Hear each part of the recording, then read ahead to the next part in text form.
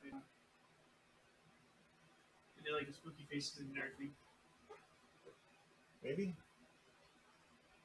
Yeah. But you know, you're still, as long as there's still prep to do. Those are still prep to do. Prep? Prep. It's crap, but with an E. Crap prep. Portmanteau.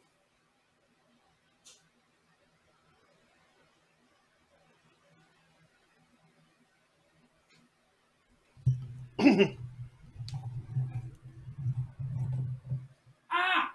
Careful. Did you find a sticker? Yes, it is.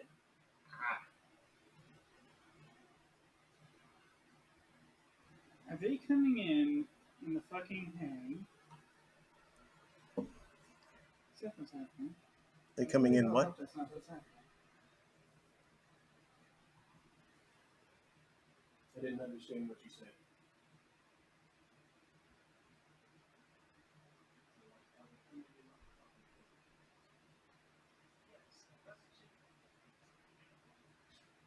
No, I don't.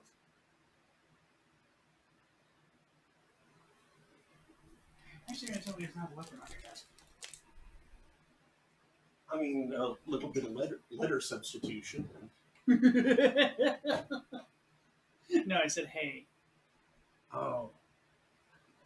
As in, like, is the rabbit's freaking hay tainted with sand? Or, sand and grass burrs. It really shouldn't be. That'd be bad. Yeah.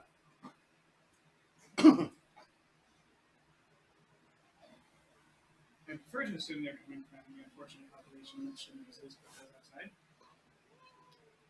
I'm sure that is. I'd like to know how they keep getting in here. I do not walk in the grass.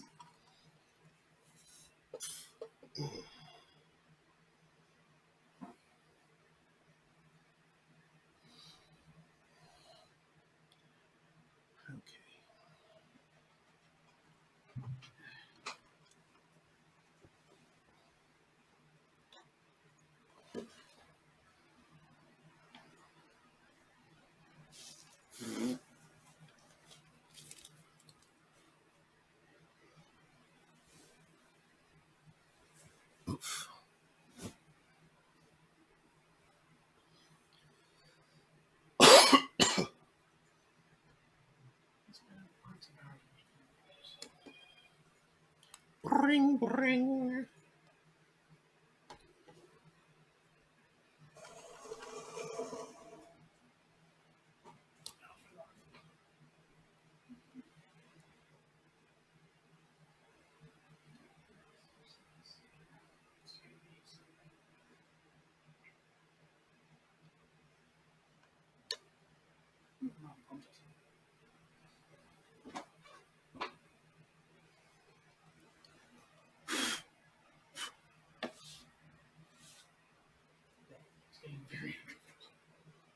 I forgot my mouse pad. I am so drained right now. You sure? No. Yeah. I feel like that's too. Because there's another thing underneath it because it over time it kind of decomposes. And Sure. the previous one kind of like fused to my desk. You should see the terrible condition my door for just one is in. Yeah. Is the thing underneath a conveniently sized jar opener? No, it's like shelf lining. Ah, got the size. Yep.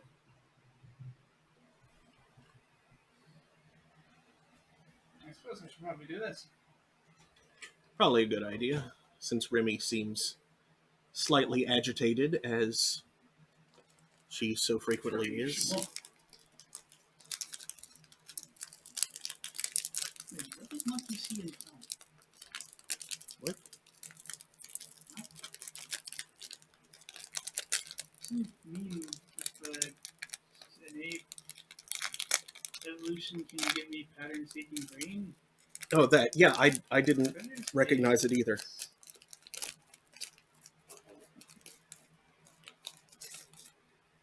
And it's just like a flower?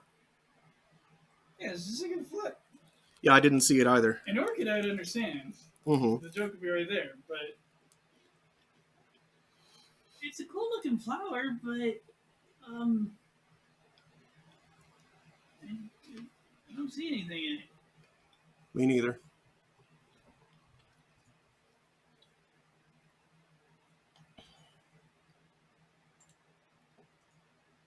All right.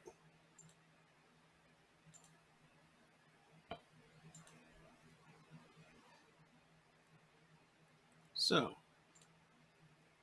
good evening, Internet. It is 8:14 p.m.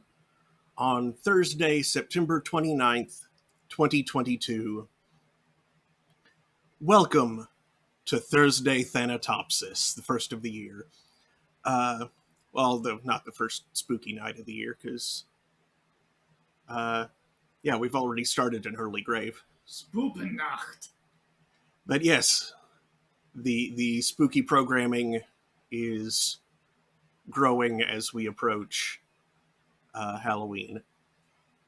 And many parts of it will probably continue for a while after, because that's how we go, usually. Probably not as bad as Vampire. I mean, I don't think Vampire went as long as Sunless Sea did. Although Vampire went pretty dang long. Bloodlines went for a while. Mm-hmm.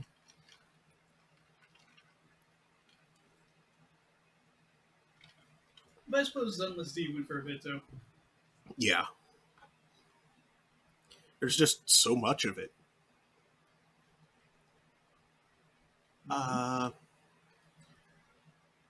Which means that tonight's game is probably also going to last quite a long time, because tonight we begin Sunless Skies. Join us, won't you? And light, please. Light for spoopy times. I think that was my cue. Yep. It smelled like a cue. And yes, you can't see anything right now. That will be remedied in just a moment.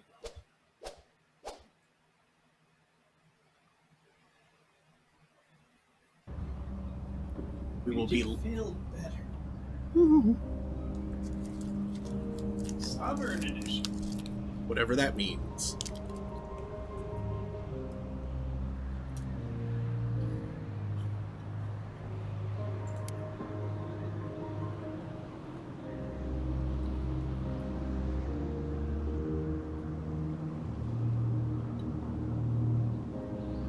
Oh, gotta go with the Legacy campaign. That's how we did Sunless Sea, so... I can think it's kind of smart. I think it was already smart. I don't think you could actually die in Echo Bazaar. Oh. Like, you could get knocked out, but I don't think you could actually die. In spite of the popularity of something called Knife and Candle in London. Well, you know, player characters are always a special case. They got knocked out with a knife.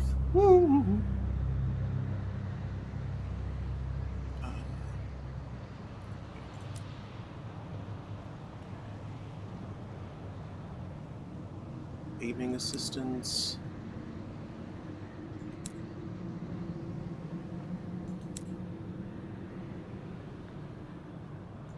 Let's have a little aiming assistance, because I'm bad at that.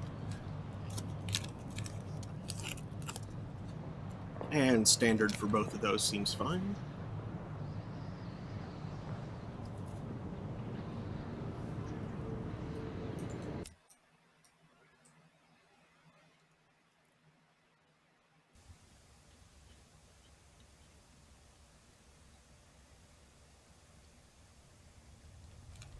Log of Her Majesty's Locomotive, the Orphean, March 14th, 1905. Our expedition to the domains of the dead has been eventful. The Orpheon is damaged and in grievous need of repairs and supplies. We are returning in haste to the Reach, where I hope to make port at New Winchester. May God be with us, for 1,000 deaths wait in the sky. Final entry of Captain Amelia Charity Whitlock, DCM, written shortly before her death.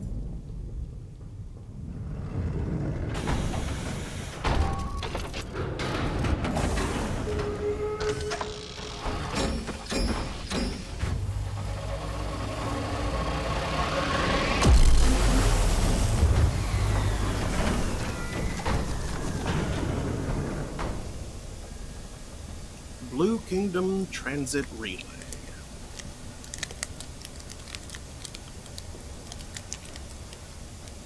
I was going to say, given that we're piloting a train, I would expect the time to crate to be fairly low here.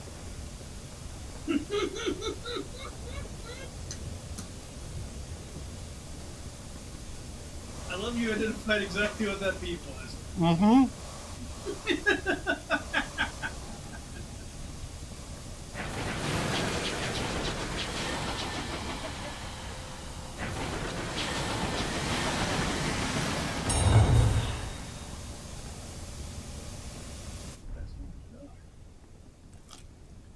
This is the transit relay to and from the Blue Kingdom, a distant region of heaven still ruled by a sun.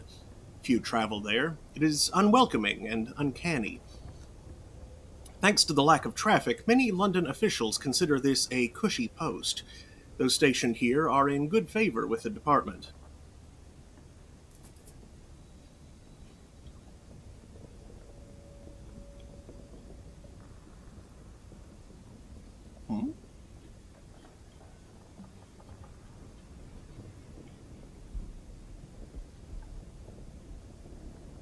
Recall your recent arrival through the relay and the frantic flight that preceded it.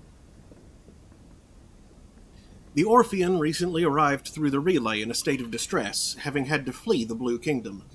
Whatever it was the captain did there, it incensed the local authorities. He pursued you to the relay and tried to close it while you were mid-passage. You barely made it out.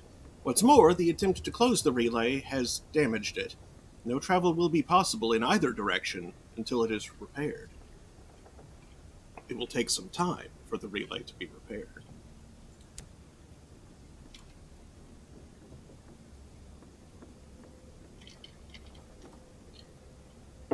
Oh, you turned your engine around. You have business here yet.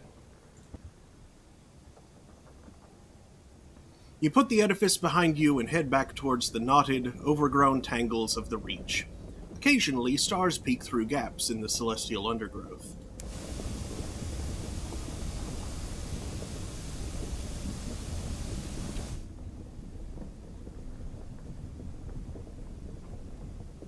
Okay, so we certainly don't know much of what's in our vicinity.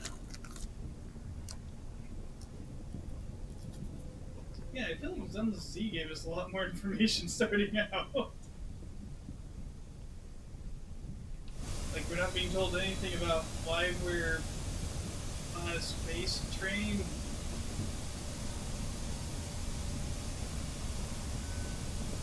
London's dimensions. Tutorial. Nothing has popped up in the tutorial yet.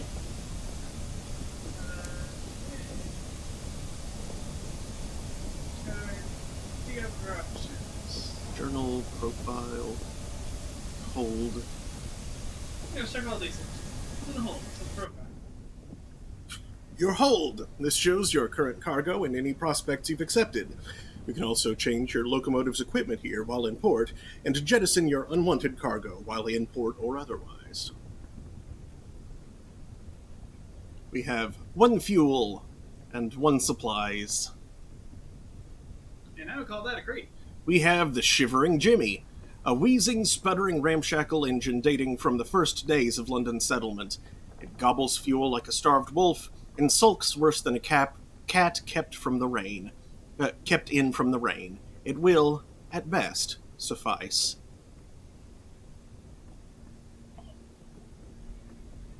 There's a reclaimed locomotive. A No guns, 2 spatchcock. slots, no shields. Shields are a thing, apparently. No generator? I suppose. Auxiliary slot, scout slot, small armament slot, small armament, plating, bridge. Ooh, like personal possessions are stuff. That's what I expect. Mm-hmm. We have train, which needs 6 crew. Well, fortunately, we have 8. And our time to crate's been like 3 minutes and 50 seconds. Yeah. A little bit shorter, but we're not going very quickly much of that stuff. Yep. I mean, if you wanted to, since that's representative of supplies right there, that could have been.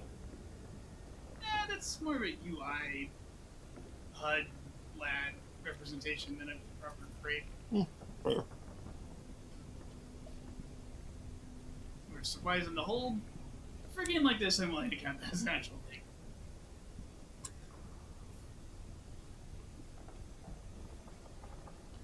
I guess the fist is iron. Oh, yes. Your possessions, anything that doesn't take up space in your hold, generally because it's small or entirely metaphysical, appears here. Your profile. This records all aspects of your captain's abilities, accomplishments, and reputation.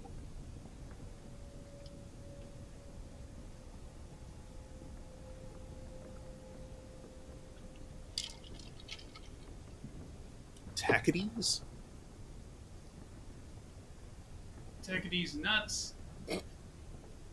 Stovepipes. The strength of the sun. Some say that the clockwork sun was brighter once, but they say it quietly and lie about it afterwards. The clockwork sun? Oh no.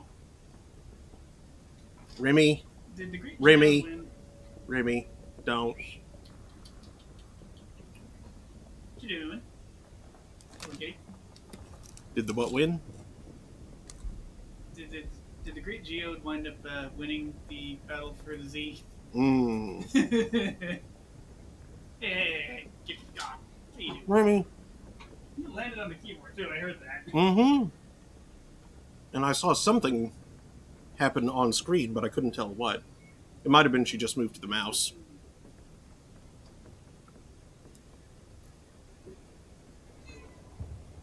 Should I close this? Yeah.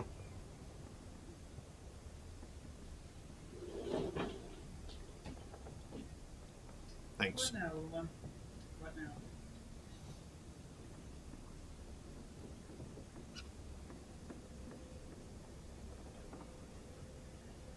And I have 10 in each of the stats of Iron, the skill of confronting and overpowering. Hearts, the skill of convincing and enduring. Mirrors, the skill of investigating and deducing. And Veils, the skill of deceiving and evading. I almost said invading. I should stop forgetting strange ideas. Mm-hmm. No, you're up there. Journal is... Your engine was damaged in its escape from the Blue Kingdom. The captain was injured. Can you see her back to New Winchester? Look for supplies and spare parts on your journey. This keeps track of your progress and any opportunities you're pursuing. And I see there are little arrows above that. Or is the journal divided into bits? No, not. No, that's just switching between them. Okay. Your officers. Use this tab while in port to appoint them or at any time to talk to or otherwise interact with them.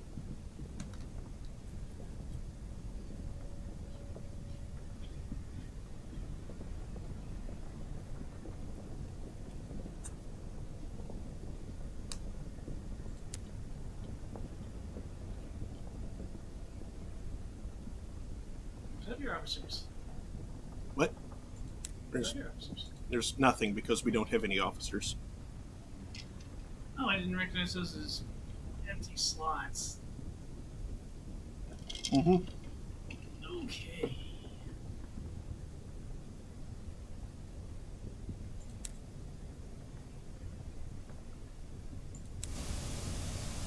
says the ship mascot is barely a ship at all. Well, you're right. This is no ship. This is a space train. Yup. But not a cool space train like the 777. No. This is a steampunk space train. You have returned to the Reach, an untamed, sunless span of the heavens, London's new frontier, a celestial garden run wild.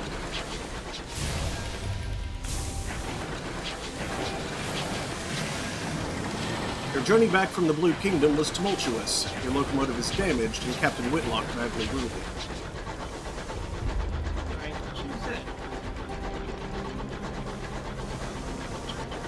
As first officer, the crew look to you. The nearest station is New Winchester. Can you get the Orphean there safely? Heavy beer. More fuel. Much to the relief of your stokers, you find a barrel of fuel among the detritus. The Ozymandias. The wreck hangs in the sky, pocked with recent gunfire. You and the boarding party don your sky suits, garments of waxed canvas lined with felt to protect against the cold of the sky. Two of the crew are whispering as they dress. What business did Captain Whitlock have in the Blue Kingdom anyway? Why the devil did we trespass on the districts of the dead? You silence him. Now is not the time. Leap across to the wreck. The gap between the two engines isn't wide, but the endless fathoms of heaven gape beneath it. You jump. Your stomach lurches with vertigo as the stars blaze above you and below. The air of the heavens is thin and torn by unpredictable winds. Then your boots hit the running board of the Ozymandias, and your leather-gloved hands fumble for a hold. One of your companions throws you a line, and you lash the two engines together. Only then do the rest of the boarding party follow you. One of them forces open an exterior hatch, and you clamber inside. Her interior is cold, unlit, and whistles with wind. Your party's lamps spread buttery light over the narrow paneled passages. You make your way towards the hold, stepping over bodies crumpled in the corridor. Unfortunately, your way is blocked. A bulkhead has been mangled inward by a well-aimed barrage. You have a choice. Clear the obstruction away, you locate a length of pipe to use as a pry bar and set to work, or lead your party on a more precarious path, go back out onto the Ozymandias' hull, climb past the blockage, and enter through a window on the far side, and do so carefully. The iron route seems better to me. Success. As you strain against the stubborn steel, you remember an event from a year ago. A boiler explosion had trapped an engineer under a tangle of plating and pipework. The captain was first on the scene, you were second. Together, you managed to pry the wreckage upwards enough for you to crawl beneath it, while the captain braced the bar across her back. By all means, take your time, she grunted as you dragged the engineer out. Back in the present, the twisted bulkhead yields. Your companions clear the exposed rubble away. The way is clear. You have reached the Ozymandias' hold, a ruin of smashed cargo and spilled supplies. Hopefully, somewhere amidst the detritus, you can find parts to repair the Orphean and restock your stores. Conduct a thorough search. Your companions work quickly. The Ozymandias' hull has begun to creak. Your actions on board may have compromised its integrity. Oh dear. You find enough food and gear to restock your supplies, and enough spare parts to make necessary repairs to the Orphean. The food will need to be thoroughly thawed, of course, but you've eaten worse in the skies. "Aho!" cries one of your party, prying the lid off a long crate. It holds a cannon, still nestled in straw. Another crewman pulls a battered bird cage from a pile of ruined cargo. Within the cage, something winged and furred opens a sullen eye. You examine your finds. 4 supplies, 15 hull.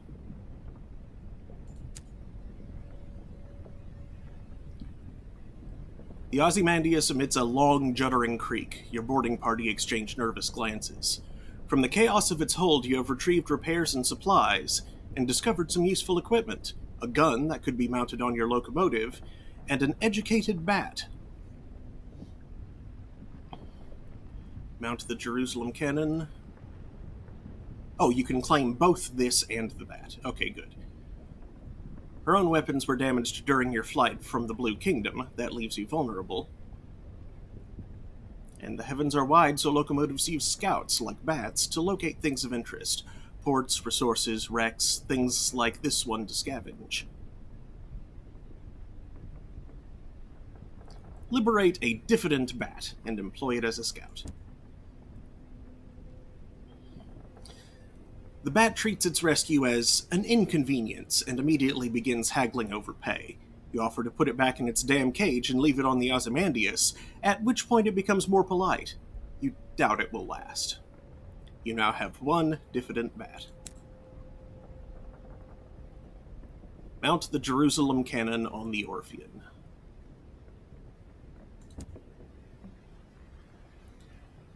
The Cotteril and Heather Sage Jerusalem fires single shells to a good range more or less accurately. You order 2 of your party to get it back to your vessel and fit it immediately. The Ozymandias groans again. The structure shudders spasmodically.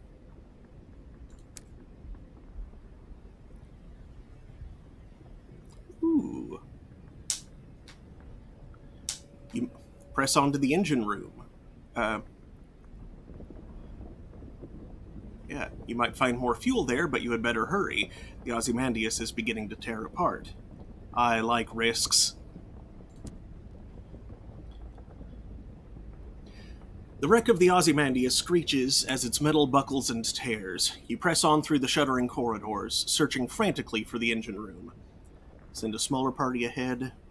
To retrieve fuel, it's foolish for all of you to go. Send your quickest and lightest to retrieve the fuel while the rest of you return to the Orphean. Or go yourself and conduct a hasty search, send the rest of the boarding party back to the Orphean, go on alone. I think I like that option. At least as far as this sort of narrative goes. Success. The wreck's engines are choked with old ash. You search swiftly, aware of every creak in the bulkhead, every tremble that runs through the dead locomotive. Finding several sacks of coal, you drag them to an exterior hatch and fling them across to the Orphean before leaping after them. Unshackling your locomotive from the Ozymandias, you stoke your engines and steam away, restocked, refueled, repaired, and rearmed. A wreck drifts here, less fortunate even than you. We should scavenge her for repairs, a crew suggests. Oops. I didn't think it was necessarily in the exact same plane. Ah, it costs supplies to send out a scout. Interesting. Your scout reports a successful expedition. To see what it is, open your chart. There is something over here.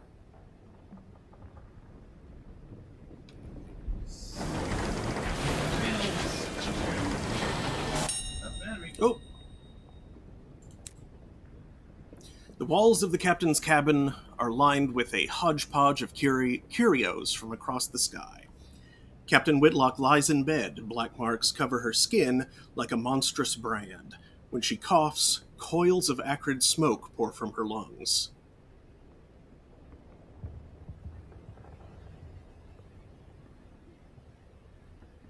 Fire after the captain's injuries. The locomotive's doctor attends her. His lips are tight. A word of living fire pursued the Orphean across the Blue Kingdom. It caught you just before you passed through the transit relay to the Reach, and set its brand upon the captain. It's burned itself right through her, the doctor whispers. When I closed the worst of her wounds, I could see the sign is seared into her bones and her organs. Judging from her symptoms, it's on the inside of her lungs, too.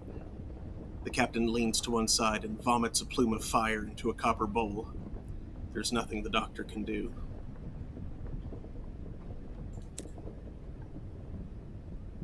Approach the bedside. The captain opens her eyes as you draw near. She attempts to smile. Her mouth is blistered from the blue fires that dance on her tongue. Her hand grips your arm. Her skin is hot as a kettle. Made arrangements. The Orphean will be yours. Her voice is just a rasp of burned meat breath. But promise. She breaks off to scream a word in a language that was not made for human mouths.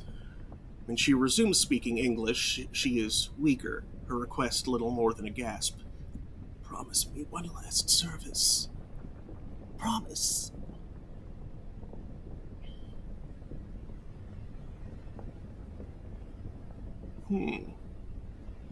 Whatever it is, you'll see it done.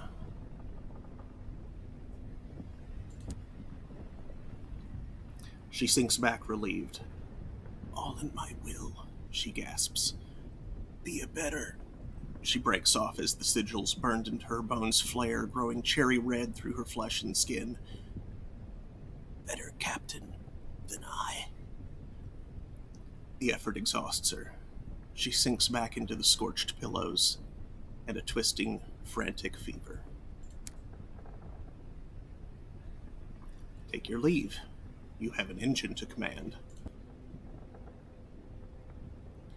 You leave the cabin and the scorched stink of its air behind and return to the bridge. New Winchester is further than you'd like, and the captain hasn't long left.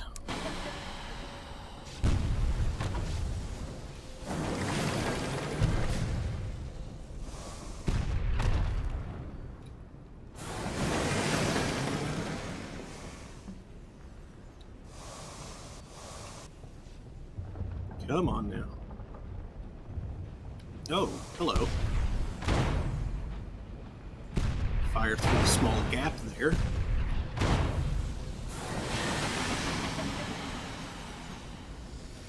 Come on now.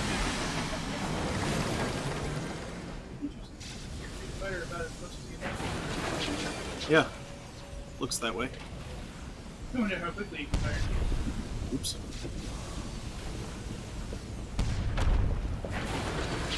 I realize it's the deadly stuff. Oh, yeah. That shot is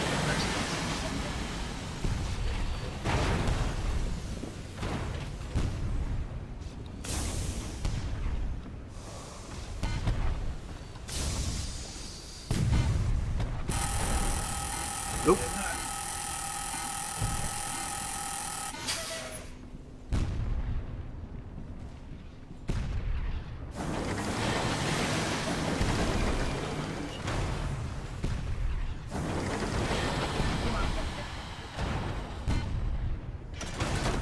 Crop stop.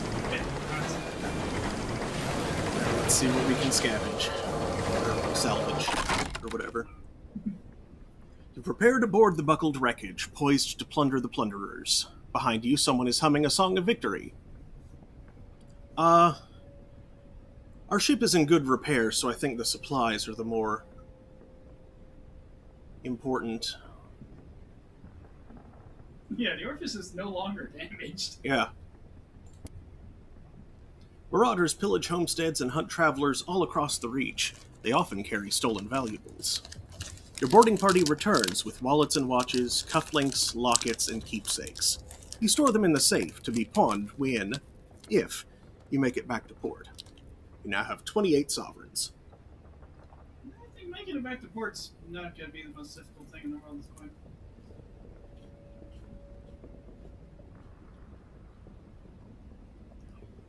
I'm mostly worried about the captain's well-being, but I don't think they can help her. She seems dead by narrative. And she seems to know it, though. Oh, right, because there's two of them. Yoink!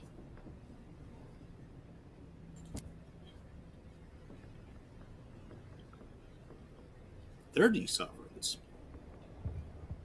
They look like do they not? I mean, Oh, it's a station that the back found. Okay, I can tell. okay, well, we don't have the icon there. Does the journal have, like, a log of things.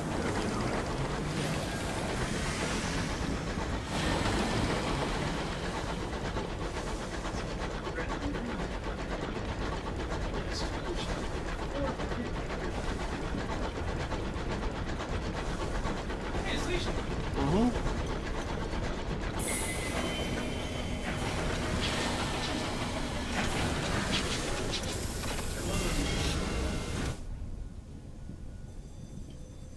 You coast into the bustle, the din, the soot, and the steam of Wolvesey Station. It is clogged with other engines, scrappy mining locomotives from Lustrum Way, weathered explorers gleaming with frost, sleek company vessels with bright brass fittings. No sooner have you pulled into the sidings than a brusque station master bustles over. He requests to come aboard. I must speak with your captain, he insists, brandishing a ledger. The usual formalities. Good luck. Look to the Orphean's doctor. He has just appeared at your shoulder. His face is solemn. His hat is in his hands. He lowers his eyes. Oh, I guess it's you now. Mm-hmm. The crew exchange bleak, wordless looks. The Orphean itself feels suddenly more empty. The station master looks confused. You inform him that, unfortunately, Captain Whitlock has just passed. Ah, he says neutrally. Sorry to hear that. Very sad, very sad. He waits for what he considers an appropriate minute and a half before continuing. Alas, even amidst the tragedy, the cogs of bureaucracy must turn. If Captain Whitlock is deceased, the station authority require their answers from the first officer.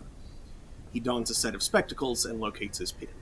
It will be relatively painless. Name, background, purpose of visit, etc. Shall we begin?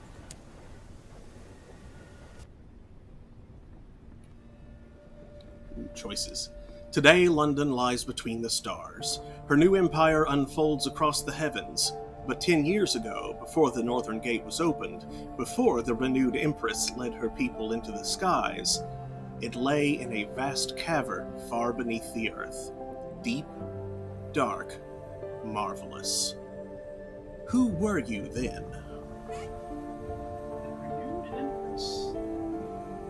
A street urchin. No parents, no laws, no masters, but also no roof over your head, no money, and often no dinner. Freedom comes at a price. You will begin with high veils, the skill of evading and deceiving. A soldier, yours was not to reason why. Yeah. Yours was not to reason why. Yours was but to do and die. We'll begin with high iron. A poet. The pen, the ink, the blank monstrous page. Begin with high hearts. An academic. A student of the sciences, the arts, of philosophy. You will begin with high mirrors, the skill of investigating and deducing. A priest. Hymns and hymnals, Sundays and sermons. High hearts. A sailor, you roved the mournful, merciless waters of the Untersee. I'm probably going with that one. A ministry auditor. For a time, you served at the Ministry of Public Decency, which has become Her Majesty's preferred instrument. Or a revolutionary. The world is broken. One way for the rich, another for the poor. You decided to do something about it. That would also be cool. I wonder if that was a line of plot that you could find yourself following in Sunless. I feel like it could be. There were... Because I know that, it varies depending on the quest you take and who you play it as. Mm-hmm. Like, if you're an academic, your father's bones ends hilariously. He's fine! You take him back to London. I know there's, like, quests for each of the four gods.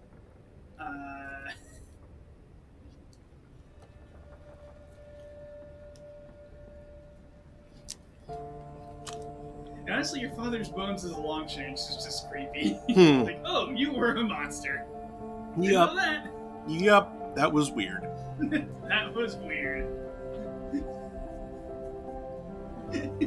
But yeah, I definitely remember the revolutionary storyline in Sunless Sea, up in, was it Vienna? Yeah, On the surface? That revolution was threatening to be a bad time. It kind of was. Brass and fire. Hmm. Kind of a red thing. Hey, red flag too. Yeah. What if there's a warning not to play as that? Hmm. It's really throwing a red flag. But I feel like a sailor would be the way I should go. That's certainly your actual previous experience. Mm-hmm. You were a Z captain. You remember bats winging across the still black sea, the distant lights of London calling you home, salty prayers offered to heedless gods. It was a hard life, and often a short one, but you made your mark. What were you known for? See, you say that, but salt and stone would hurt you sometimes. Yeah. Being hurt by stone was often more of a problem than being hurt by salt. Salt would occasionally help. You smuggled. Her Majesty's Navy had a great many opinions on what should and shouldn't be sold in her territories. Your own opinions were rather different. Increases your veils and affiliates you with villainy. You explored. Yours were far lonely journeys. You endured nameless hardships. You rallied your crew in the face of utmost uncertainty. That sounds like a thing that I did. Yeah, but I feel like I smuggled less than the other two.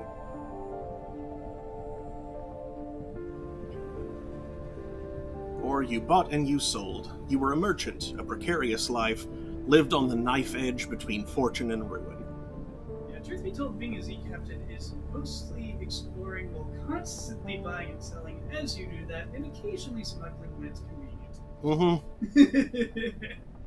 You explored. What does winning mean to you? You want a comfortable retirement, and by comfortable you mean extravagant. Many have made their fortunes out among the stars, many more have failed, broken and lost in the drifting night. Will you be different? Fame. You will immortalize your exploits in the song of the sky. For centuries, people have launched themselves into the unknown in the hope of making a name for themselves. You're sure you'll succeed. After all, you never heard of anyone who didn't.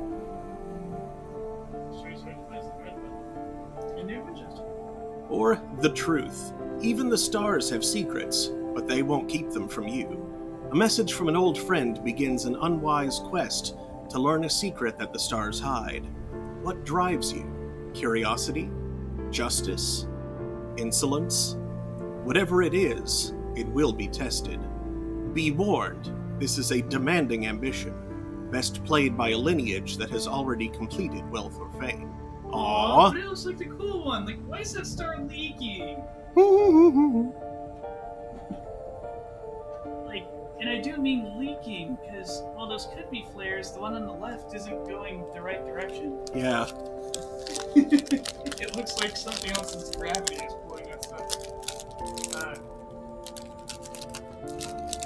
Down? Down, as much meat. Something else is defining a down and pulling that stuff there. Mm-hmm. Like a heavier object, I presume. Though if so, it should be affecting the paths of the other stuff you see. Which is...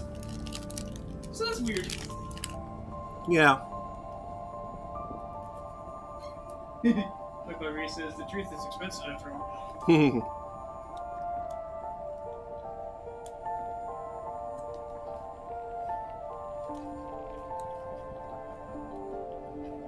Wealth just sounds like the game of life in space. Yeah. I would be cool with this one. Get married. Have a kid. Retire. Or you buy a house and retire. Let's begin with wealth. Appearance. Hat 9. Outfit 10. Hat 9 is dangerous. Hat 9 from outer space. No, I'm thinking more like it's much more stable than other hats. Like, dangerously so. It's more stable than the state of there not being a hat somehow. So, like, if Hat 9 gets loose, then it can spread everywhere. Quickly.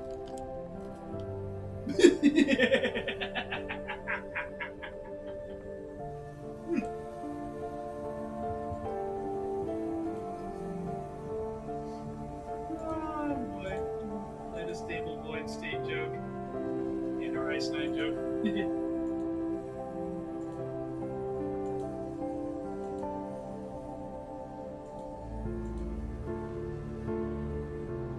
train conductor or Z captain?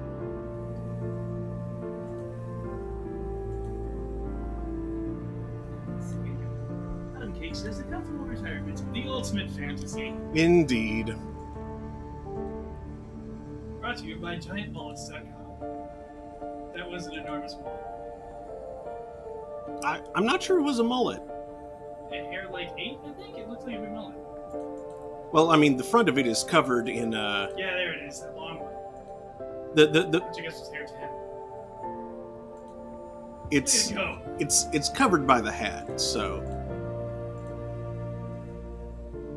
No, you're right. It's more of a. I mean that could be a mullet. It's kind of hard to tell, but it looks more like it's just swept back. Yeah, it looks more like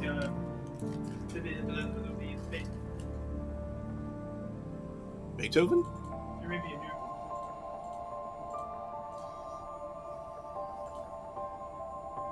No hair. He was no hair.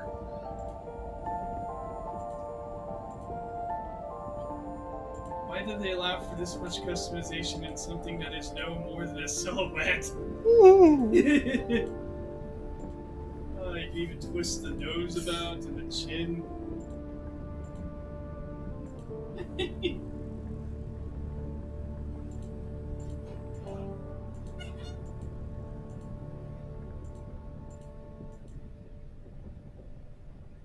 The hell is going on with that one? Brow activate glasses, apparently. Yeah, that did look like glasses. Definitely glasses. Mm-hmm. Monocle. John Arbuckle lids.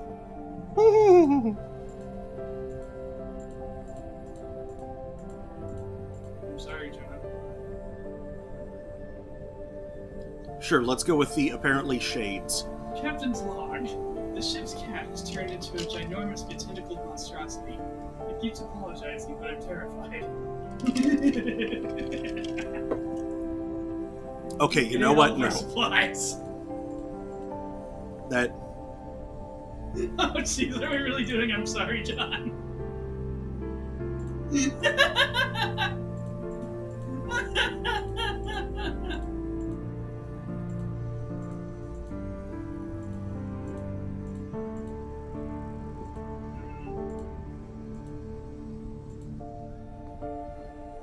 that one's probably closest to. Giant fish noses.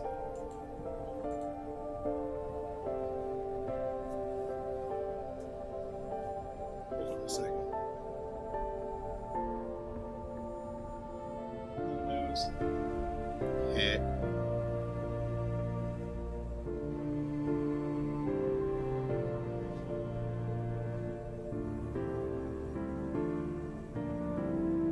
Okay, Garfield.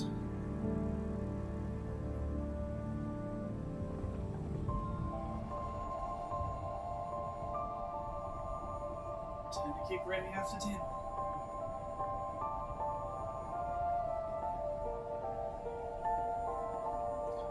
Okay, no, John has. His nose is barely there.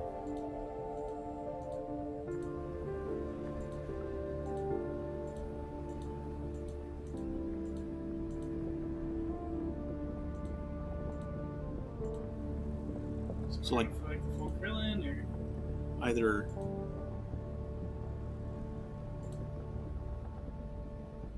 zero is fine. Chin, as little of a chin as possible. just a beard storm there for a moment. Mm-hmm. Stash. I've got the lineup. 12 could work. 14 could work.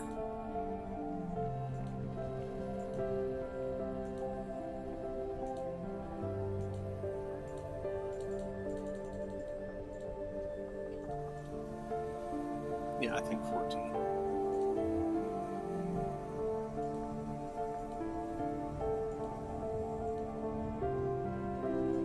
I'm so sorry for your captain. You were gonna make him a Z captain, but now he's John Arbuckle. Whoa! Perfect. What did you see Outfit 6? Yeah, That is there's. Sebastian Stampede right there. Yeah, Potemkin. yeah, kind of is. But that's John's polo shirt, basically. He even had the captain's stripes on his. No, no epaulets. No, please, John Arbuckle.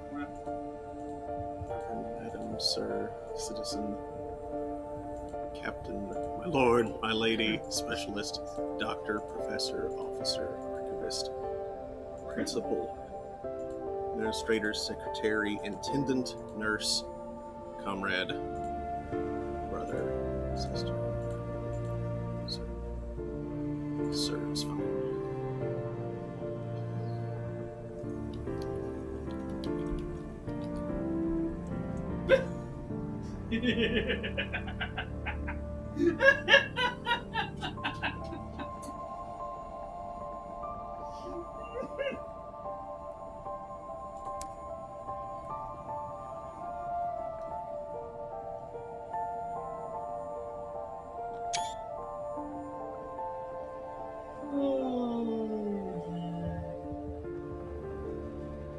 You have 25 irons, 17 hearts, and you have 2 stats have been placed on the toilet. Mm-hmm.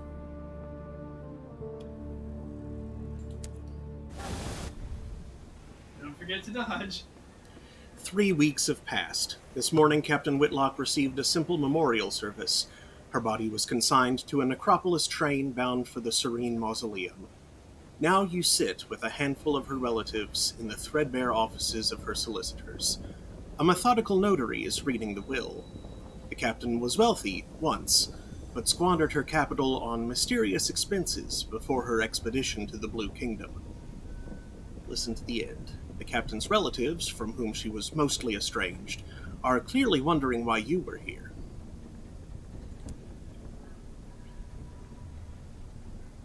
In a final codicil, the notary announces, Captain Whitlock confirmed that possession of the Orphean was to pass to its first officer. He peers at you with dry gray eyes. This includes a certain black box contained in the Orphean's hold. Captain Whitlock's final request was that, at a time of your choosing, you transport said box to an address in London. He hands you an address card, and deposit it there. You are not to look inside. She gave no explanation. And that's it. You're captain now. The Orphean is yours. You can investigate the black box at New Winchester. You could take the box to London as requested, or you could sell it and be done. You have been bequeathed a large black box, which once belonged to Captain Whitlock. You've gained 100 sovereigns. Before you leave New Winchester, it may be prudent to buy more supplies. You can buy them at the Victoria Market. To visit the market, select it from the menu that appears to the left of the main panel. Here you can swap between shops and stories.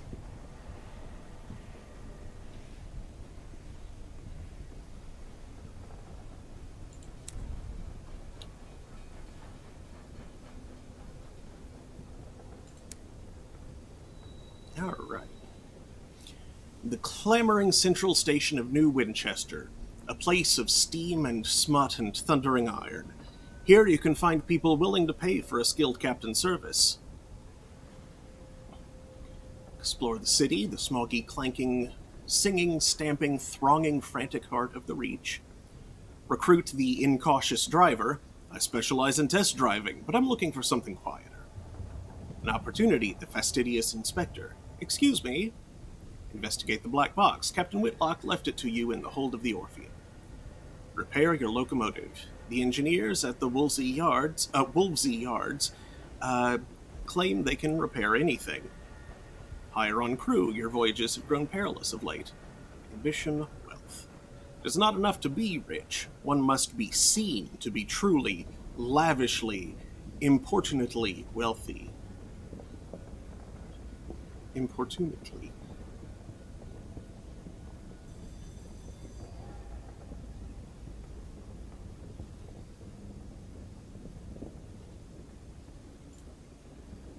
Excuse me, Captain.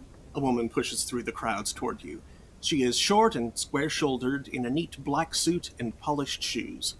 She shows you the case of her pocket watch. It is embossed with the crown and hourglass of London's horological office. The body responsible for ensuring time is consistent across the empire. I'm hoping to book passage to Port Prosper, she says, slipping the watch away. I can, of course, pay. Pay sounds promising. Thank you. The locomotive I was on broke down following a boiler rupture. The chief engineer's fault, I suspect. A gentleman fonder of brandy than of diligence. Here, an initial sum to seal our bargain. Prosper lies to the north-northeast of New Winchester. Not that there is such a thing as north-south, east, or indeed west out here. Instead, London cartographers picked 4 of the brighter, more reliable stars, visible from the Empress's new palace, and named them north, east, south, and west. Londoners value familiarity.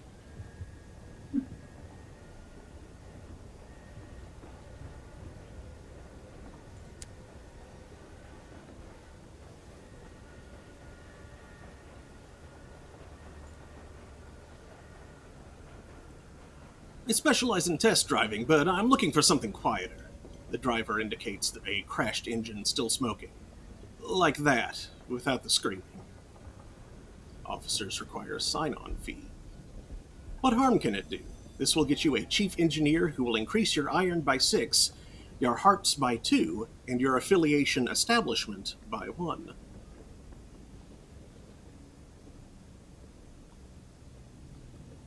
Okay, apparently it costs 20 sovereigns to hire him, so sure. Extra stats are nice to have. In addition to your ordinary crew, you now have an officer, or perhaps a mascot. Officers must be appointed before you can benefit from their skills, abilities, or animal charisma. The first officer you recruit for each role will automatically be appointed. To change officers, open the officers panel while in port. No, so we don't have the mechanic of changing officers whenever they concentrate. The driver boards, eager to get started. I recently parted ways with the Windward Company, they explained. Personally, I think a crash a week isn't so bad. They disagreed. Oh well, live and learn. It depends on the quality of the machines they were having you test. Mm-hmm.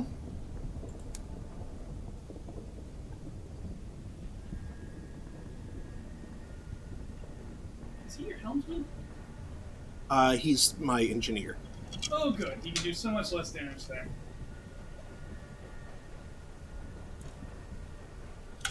He can be as unconscious a driver as he likes, as long as he's competent with the engine and you're the one doing the pilot. You should be fine. Mm-hmm. With unfortunate timing, I fear I have to go record my life. I will return shortly. Whereupon we should likely be exploring the city. Mm-hmm. As my bottle is knocked asunder.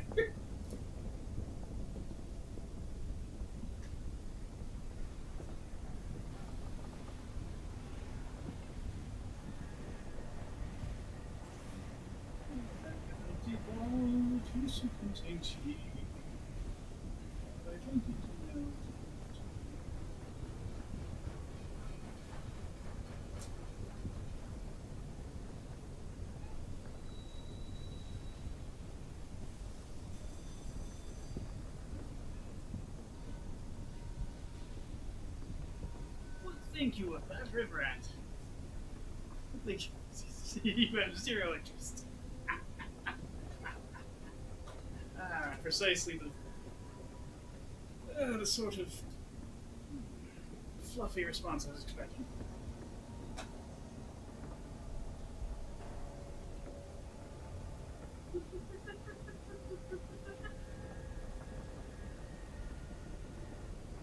We are a steampunk train capsule in space.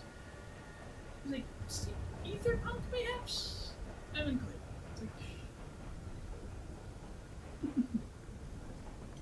Like some non-magical spell jammer energy, honestly.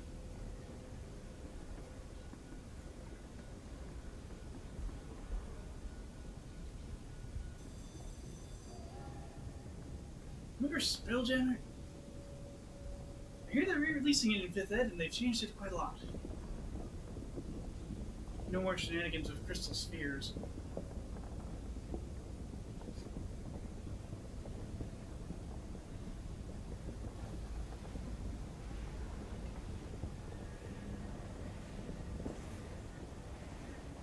guess I decided there was a mite too compared to even comparison.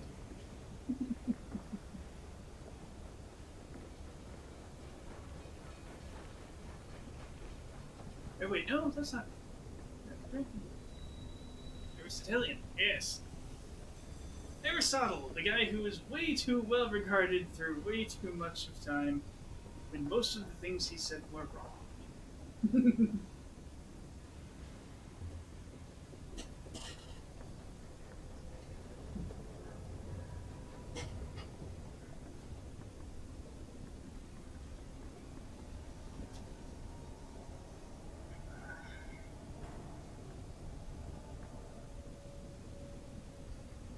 Aristotle, the guy who was wrong about things.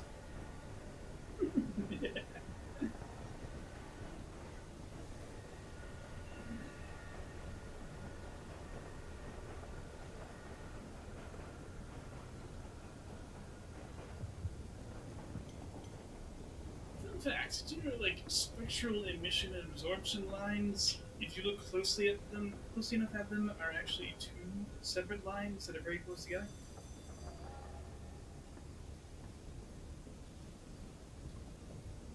Turns out the reasoning for that is that electrons with different spin actually have very slightly different energies.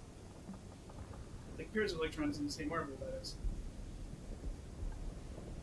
The energy differing due to interaction with their own magnetic field.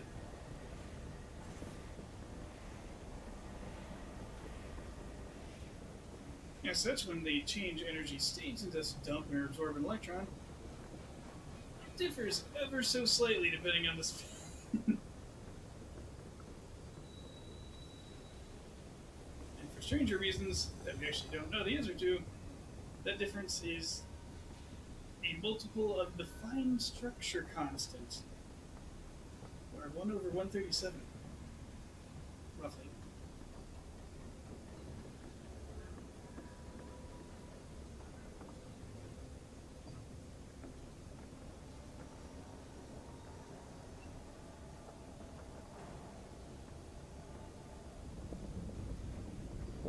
Physics, I tell you.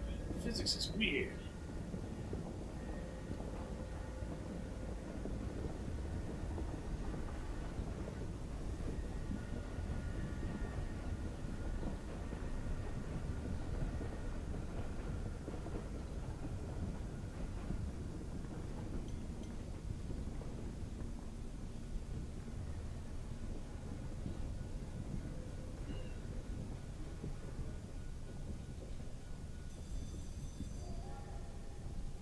The fine structure constant doesn't even have a unit.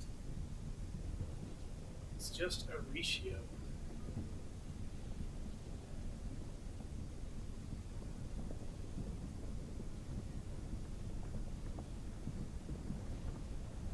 Yeah, it like kind of shows up all over the place, defining things like how close electrons orbit their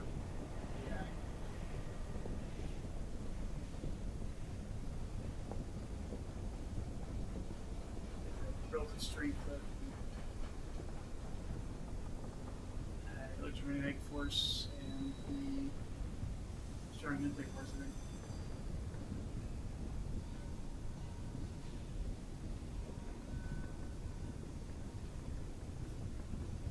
Also, that we call the fine structure constant, it's not quite constant. At ridiculously high energy densities, the fine structure constant actually goes up. And suspected to have been at roughly 1 at the start of the Big Bang.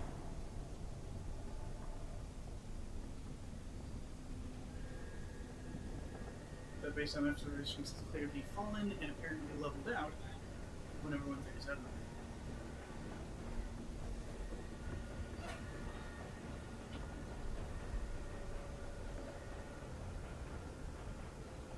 So that's fun. And something you may actually be able to observe in the James Webb Space Telescope data. Looking at the spectral lines of ancient galaxies, looking at the distance between the lines, and seeing how much they differ from 1 over 137.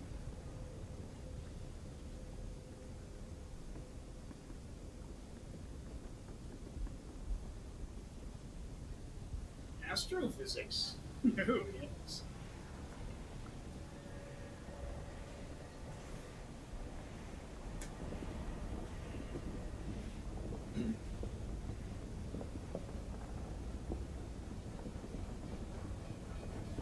I do wonder what other stars those four pips had left the dread gauge. What those pips do? I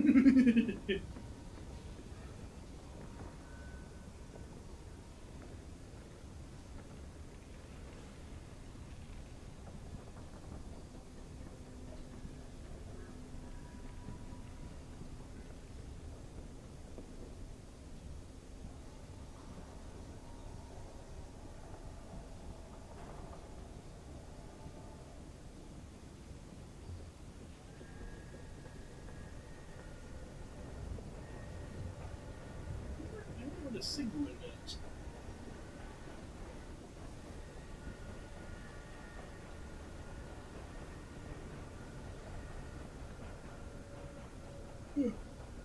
I assume it's something train adjacent.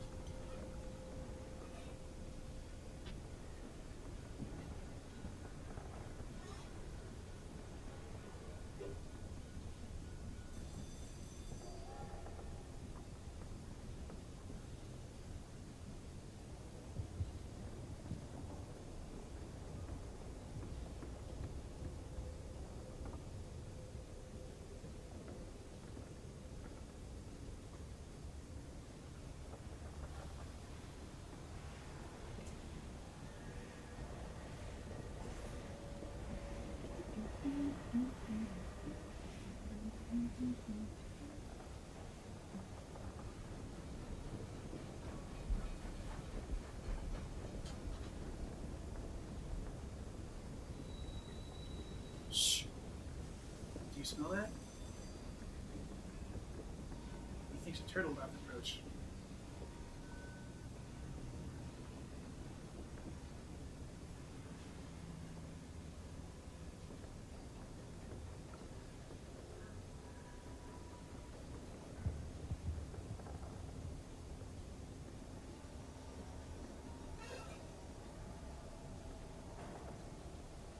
You guys can hear the sheer number of fans happening right now.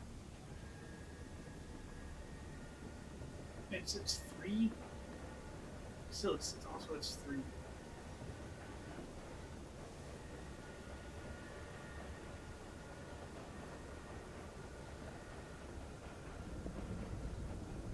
Makes me fairly uncomfortable. But it is not worse as I've taken one fan. Yeah, we even turned it very slightly, so now it's like blowing over there instead of bang right to the after me.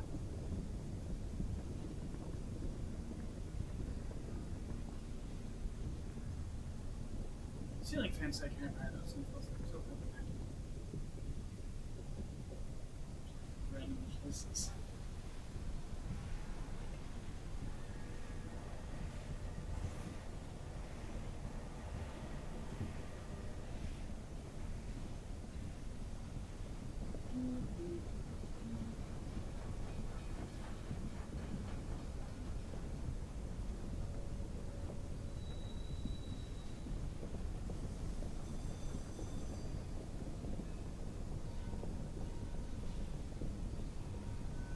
So, Chad, how's your week been?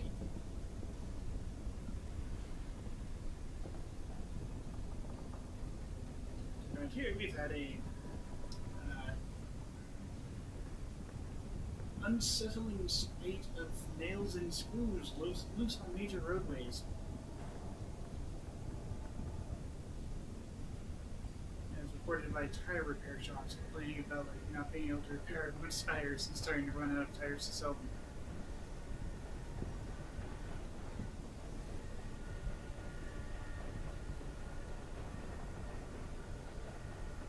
So that's fun.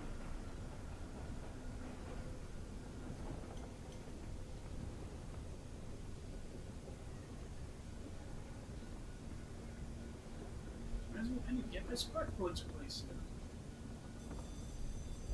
somehow didn't come up when I took my car in for maintenance, even though the maintenance sheet said it was time to replace the smartwatch.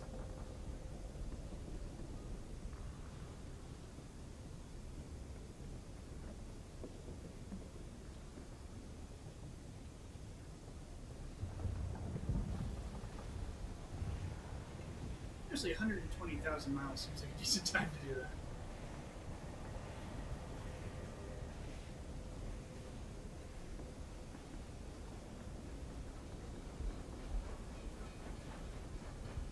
After all that arcing in the end, it's going to be in not the world's best condition any longer.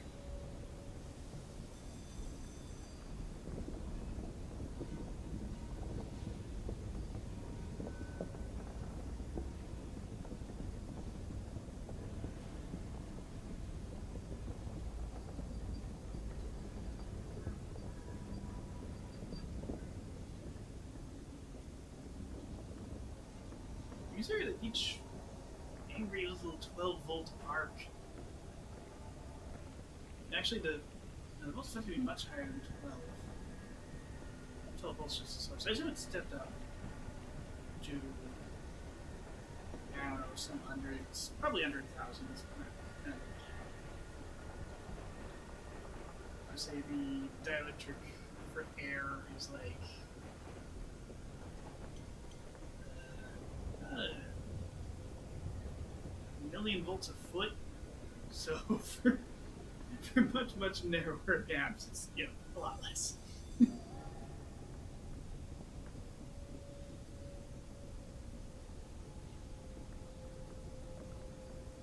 So I assume it's stepped up from 12. 12 isn't good enough. It's like, say, 120 volt arc. Happening as a full 4-cylinder, so 1/4 RPM. Okay. I will return after I get more drink. Every little arc causes an explosion. Well, a deflagration. A pressurized deflagration. That's probably not great for either the cathode or anode. It's sort of a miracle spark plugs work as well as they do for as long as they do.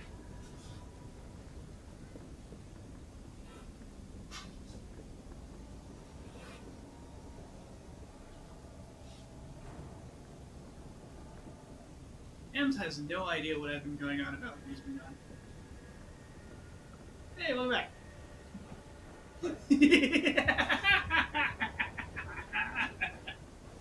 I said, oh hey, welcome back.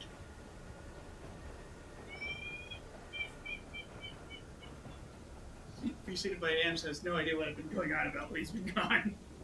I sure don't. I've lost track of all of it. I know that, like, the fine structure constant and absorption and emission lines happened for a while. Oh, okay. You weren't just, like, Electrons hit. conversing with Lord Bobbree and Carrie? No one said a word. Oh, well. Even though I inquired of Chad how their week's been. What's your I started pause, to Rena? run out of things to say, and then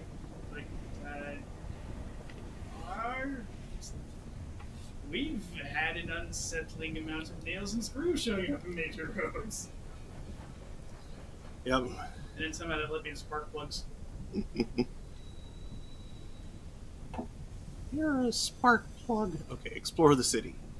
The smoggy, clanking, singing, stamping, thronging, frantic heart of the Reach, an ever-expanding port of soot-smudged glass and bright steel, spilling across a drifting, mist-wrapped archipelago. Its factories thunder, its engine sheds ring with hammers and hiss with steam.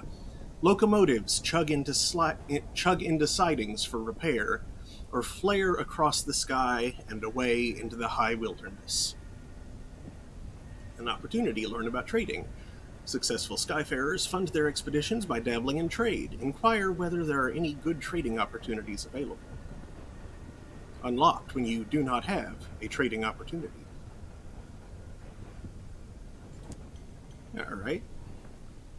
On the Petal Trail. Excuse me.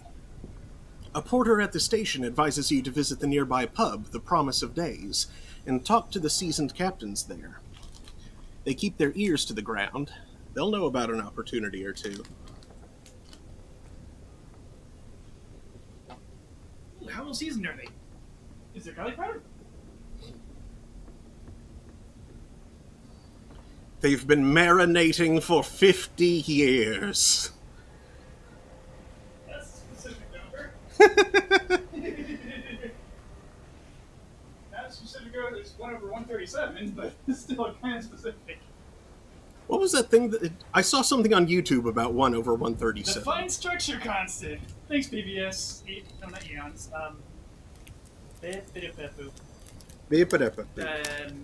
Like doodle there.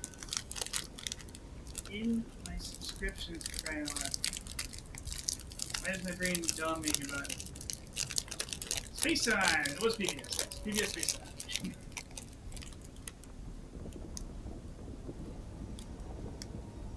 PBS Space Time. Source of most of the more advanced nerd stuff that I spew all the time. Hey, trade you an Oreo for one of those? Sure.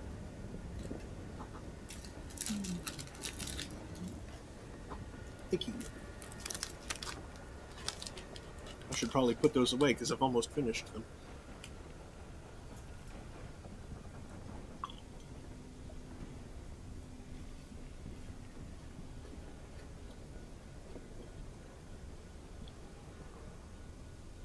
Visit the Promise of Days, a club where seasoned captains gather to trade stories and share advice with younger skyfarers.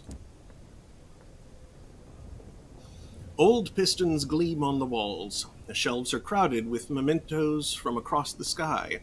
The clientele raise their voices to be heard above the comforting clamor of the adjacent engine yards.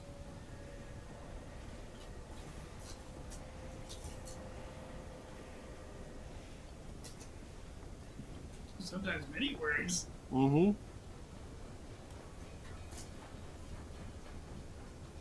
Between them, they've carried... You must first acquaint yourself. Okay. 4 are gathered at their usual table. The masked citizen, a libertine, polymath, and pioneer of the neo-nocturnal artistic school. The bedeviled didact, a scholar haunted by his discoveries. The plucky baroness, explorer, collector, philatelist. And Spatchcocker Meg, who hunts monsters. Of course, everything out here is jolly dangerous, says the Baroness. Few risk the skies, so news of distant ports is valuable. Collect port reports from the places you visit and deliver them to Victory Hall or Company House. The more you turn in at once, the more they'll pay. Look for other opportunities on the way, advises the masked citizen. Passengers who want transport, rich men in need of bloody work, etc. What the heck is a philatelist?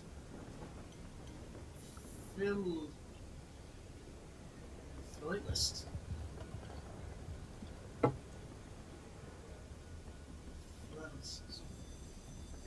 I want to say it's a coin collector? That's an numismatist. You're right, that is a numismatist. That's a weird word to say with Oreo on your tongue. I forget what it means. Phone.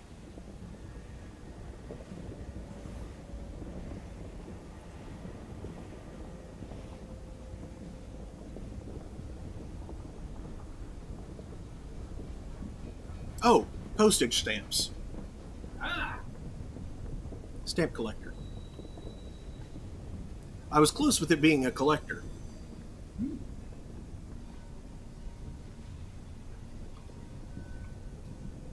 See, I would have guessed it was the gate. You would have... What? As opposed to collector. Transistor joke. Okay. Is collector gate or drain? Old... Oh, wait, that's just the... Alright. Between them, they've carried Navaratine gemstones from Eleutheria, souls to the Blue Kingdom, and raw hours to London. Have they tips? Ah, the didact says, fiddling with his innumerable talismans. An essential topic. Meg slides you a stool, and the captains shuffle around to make room. The masked citizen buys you a drink of their own invention. It is violet and foggy. The plucky baroness gives you a brisk, encouraging grin. Ask away. Ask about markets. How can you buy and sell goods? I think these guys are friendly because you're really showing yourself as super green here. You can sell practically anything at a big trade hub like New Winchester, the baroness answers. If you want to buy, though, you'll need to travel to more distant ports. Each specializes in a particular export. Meg spits chewing tobacco onto the floor. No money in buying at market prices and selling at them too, though. If you want to look for bargains, for prospects of people offering better money. Buy cheap, sell dear. Buy sheep, sell deer. Got it. Buy sheep, What am I supposed sell to do with all deer. the sheep? Trade it for wood. Yeah, but who is what for sheep these days? The Scots, the Welsh, the Kiwis. Sorry, I had to. I couldn't resist. Apologies to any Scottish, Welsh, or New Zealanders. Yeah, watching yes. this in the future. I mean no disrespect.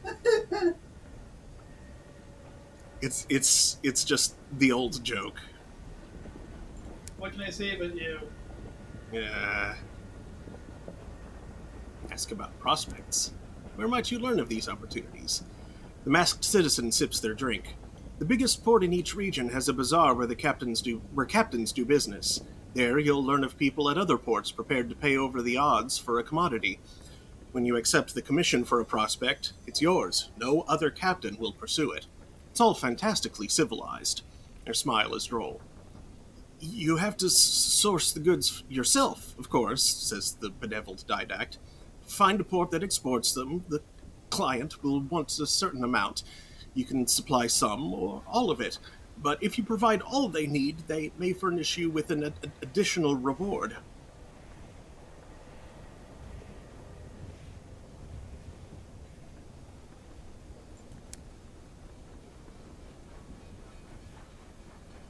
Ask them if they know of a good prospect available. In point of fact, I do, says the masked citizen, tapping an elegant finger on their elegant glass. Dink. Dink, dink. Tink, tink. Hardtack. The host at Magdalene's needs an urgent delivery of seeds, paying a pretty penny, too. If I were you, I'd get to the bazaar straight away. Put my mark against it. Meg grunts. Broker in Port Avon is selling cheap seeds. Chirpy chap, God knows why. His face looks like it's been pushed through a mangle. An opportunity. Port Avon lies to the south-southeast of New Winchester, and Magdalene's lies to the north-northwest of New Winchester. Okay.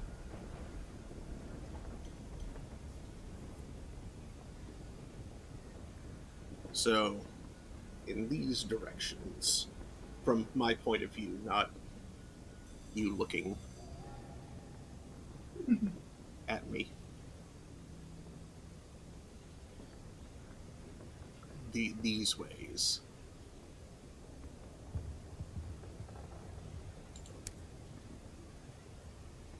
All right.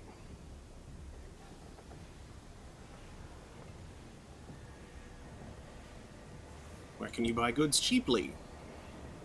Spatchcocker Meg wipes beer foam from her lip. Nowhere this busy. Deals are snapped up too fast here. Visit the bazaars at quieter ports. Can find all sorts. Limited supply, mind. A bargain won't hang about forever, though, the Baroness confides, steadfastly ignoring Meg's manners. So don't hang about. If you've space in your hold, snap them up. You can always sell them at a major port for an adequate return.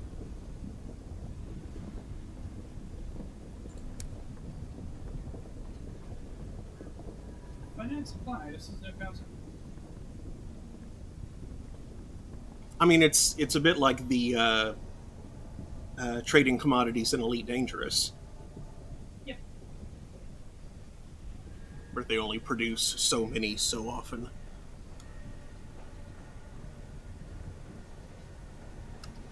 So if you're in a small ship, you kind of want to dock before that T9 does, so you price the local economy. Heh. How to put this delicately? Is there perhaps a way that a resourceful captain could prejudice circumstances in their favor? Learn about affiliations and the opportunities they present. Meg laughs, a noise like a sneeze crossed with a ricochet. It ain't who you is, it's who you know, innit? Nepotism, she taps her broken nose. Quite, the masked citizen remarks. The wider your circles, the more advantageous the opportunities that will present themselves. A wise captain makes the most of them. Yeah, affiliations allow your next captain to inherit certain resources, should the unthinkable happen. Should the probable / inevitable happen? Mm-hmm.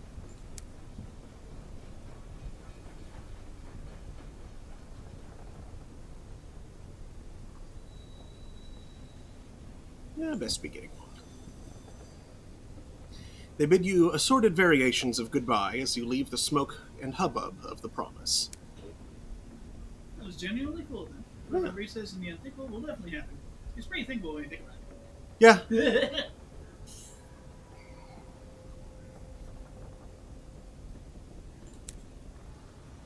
Shops. Bazaar. Select this prospect to claim it. Magdalene's provides comfort and sympathy to the weary skyfarer. Its hosts will tell you any lie you need to hear. Some of those lies require flowers. The amenable host wants up to 3 sacks of verdant seeds, and will pay 80 sovereigns for each. Magdalene's lies to the north-northwest of New Winchester. Claimed. A florid landscapist is planning a modest floral garden in Titania to commemorate the birthday of whatever dead artist, composer, or poet is currently in vogue. She requires verdant seeds and lots of them. 5 sacks, to be exact. Titania lies to the southwest of New Winchester. Okay. So if you can start with 8 sacks of seeds. Yeah. Although holding 8 sacks of seeds may be difficult given my need to, hold fuel and supplies.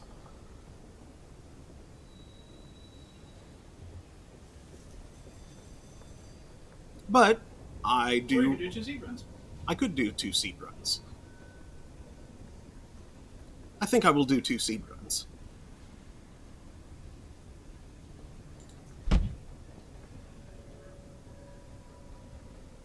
Hybris or the Failbetter and Stainrod Nature Reserve? Failbetter and Stainrod run a nature reserve now?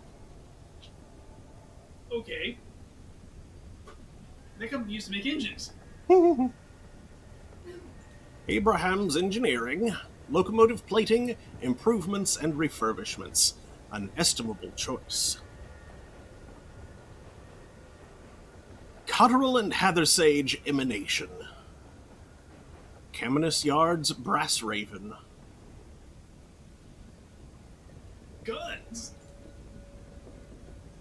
Bring me my spear, O clouds unfold, a no-nonsense common or garden armament for the skyfarer on a budget. 10 damage and stuff. 10 damage, 750 range, 30 heat, weight 10. Tier 1. Let the clouds pour down righteousness, a rapid-firing weapon popular with captains who value volume over precision. Be careful not to let it overheat. Once the thing's up to speed, you could fry eggs on it. So, 1/3 the heat and does a little less damage. a little less than half the damage and not quite as long range.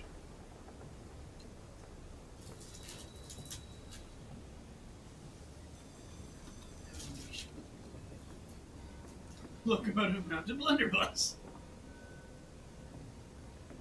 Effective, yeah, locomotive-mounted blunderbuss. The emanation fires a mauling spread of munitions and is best employed at close range. It has been described as a proper...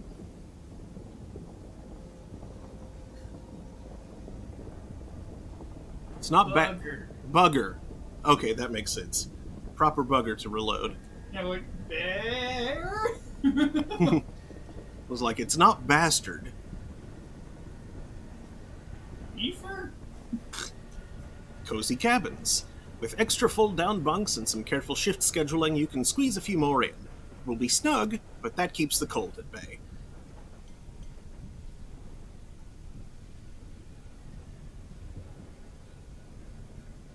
Bronzewood shielding.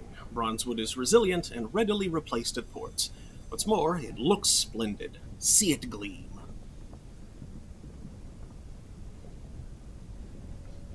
Pancake says butter. Butter? Oh, yeah. You know, like the buttery light coming out of the lantern. A proper butter to reload. Crown and Misery pneumatic mining array. Good, solid craftsmanship. You don't need elegance when you're boring through rock. +1 mining.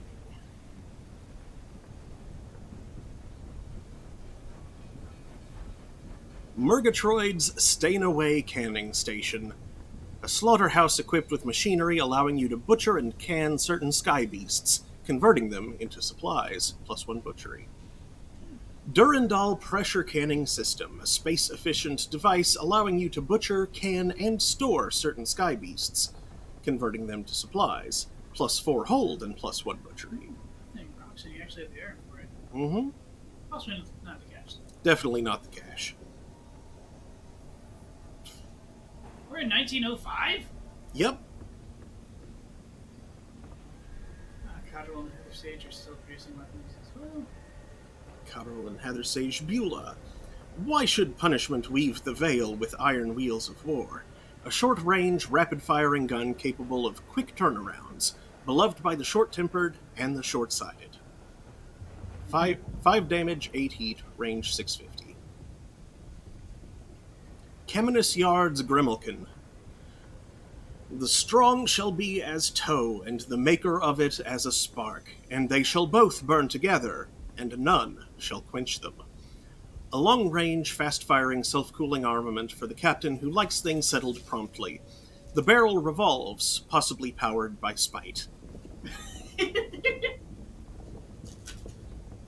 Additional cargo bay. A smaller cargo bay attached to your main hold. You weren't using all those pipes and pistons, surely. +5 hold. Cramped quarters, additional crew quarters squeezed in wherever you can find the space. Best recruit only the most flexible, or at least uncomplaining, crew members for a while. Sensible plumbing. Regular hot and cold running water. Pipes that don't groan much. Oh heaven, lavatories that flush. +6 quarters. Hearts at 25. Wit and vinegar, winch and pulley. Named for a former business partner, this ingenious contraption allows access to greater depths in your hold. The grasping mechanical claw is very satisfying. Everyone wants a go. +8 hold. Mirrors at 25. Portsmouth House Albertine Candle. The sunbeam strikes along the world. A swift rocket that can be detonated at range. What it lacks for accuracy, it more than compensates for in spectacle. It must be mounted in a large weapon slot. Wit and Vinegar Sneeze Lurker. The secret of success in life is to be ready for opportunity when it comes. A mine favored by captains eager to bedevil pursuit. The Shivering Jimmy, which I think is what I have. A wheezing, sputtering, ramshackle engine dating from the first days of London settlement. Yep. Or the Britomart, a solid workhorse of an engine courtesy of the Crown and Misery Company. Sober and reliable, like a third favorite aunt in a crisis.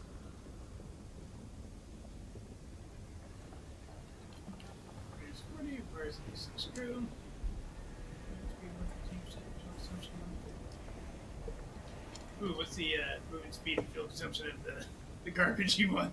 It's 100 and 100. So this one is slightly more efficient. Yeah, how come the other one? How's the shivering Jemmy get accused of, you know, downing fuel like a starved wolf, and the Britomart eats more? Oh, wait, yeah, it's fuel consumption.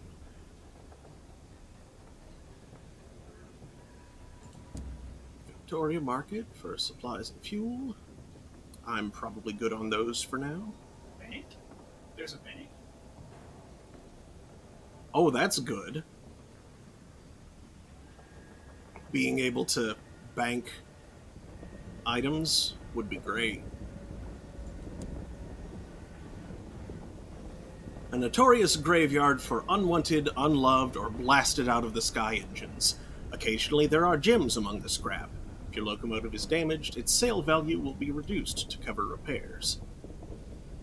A Parsival-class courser, a lightly armored, aggressive engine of the Crown and Misery yards. Able to mount a heavy weapon, she packs more punch than other engines of her size. Definitely don't have money for any of this yet. Hellenor-class trader, a popular mining vessel in the Reach. It can be found lumbering through rock fields, stuffing its hold with unrefined hours. Bedivere-class escort, only recently emerging from the Steam and Sapphire engine yards, the Bedivere is a sturdy, flexible engine favored by explorers. Lots of Arthuriad in here. Moloch-class liner, an infernal beast of brass and steam, furnished with indulgent luxury, with carpet thick enough to lose your toes in.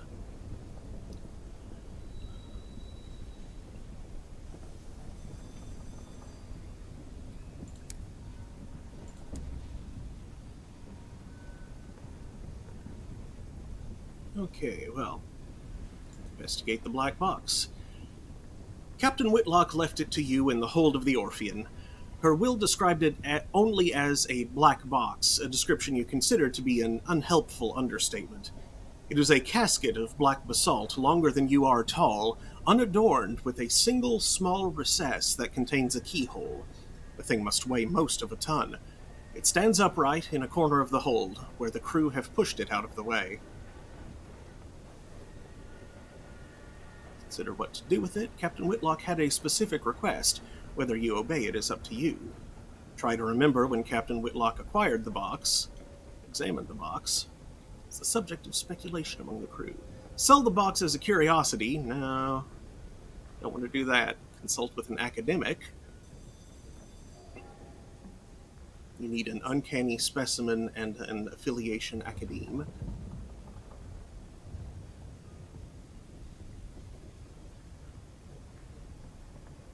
Find someone who could open it from among your villainous associates. Pick the lock yourself? No. Detonate the lock with a modest explosion? No. Try to remember when Captain Whitlock acquired the box. It was the subject of speculation among the crew. Captain Whitlock had it brought on board just before your ill-fated expedition to the Blue Kingdom. It was empty then. You know, because you saw the lid and the box carried on board separately and assembled in the hold. It's not empty now. It is sealed, and even heavier than before. But you left for the Blue Kingdom shortly after the box was delivered, and made no stops on the way, so whatever is inside the box now, Captain Whitlock found in the Blue Kingdom.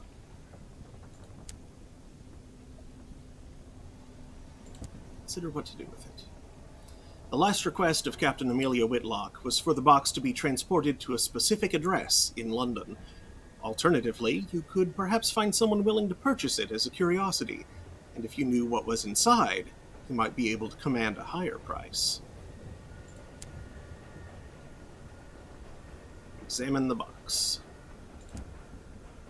It has the dimensions of a sarcophagus, plundered from the tomb of some forgotten prince of Egypt. There are no carvings or inscriptions on it. The join where the lid meets the body is too thin to admit even a knife blade. There are no holes by which light or air might find their way in. It is impossible to see inside without opening it. Even the keyhole has been engineered in such a way as to prevent peeking. The recess with the keyhole, though, as far as you can determine, that is a more recent addition to the box. The stone has been drilled and chiseled away to create space for a modern metal lock.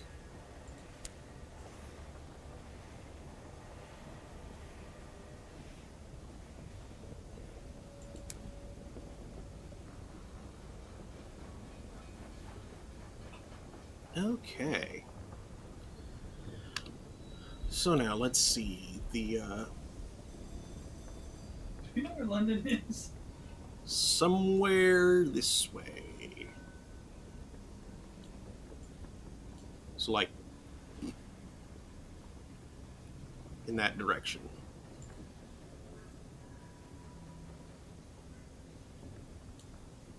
And the other things are going to be over here and up this way.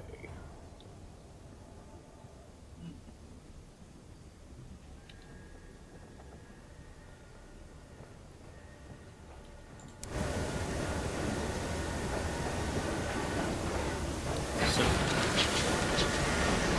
let us first to the southeast, because that is where we should find the seeds.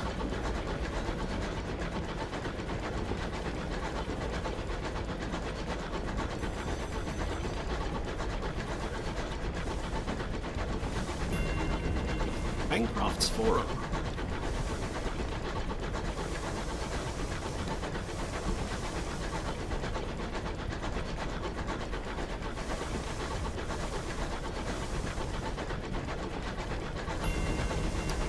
Gabriel's Archive.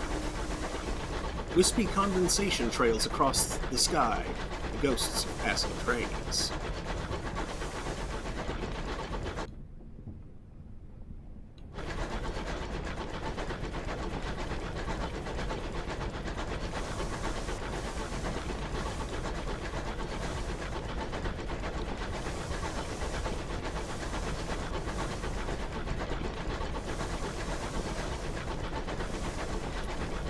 Big button. Big button.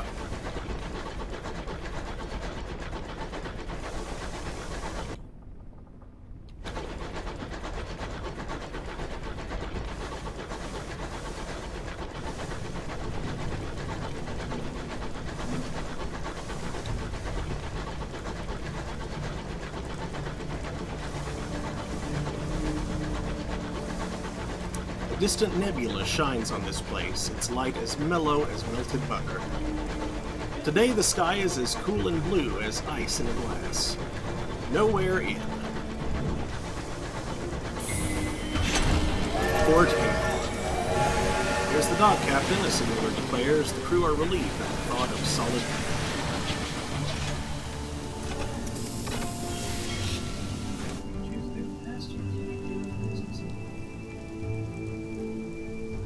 You can earn more experience by defeating enemies, discovering landmarks, and completing prospects and stories.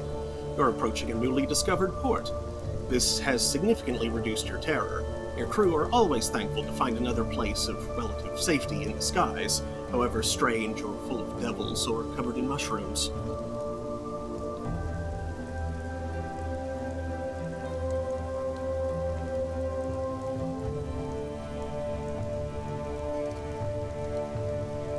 Where are the facets? Behold, a ruin of giants, gargantuan blocks jigsaw together, furred with moss and whispering with orchards. A bucolic village nestles amongst them. Smoke coils daintily from the chimneys. A leisurely game of cricket unfolds on the village green. A ramshackle dock juts into the sky beside a farmyard scattered with rusty locomotive parts, plating, piping, a chugging motor with its innards exposed. An oily-faced, black-haired girl waves your locomotive into position. "Welcome to Port Avon," she calls as you disembark. A rich knot of scents greets you, leaves and wood smoke, enriched by an infrequent but pungent intrusion of goat. Infrequent intrusion of goat. Port Avon welcomes new visitors, but your novelty will wear off the more time you spend there. When you visit in the future, you may need to bring something to keep them friendly. Your Port Avon welcome is now 3.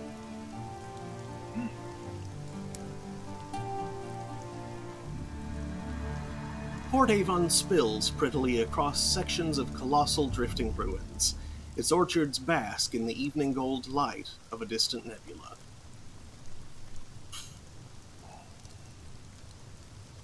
Write a port report.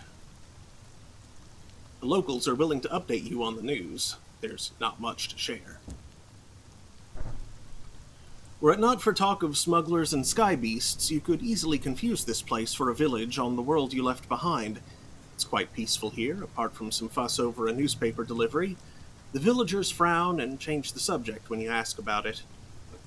To earn rewards, hand in your port reports to the Indurate Veteran or the Prudent Secretary. They are normally found at Victory Hall and Company House, docks near New Winchester. However, they can move as the war in the Reach progresses.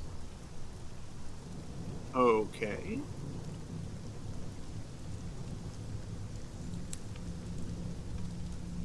Don't have any exotic gossip or tea.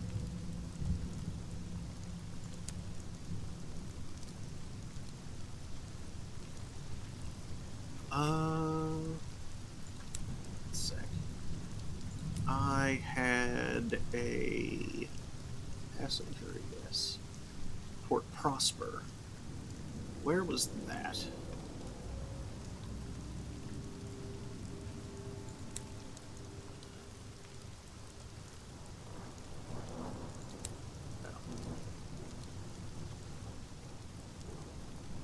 A bucolic village nestled within looming pre-human ruins.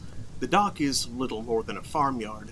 Port Avon's inhabitants quickly tire of visitors, but you may be able to find ways to increase your welcome here before you venture into the village proper. Recruit a repentant devil. He's looking for passage. He claims to be useful. He doesn't ask where you're headed. He's repentant. There can be no harm. Give you a signaler. Increase iron by 2, veils by 6, and affiliation academe by 1. 100 sovereigns. That's some nice bonuses there, though. I'll take him on.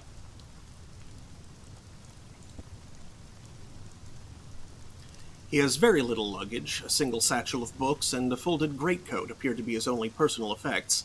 His manner is calm, almost pedantic, as he negotiates his duties and his pay, but you have a sense that he urgently wants to be out of Port Avon.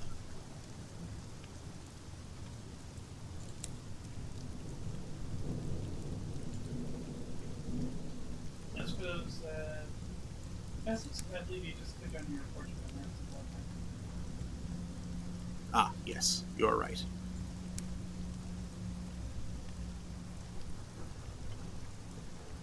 You roved the mournful, merciless waters of the Untersea. You'll remember bats winging... That's the same thing. Known for it, explored. Assets to take. One stained. One fermented. Take a facet. What did the winds of fate hold in store?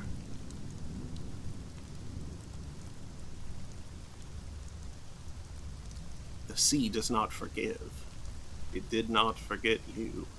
It did not forgive you.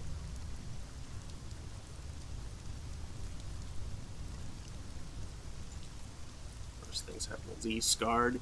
You came close that day to death. It left its mark. An interlude in red and gold. You lost your mind once. They put you in a splendid hotel managed by a cheery gentleman who would determine when you could leave. Given how it ended last time, that might be, apt. A scandal. You were the gossip of London's salons, and the target of blistering editorials in the Gazette. Mad, they said. Bad, they said. Dangerous to know. Or a spell in prison. The judge, stony-faced, condemned you to New Newgate, the stalactite prison of old London. Yeah, let's do the interlude in red and gold. You know, the first one, Oh, that is a lot of stuff. 5 hearts, 3 mirrors, 4 otherworldly artifacts, 4 flat hearts, 3 iron, and a moment of inspiration. That is good. I cannot deny that.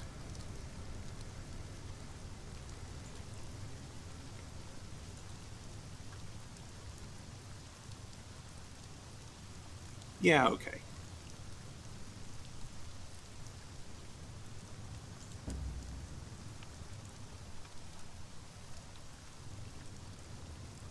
The Untersee demands a price from all who sail her. What did they demand from you?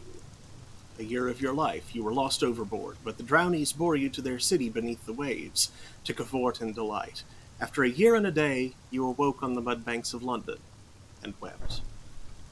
Your home. You returned from a voyage to find your home occupied by strangers. You knew their names and their faces, but the place they once held in your heart had been filled by the sea. Ooh, Ooh, sad. yeah. I'll say a year of your life.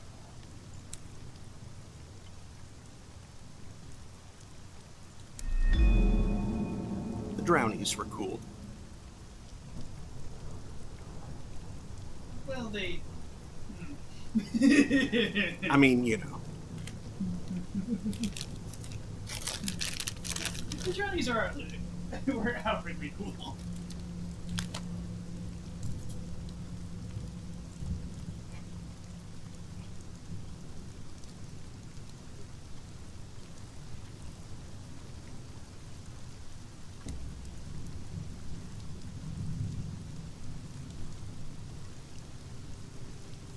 A golden nebula scintillates above Port Avon's apple trees, allotments, eel fishers, and steepled church.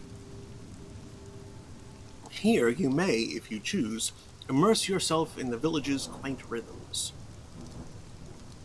The auroral sommelier?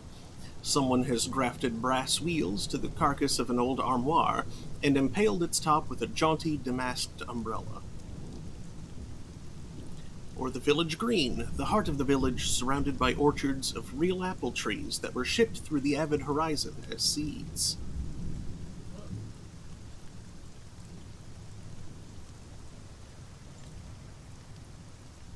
I remember Advertising. The heart of the village surrounded by orchards of real apple trees. Yes, yes. An endowment of years from her renewed majesty grew them to swift maturity. Actions here will wear out your welcome.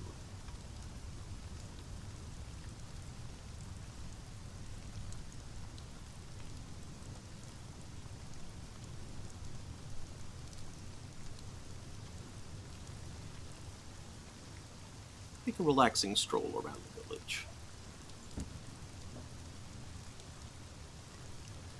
Above, a golden nebula is fierce in the sky. Amber light dapples the curving lanes. Locals nod to you cautiously as you pass. A light drizzle of silver rain brushes the village. Its beads are bright and tiny as pinheads. You are wearing out your welcome.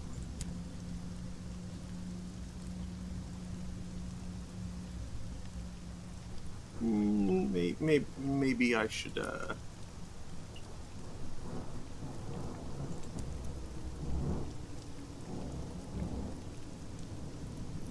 What palace was this? What giant king made his home here? And why did he abandon the vast stores of souls that the locals still quarry from beneath the stones? Perhaps you might risk a furtive excavation of your own.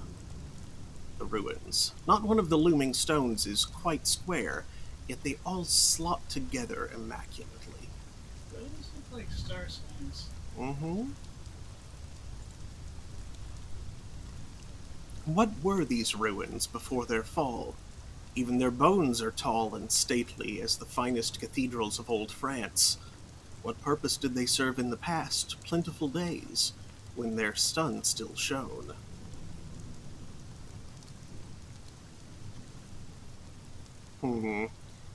Looks like 27%, 57%. Maybe later. I think I have 2 points above the point.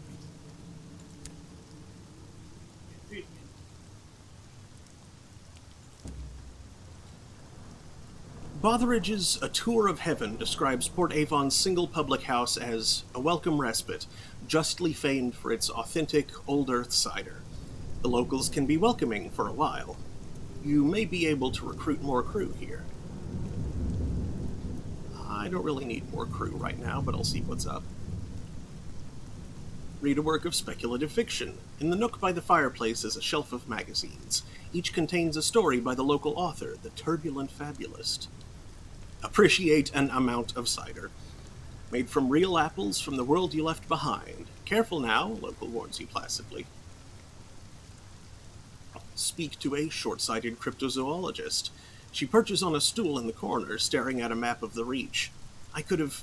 No, I must have taken a wrong connection at New Winchester. Intercede in a mushroomy matter. The pub is out of scrumpy.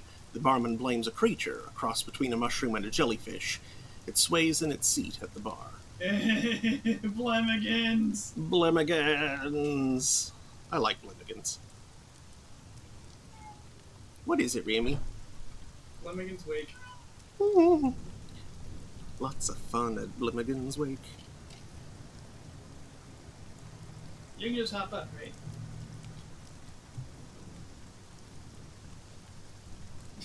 Meow.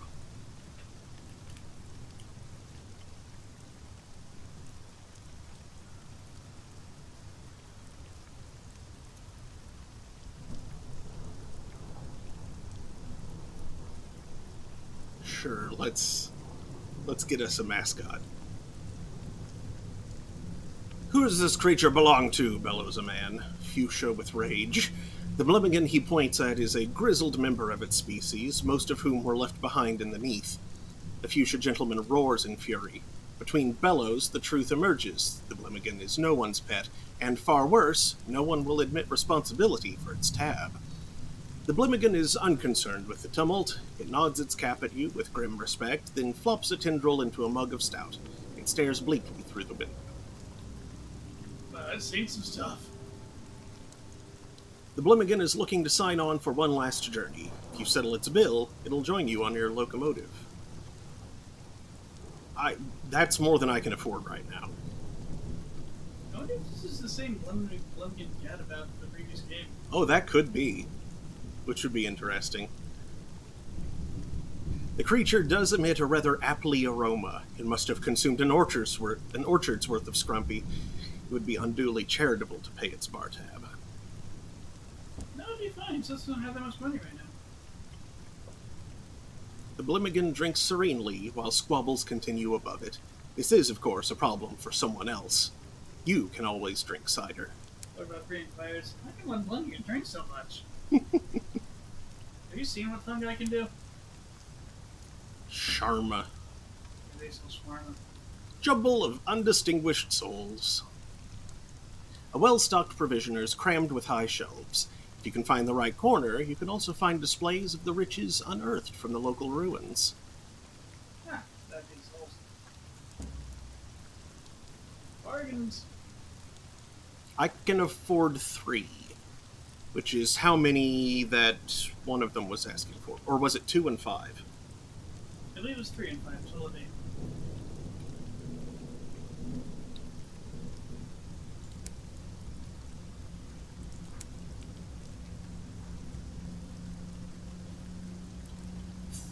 You're right, it's 3 and 5. Also, we have fun festies. Inspector, can you tell you the direction to where she wants to? North-northeast. Yay! Thanks, Journal. Hello, Remy. Meow. Yeah? Meow. I can only tell you the direction that Patty Mayonnaise. What? Talking to a journal from you, Doug. Oh. Okay, so it was 3 going to... yeah. Back to where you came from, yeah. To Magdalene's, which is past New Winchester. Meow. Is 3 all they have to sell here? 3 is all that I can afford. Ah. But it will net quite a return. Ow! Remy? Nippy little thingy. Mm-hmm.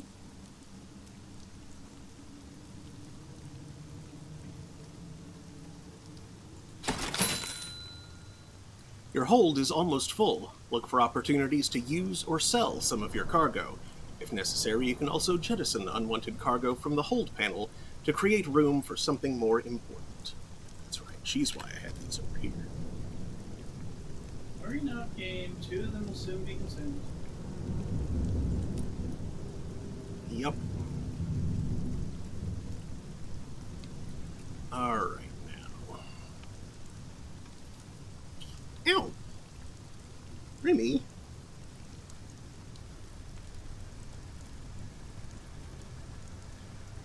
Why are you so pointy? You are a pointy cat. I don't like how a horror is indicated with a hand. It's very Saruman. A white hand in the black field.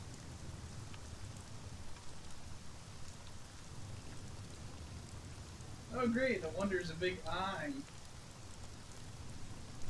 It's a sight to behold. Well, it does appear to have a lid, so maybe it's not that. An unlidded eye. Okay. So basically, his head above the bird. Yep. Oh, your newly acquired repentant devil is standing, most unrepentantly, over a body in the hallway. Inspect the deceased. You don't recognize him. One of your crew? But the deceased is no one you know. A stranger on your locomotive. Peculiar luggage you brought on board, says one of the crew when some others have gathered. Wouldn't have thought it would fit in your little bag. First, clean up. It won't do to leave the body in the hall. Then, your repentant devil can explain himself. He's still got the blood on his cuffs. He's killed someone on board your locomotive. You need to understand why. And who was this person? You haven't lost any crew. Who Yeah. the hell was this? How did they get on board? He looks younger than most devils, but he is significantly older. His gaze is blank and yellow, a wall against speculation. He grooms his sideburns artfully, and knows how to be tactful with less seasoned members of the crew. Ask him about the recently departed. Officers who generate corpses on your locomotive are a liability. He was a stowaway, explains the devil indifferently. He's been stalking me for more than a month. I thought I'd lost him when I came aboard, and he turned up in my quarters. From the body, he has lifted a clinking bag of souls. Perhaps he was sent to bribe me rather than to kill me. He tilts his head to consider the soul collection. Apparently thinks I'm a cheap hire, if so. The devil's gaze reverts to you. I regret to say this is probably not the last time this happens. I may be destined to attract negative attention. You now have 1,000 experience.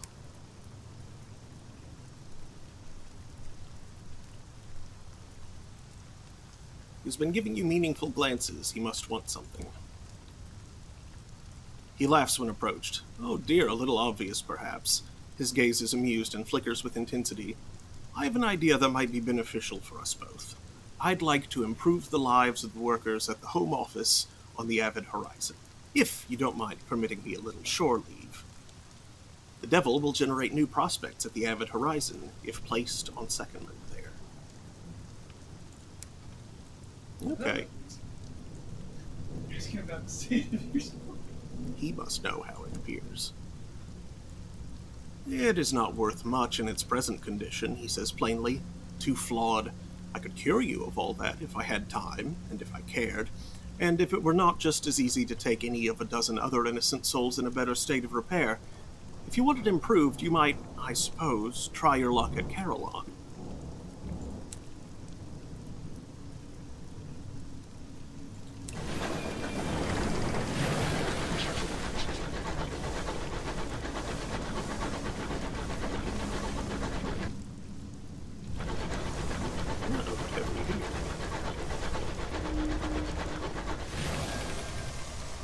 Requires a save, which I don't think I have. Yeah.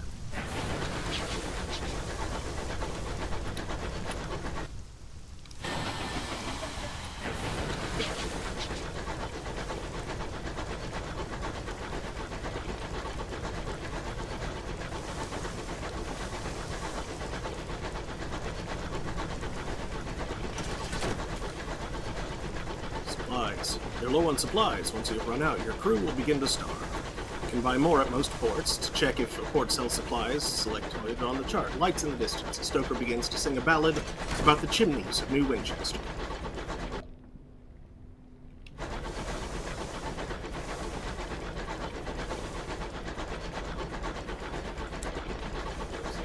Yep, there's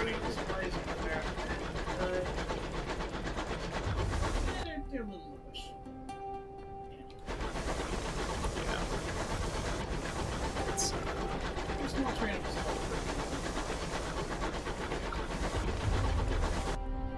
Stopped clock. The fastidious inspector approaches you in the galley. Captain, good day. I noticed your ship's clock had stopped. Perhaps you'd permit me to repair it? She has a little case of tools and a hopeful expression. You prefer things to be right more than twice a day. She gives a grateful flicker of a smile and sets to work. Soon she has the back off the clock and has spread tiny cogs across the galley table. Obscure horological tools gleam brassily among them. Everything has a place. I appreciate the opportunity to keep myself busy. Staring too long at the stars is harmful to the temperament.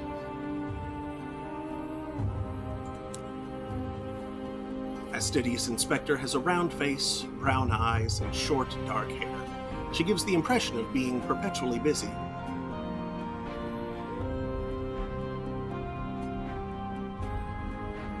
What are the duties of an agent of the horological office? She sniffs. It is of fundamental importance that 10 o'clock on the 2nd of June in one corner of the Empire occurs at the same time as 10 o'clock on the 2nd of June in the opposite corner. How is an empire to function if it can't agree what day it is? Unfortunately, the process is complicated by the fact that time is less reliable than it was. The hours trade has seen to that. The seat of the empire lies in far-off Albion, where a man-made sun burns in the sky. Another sun blazed there once, before her renewed majesty conquered it.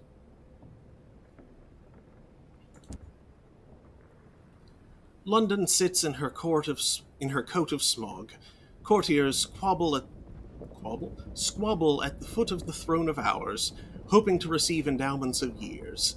Meanwhile, hard-working civil servants labor to ensure everything runs as it should.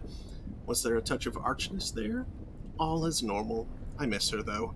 There is no city like London in all the skies, and Albion is very different from the Reach, much more civilized.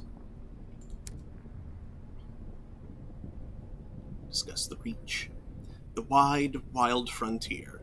A sunless domain, but impossibly verdant, with gargantuan vines, cathedral-sized bronze woods, and livid fungal archipelagos. It has an uncouth splendor, but I miss Albion and the steady light of the clockwork sun. These sunless reaches are so misty and quiet. She pauses, but critical. The territories here are rich with raw hours, and enough vegetation grows on them to feed the whole of London, even if some of it is a dubious shape. The strongest shape? Made of history says Remy is the pointiest. Ask about the hours trade. You've heard the Empress awards her favorites with gifts of years to extend their lives, and that you can become rich mining for hours to satisfy London's hunger for them. Oh, hours have more uses than that. We use them to increase the efficiency of work worlds, to speed journeys to distant regions, to resolve overcrowding in prisons. It does make my life more difficult when time knots and stretches like wool on the loom. More difficult, but more vital. Her Majesty seized a great trove of them when she assumed the throne of ours, and now even more have been found in the Reach. Miners dig them from the ground. She looks momentarily wistful. I hope, someday, to retire with a modest pension of years myself, to prolong the better part of my retirement.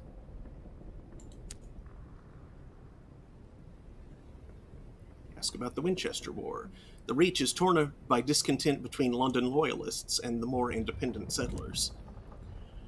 There are those who feel that London is a long way away, and that they'd do a better job of governing themselves. The frontier attracts independent spirits. We call them tacketies for the hobnail boots that are so practical out here. London, unsurprisingly, disagrees. The Windward Company earnestly represents Her Majesty's interests in the region, sometimes very earnestly indeed. The tacketies call London's loyalists stovepipes, for our hats, I suppose. She avoids looking at you. And you, Captain, where do your sympathies lie? With London, you remember your heritage and the queen who led you to the skies.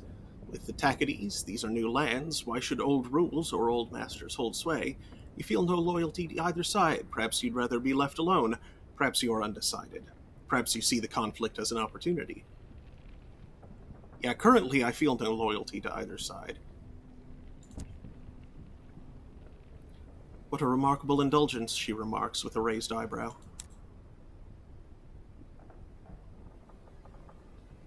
Compliment her skills. Her hands are deft and sure. She polishes, she cleans, she reassembles. Thank you, she says, a small embarrassed silence. It's possible the inspector is pleased. It's rather hard to tell. Bid her a good evening. You've work to do. And to you, Captain. I think I shall make a cup of tea. Scamp's Narrow.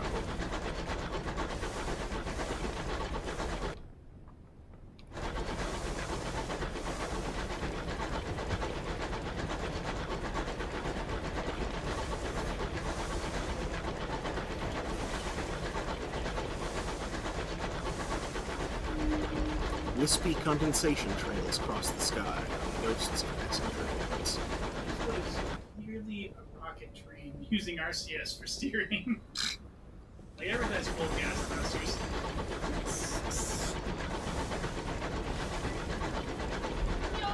Meow.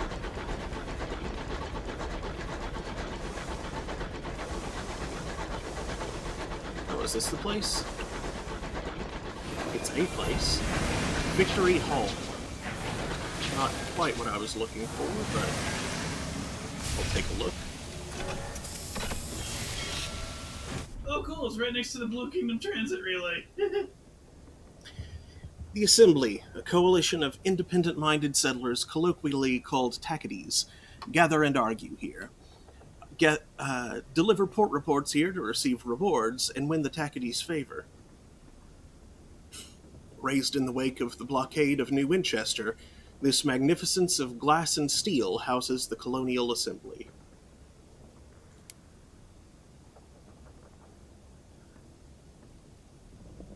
Here, representatives of the independent ports of the Reach gather and quarrel. Deliver your port reports to the indurate veteran. Her tireless exertions during the blockade earned her both a seat on the Assembly and enemies in London. She likes to keep abreast of events. She's taking a moment in the atrium watching the stars burn coldly in the mists.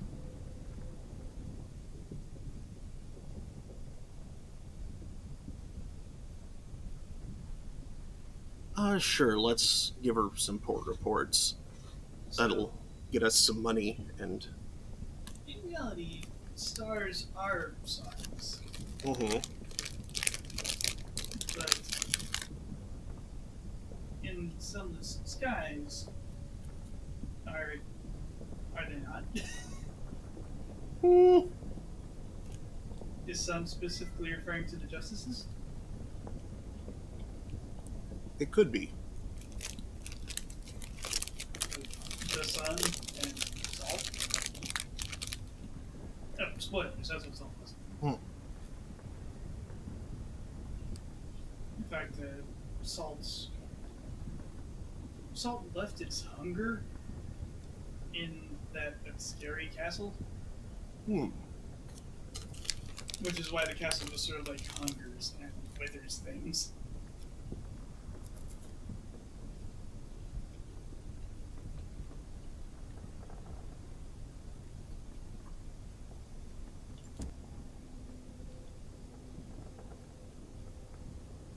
She listens with a scowl. Well, I'd rather know than not, I suppose. And thank you for bringing this to me rather than the bloody stovepipes. I'll arrange a gratuity. Did we turn censoring on or something? No.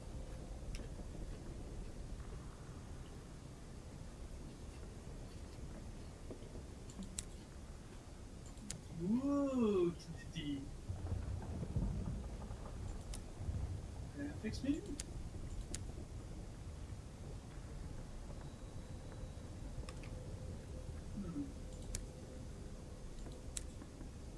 Hey.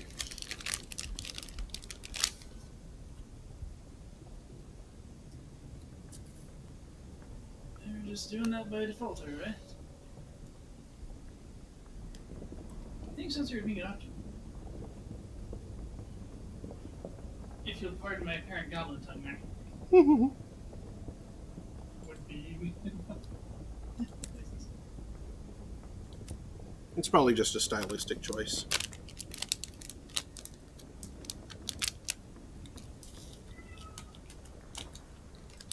Both sides are doing terribly. You slightly altered the balance of power.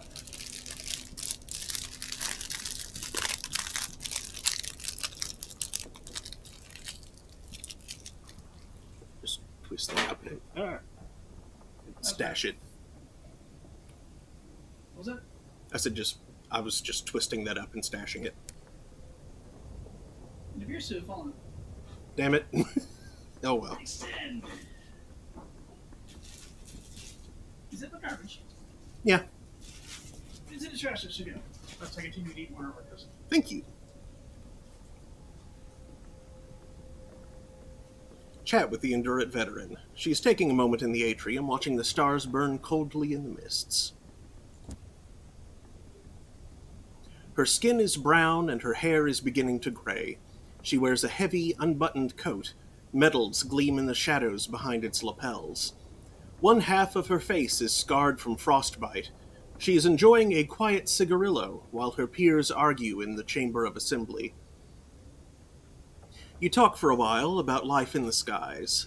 When her cigarillo is just a stub, she says, "I'd be grateful to hear reports of your travels, sir. I suspect all manner of strife and imprudence is going to kick off in the foreseeable. I mean to be ready for it."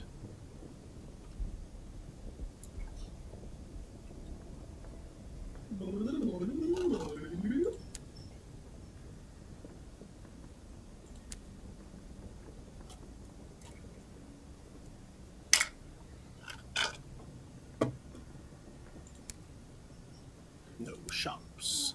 Shops or slops. And nothing else. Slops. That's kind of pants. You're kind of pants. Where is it that you need to turn those? There we go. Somewhere up here and somewhere down here. The 3 up here and 5 down here. Check.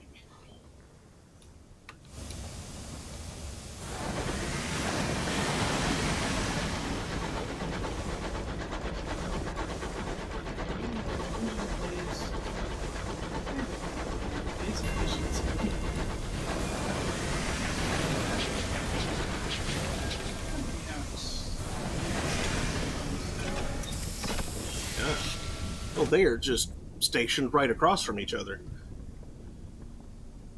The local headquarters of the Windward Company, London's proxy in the Reach, deliver port reports here to receive rewards and win the company's favor. Yep. 2 kings in their high towers glaring at each other.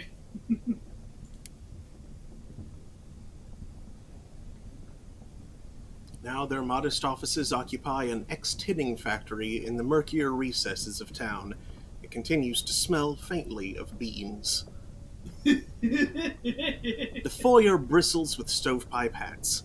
The prudent secretary pushes between them, narrow and unsmiling, with a blousy shirt and black trousers.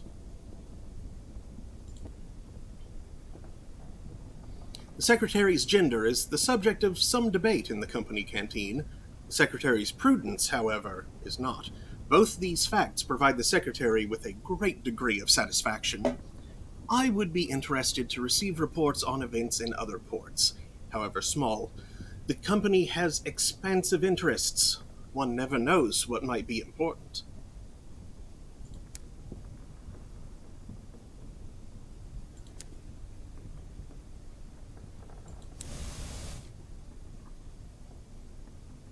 Okay. Let's continue north.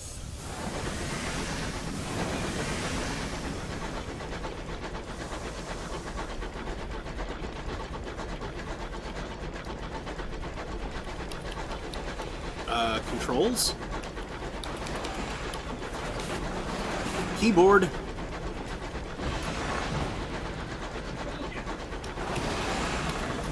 Nope, now I'm turning. I don't actually know. Options, controls, escape. That's what I suspected. I'm kind of surprised it isn't space. I should make it space, because space doesn't do anything else. It doesn't? Apparently not. Keep going.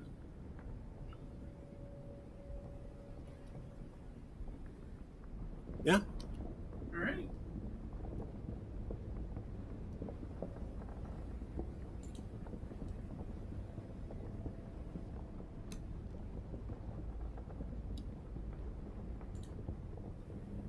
Space. There we go.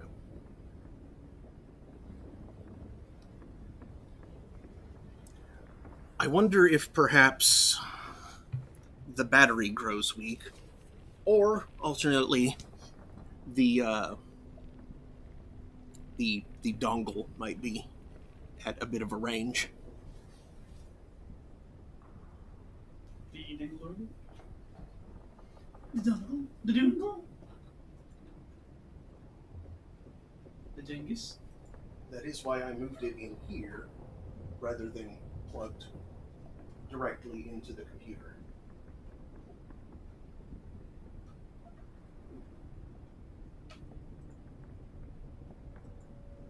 There we go. Niggled.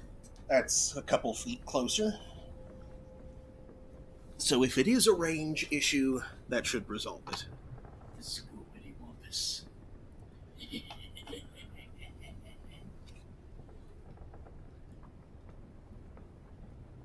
Didn't I tell you to stop making up animals?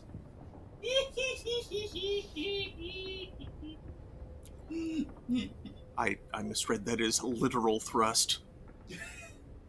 Figurative thrust. What?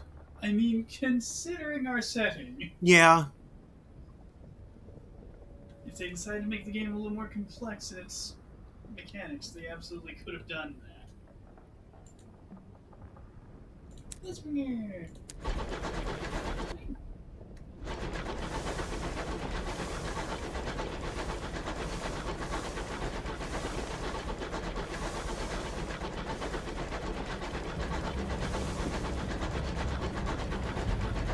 Glowing fungal plants. Arcelar's Folly.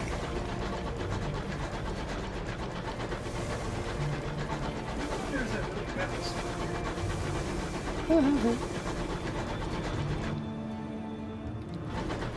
Lips? New Winchester built watchtowers here in a fruitless attempt to deter marauders. Incautious driver. Is that... No, it's slightly different from the one I crashed into. A homestead. Settlers who live so far beyond the edge of civilization relish the hardships of solitude. They will fiercely defend their small territories, but occasionally welcome company and trade. Here is an abandoned homestead, its roof sagged, its windows empty of glass. For every settler that makes a life for themselves in the Reach, another is lost. Perhaps the settlers left something behind, perhaps you'd rather not risk encountering hostile strangers, perhaps you want to avoid small talk. 39% chance of success. I'm not sure how much risk comes with failure, though, so I think I'll just see what there is to see. Just those that started word probably turn into like an Failure. You recover food tins and old wax stoppered bottles from the house. During your search, you found signs of struggle, broken plates, toppled chairs, a bullet dug into a lintel. 1 supplies, 5 terror. Failure probably just kept it from finding something better. Yeah. Or possibly just increased the amount of terror gained. Which, that's fine. You found some terror. My terror is low. Oh, you're spooked. Just a little.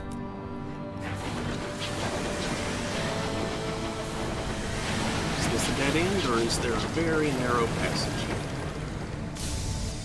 That looks like dead.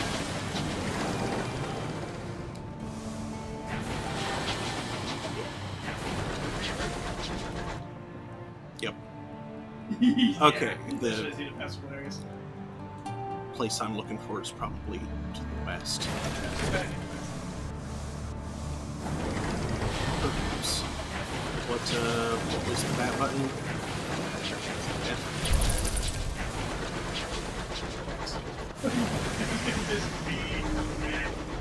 Scout returns. What has it found?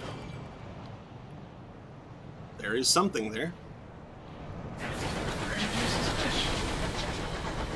Onward, Elvish. It's a terrible shortening of Aloysius. Indubitably. Salvage. The shenanigans. The detritus of yet another skirmish in the Winchester. What a beautiful name for a train! The wreck gleams with frost. Its windows are dark, its engines silent. Perhaps something of value lies within. The windows of the crew quarters are occluded with frost, but was that movement you saw?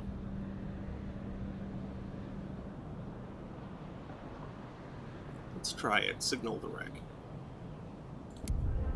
Failure, of course. Her signaler fetches their signal lamp and flashes a patient message into each portside window. You watch and wait. There, hands banging at the glass from within, a wild-eyed face. You dispatch a boarding party. They retrieve a survivor who is eager to sign on.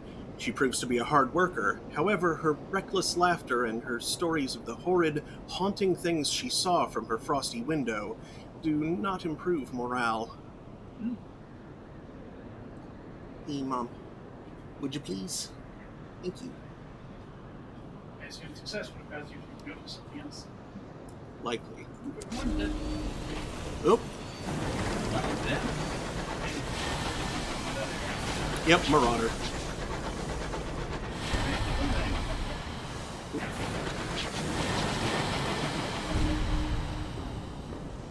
Come on.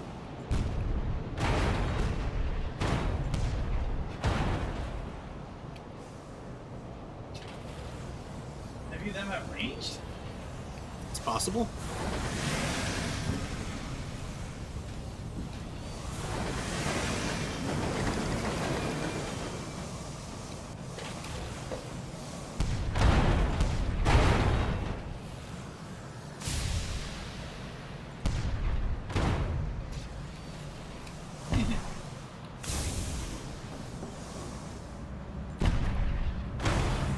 Gotcha.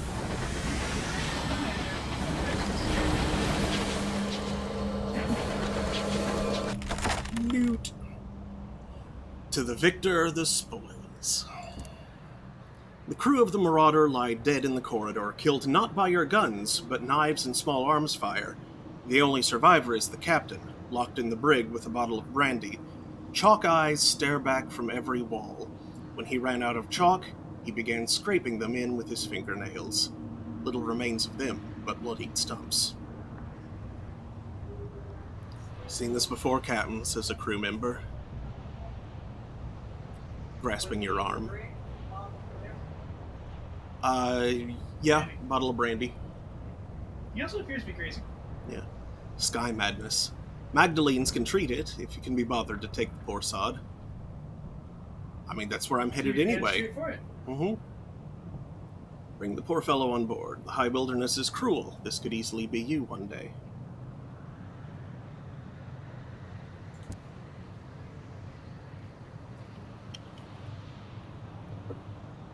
He's got space madness. Oh, Tales of Terror have gotten creepy. I don't like that now.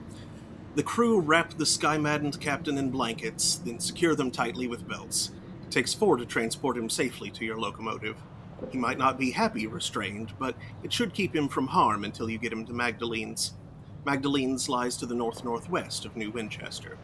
The captain secured, you have a moment to see whether there's anything of worth on his locomotive before abandoning it to the wilderness. What a rooster says, good old Sky Madness. Nothing beats sky madness. Tell them no. This is my ice cream sandwich. Loot the hold.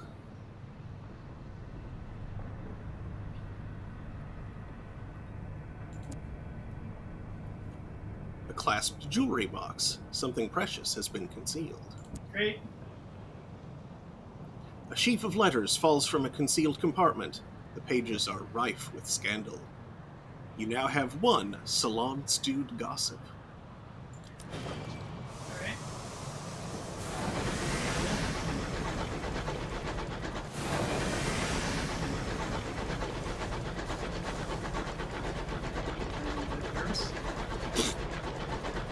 Nervous.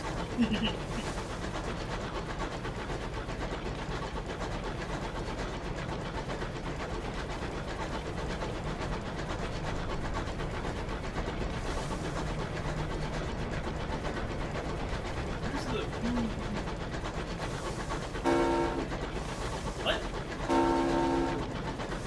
Okay, cool. I didn't know you did that. What does it affect that? I don't know.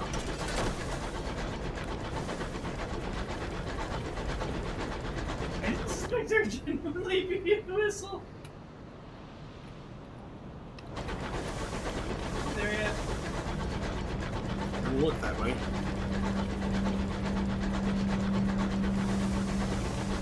This looks like something. Maybe it's just mushrooms.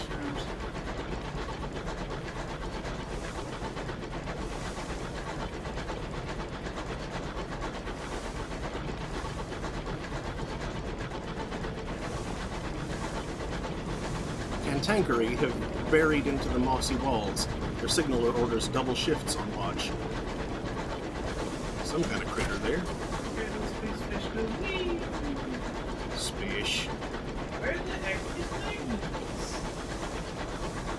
Did I not go far enough west?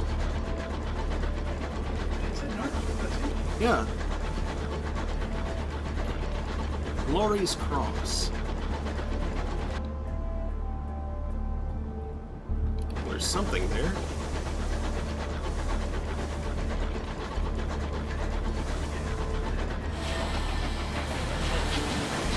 Requires mining.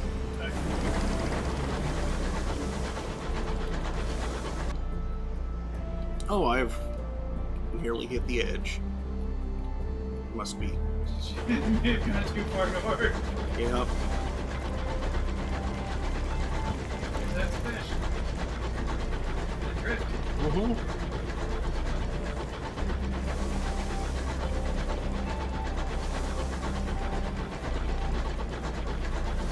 I know some fish. Just, lost. Kind of lost, actually. Kind of lost. Not fully lost, but like, difficulty finding where we did go. It's very similar to lost. The difference is we do know where we're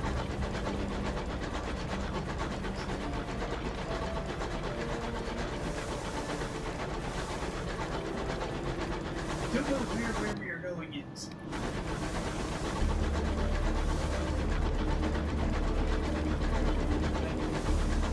No, it's travel from home, yet cling to past comforts. Fascinating. The repentant devil seems intrigued. A homestead. Settlers who live so far beyond, yet yes, a solitary settler lives in this modest homestead. She's not much of a conversationalist, but the enticing smells that waft from her kitchen are convincing. Eat your fill. Hospitality is important on the frontier. The settlers invite you to join them for a meal. This will reduce terror, and if you are starving, buy you some time.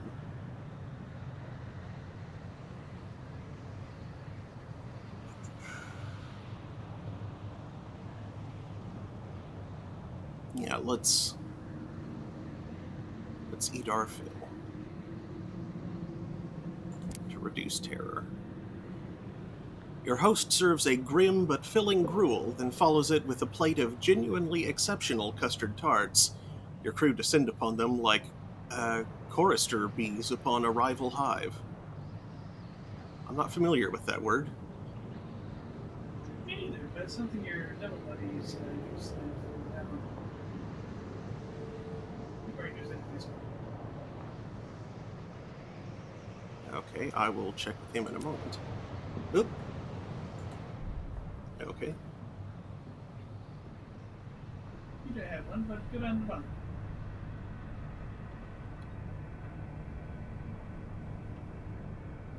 Show him your chorister bee. It's sort of like intense exercise. You're right. Look at that unsettling red hive. Ask him about his memories of Caduceus. Are there things that make red hive? Oh, I bet they are.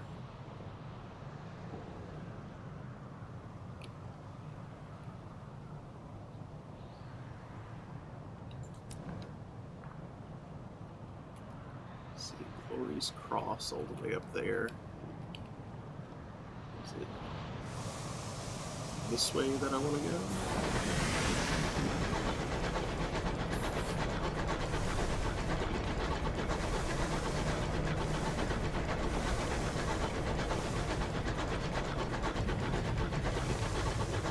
Another mining point.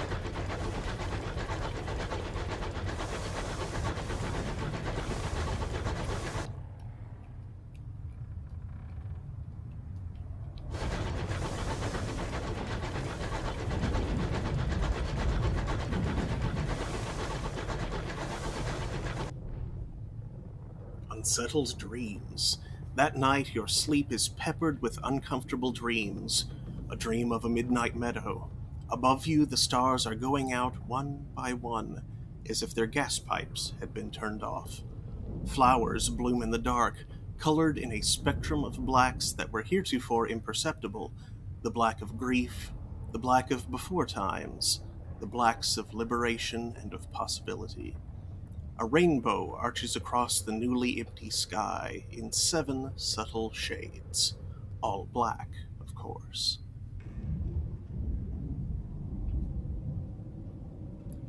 Seek conversation, tea, perhaps a biscuit, those fundamental human things that help us forget numinous moments like this.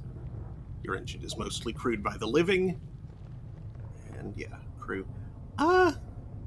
My terror is still pretty low. Let's gain terror and a tale of terror.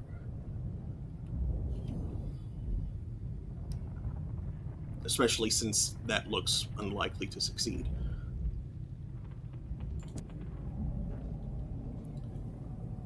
You record the dream as vividly and as thoroughly as you can. Does your hand tremble as you write? Does the ink spill? And when you read it back, does it make sense? Or does it sound like the ravings of a crumbling mind? Captain's log. I had a bad dream and it was spooky. Too many spooks, too many spooks. It smells like the...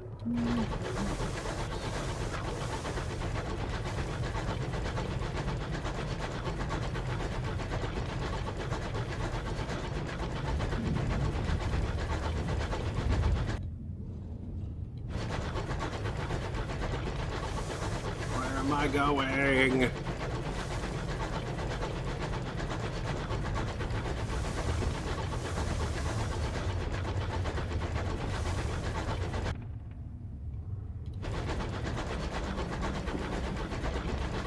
Where is this place? Surely I must be nearly there.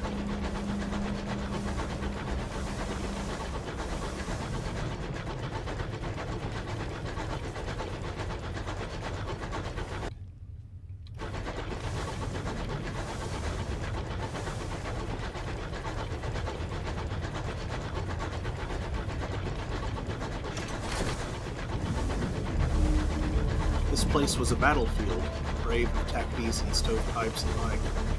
This looks like a place. Maybe.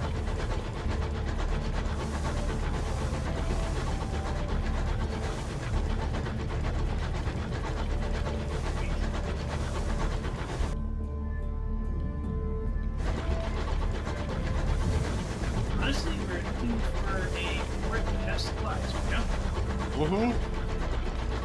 Ultimately, we're looking for a specific place that's going to buy our apples there, urban seeds. Mm-hmm. Specifically, a place that asks for urban seeds. Because it will pay well. The clamor of New Winchester can be heard on the wind, familiar as a disagreeable uncle. Well, I'm nearly back to New Winchester now. Which will do. Alexander Yang Claim. Grim foreboding what will become of you.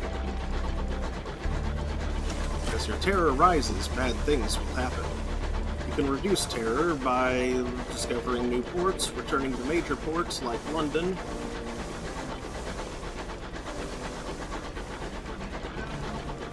or New Winchester, and through special opportunities at ports you've been to before. Try not to let it reach 100. This is usually fatal. And if you do survive, you will still suffer grave harm. Taste of smoke, sound of iron on iron. We are We made it all the way back to New Manchester. Yup. Okay, so perhaps it's there-ish? Yeah, maybe it's like that one spot you didn't go. Here? One of those two. Oh boy. I had to pick up supplies and try that again. Mm-hmm.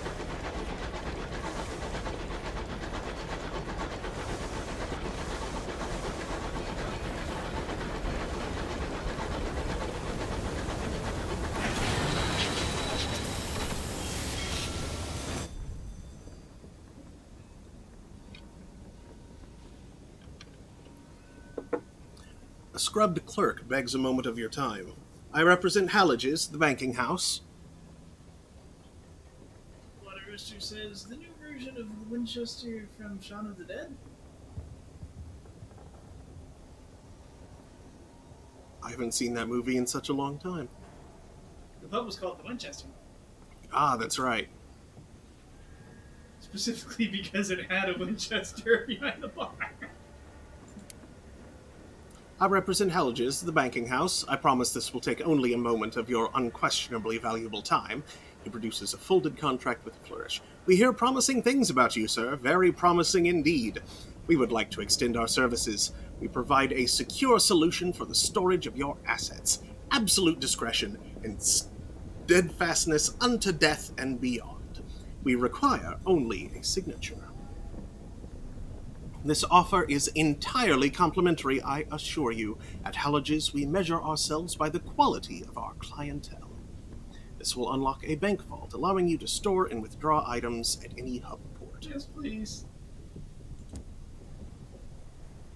I am certain that this represents the beginning of a long and warm relationship between ourselves and your lineage. May it endure. I bid you good day, sir.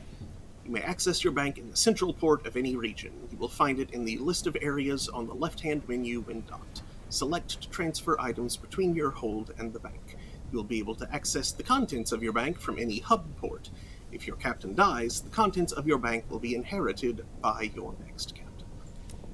Cool, man, you can put that black box somewhere that isn't your hold. Mm-hmm.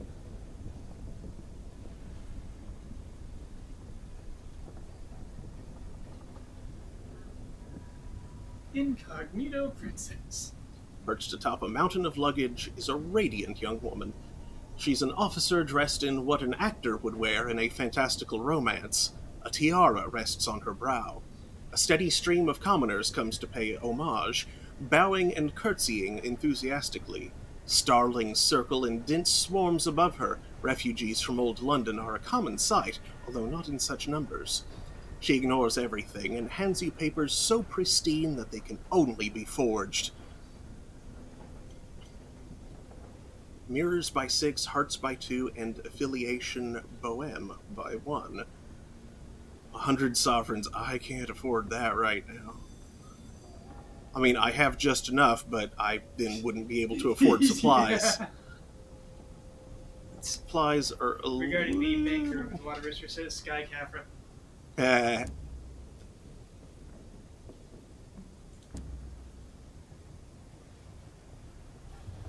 that engine is a blatantly slandered by its description. It seems sip fuel.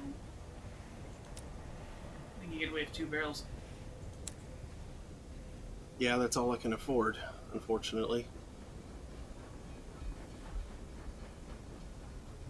I mean, well, there. Yeah. Oof. And broke! And broke. Where the heck is your money total? There it is. It's like not visible in a lot of places, Yeah. which is interesting because I feel like,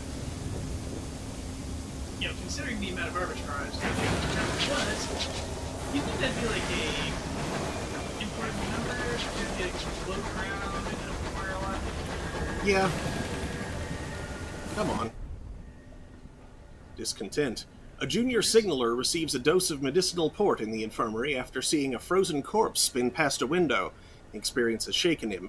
The dead are hungry, he says. We need to make an offering or it'll come back knocking at the hull. Jettisoned some supplies. It didn't take long for Skyfarers to shed their ridiculous old nautical superstitions and replace them with ridiculous new ones. Still, better keep the crew happy. Reprimand him, stuff and nonsense. Double back for the corpse and loot it. The search will cost fuel, but it might prove profitable. Perhaps it is a pocket watch or a silver brooch or other valuables. Recover the body and transport it for burial. It will be poor company, but it is what you'd want to happen if you were found dead in the sky. Lower terror by 50. Oh, that might be a good idea. But increase your numbers.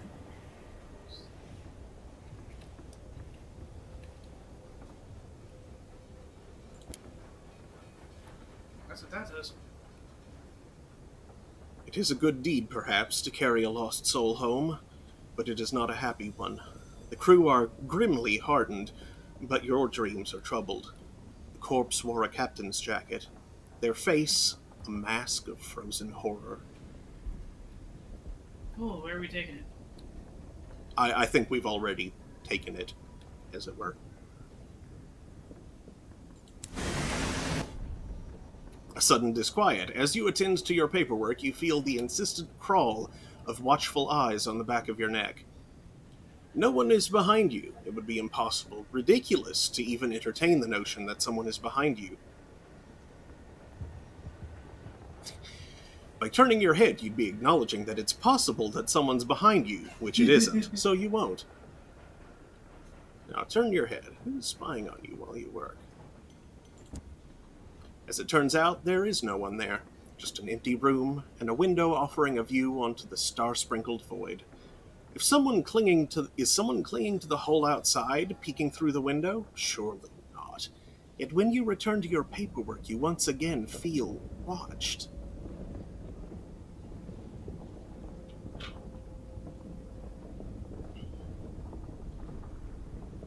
Get back. Something's watching still. Perhaps you should just try to ignore it, though it itches like a rash. But by the end of the night, your papers are in ink-splotched disarray, and you have a thumping headache. Come morning, you discover you accidentally signed off on the jettisoning of supplies. It's too late to undo the damage, but you make a mental note to avoid working under such stress. We're trying to avoid that. That was exactly that happened. 40. Oh. Yes, they're expensive up here. Mm-hmm. They're making plenty of money.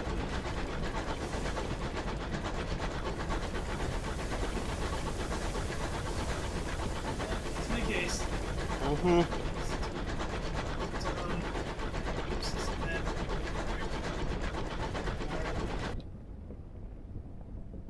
Company louse. Okay, that's too far east to be north-northwest.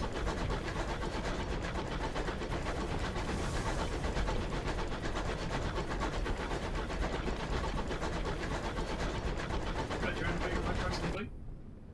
Oh, no, I didn't. Oops. It's fine.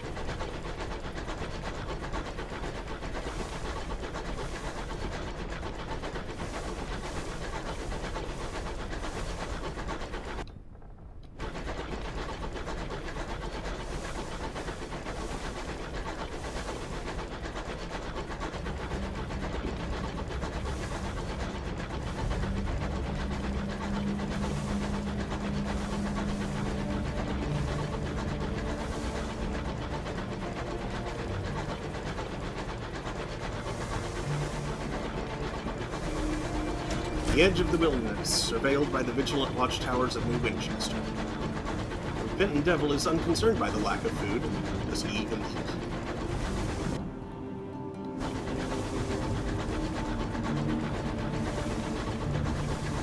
Some light.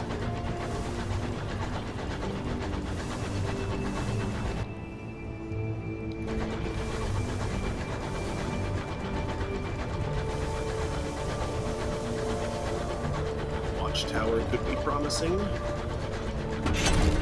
Havenwood.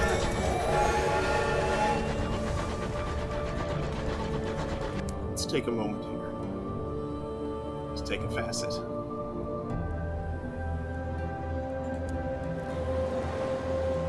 What did the winds of fate hold in store? Below stairs, the comforts of every well-to-do household rely upon the scurrying, grinding work of its servants. You know this firsthand. Lost love. Love, the gradual erosion of that which separates you from someone else. The fitting together of two lives as intricately and intimately as the threads in a tapestry or the cells in your skin. And when one of those lives ends, what remains of the other? Expelled in prison, the judge, stony-faced, condemned you to New Newgate, the stalactite prison of old London. Scarred, you came close that day to death and left its mark. Or a mentor. For a time, you enjoyed the favor and protection of a mentor, someone who saw your potential and decided to nurture it. Steam dynamics.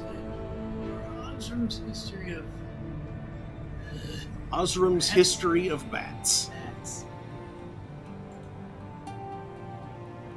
5 hearts, 3 mirrors, a moment of inspiration. 5 hearts, 3 iron, affiliation, villainy. That could be useful. Let's go with that.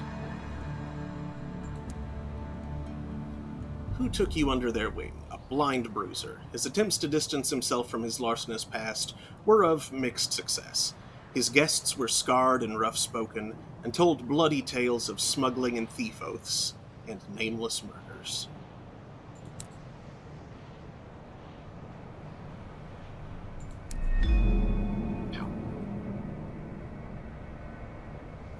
Stop hurting yourself. I had an itch. Ow is not the word for an itch. It's the word I've always used, though, weirdly.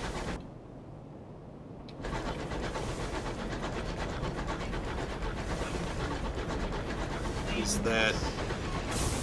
Tactic scout. Okay.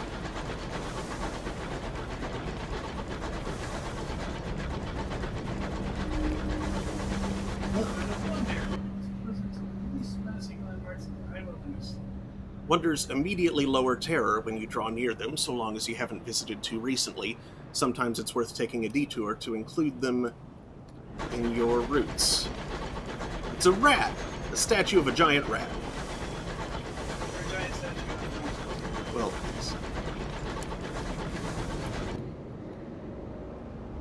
okay, I'm too far east now.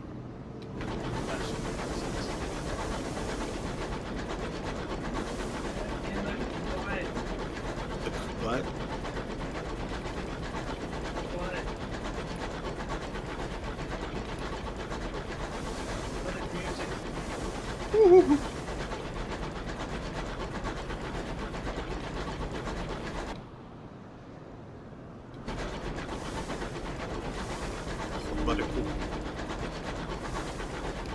Marauders prowl these blades. Cool, blasting them to dust and doing some splits would be great right now. Yeah, it sure would. Show me some marauders. Good answer. Okay, well, that's just going to take me back ways I've seen already. That's definitely too far east there, so I should wrap around that way.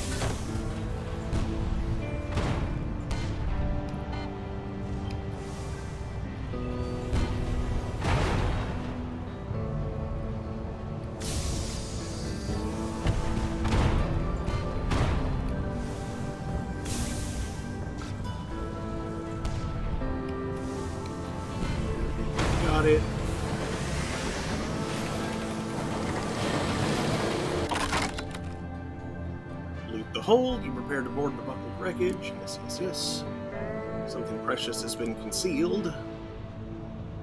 30 sovereigns. That's enough for a box of goodness. Well, it's enough to let me afford a box of goodness. If I can get somewhere. Come on, a dog.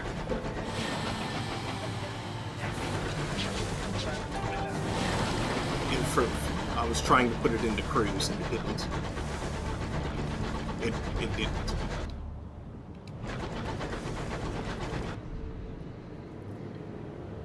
Shaking hands, stomach pangs, delirium, as your crew starve the accidents begin. A corpse has been found in the engine room. A ruptured pipe released a fatal jet of steam. The body's flesh is seared. The crew gather around. Someone's stomach rumbles. Nod to your cook. There'll be stew tonight. Unlocked when desperation is frantic with hunger. Quickly before someone suggests the unforgivable. Wash the body and wrap it in muslin, gather the crew, conduct a simple ceremony and mutter a handful of platitudes. Was the deceased really an example of diligence or forthright or well-mannered? Afterwards, open an external hatch, and give the dead to the winds and the cold and the gray, ghostly mists. Okay.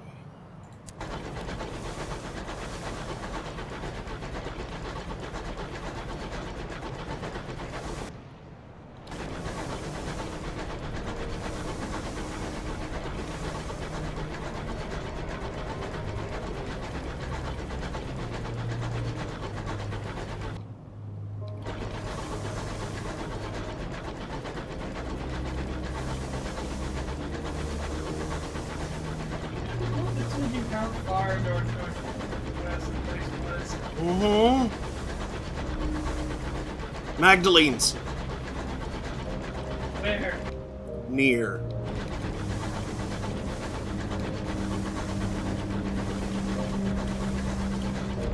Here we are.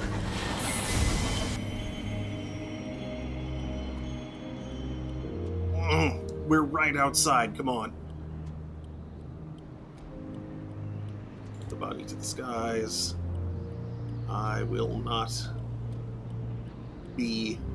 Yeah, no need for further desperation. We're on support next. Yep.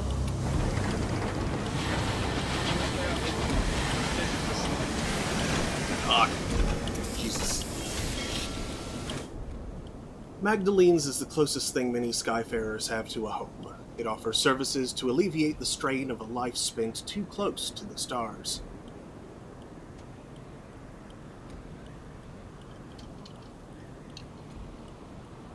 Magdalene's house of small comfort. The glass spires of Magdalene's pierce the clouds like swords. First,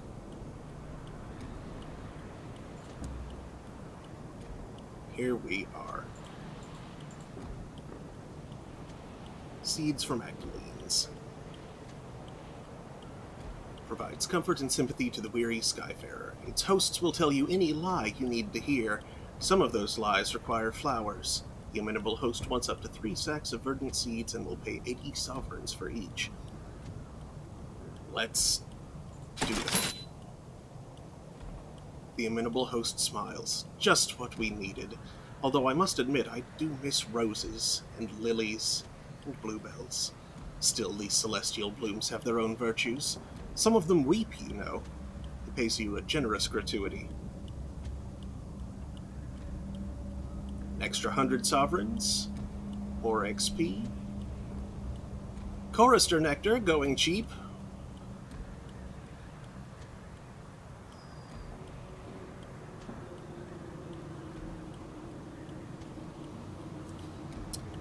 I'll buy 1. Because I want to be able to afford... Actually, you know what? If I buy 2, then I can still afford 2 supplies. And I have enough fuel to get me back to New Winchester, where I can sell the nectar.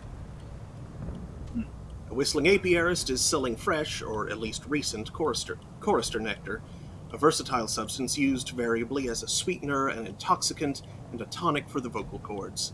The apiarist seems jolly, though his tune is not.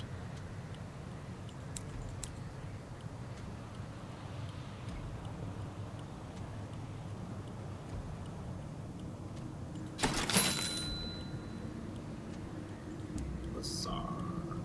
Exchange. Supplies. God. 2 supplies. Is And the bank accessible for me? 1 fuel. Not right now.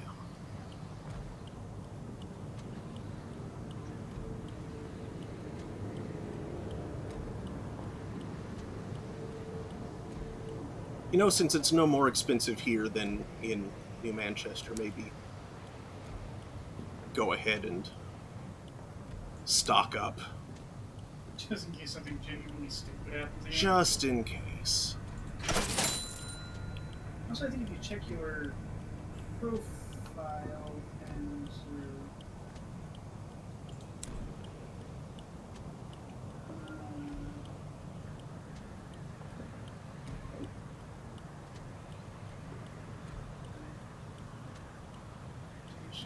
or Sunless section, it's strange. Fermented, soul appears faintly bubbling in its bottle. It is pungent of odor and indifferent to taboo. The presiding deviless, the Carillon Compendium. Stained, soul appears damaged, scorched, reckless, dangerous, and fatally curious.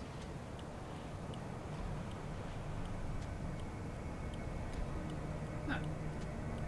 Peculiarities. Hunger gnaws at you. It shouldn't be anymore.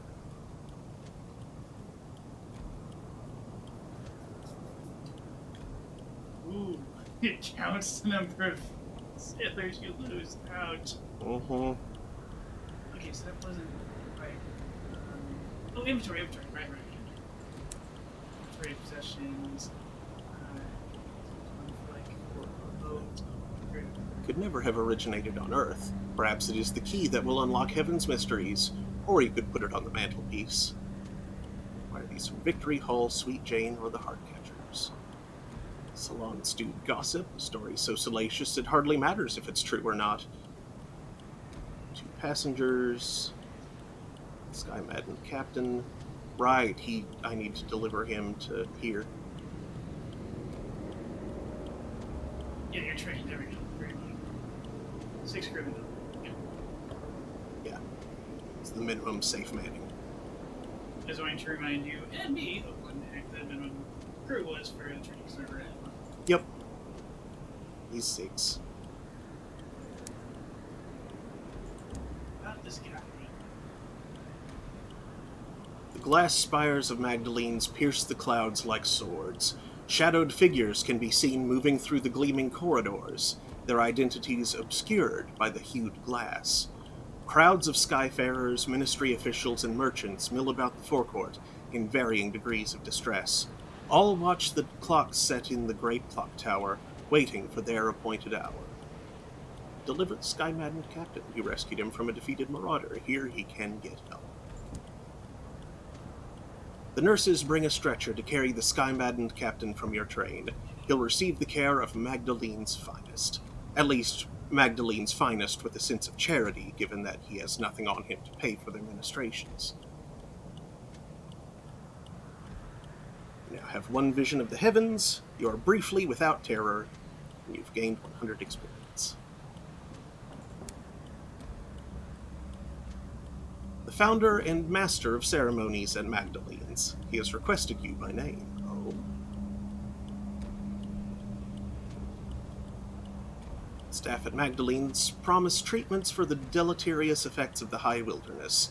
Loneliness, desperation, folly, regret, love.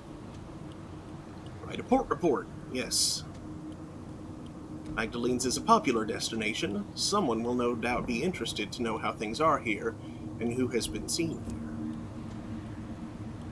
Magdalene's is abuzz with activity.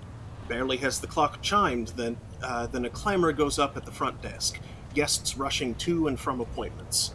Lord Blank was seen in conversation with the amenable host. The East Wing was closed for general access all day. A certain distinguished admiral was seen with his second-in-command entering one of the chambers of regret. Several guests succumbed to an excess of sentimentality and were forcibly removed.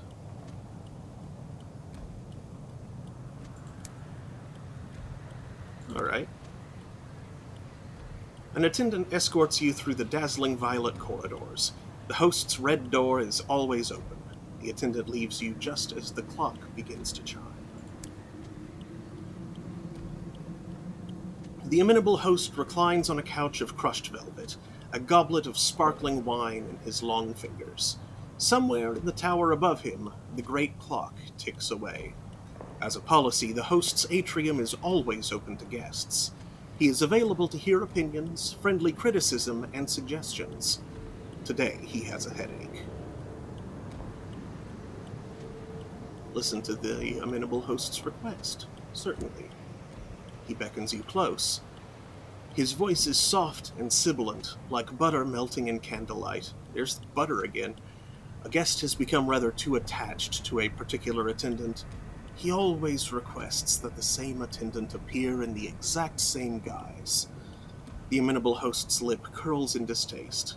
He reiterates the aim of Magdalene's, a place of healing and respite. It was not meant to feed obsession or self-indulgent self-loathing. This guest brings sickness. I would have him purged. I have a dossier on our guest, if you're interested in helping.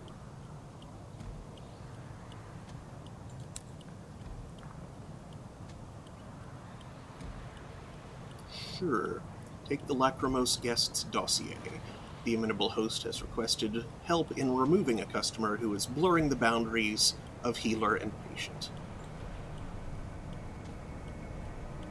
The amenable host smiles indulgently. I'm so glad you want to help. He produces a thin sliver of pages and passes them to you. I'd recommend taking on the role of one of our attendants. That way you'd be playing the role of someone significant to him. The amenable host sighs, reaching for his goblet.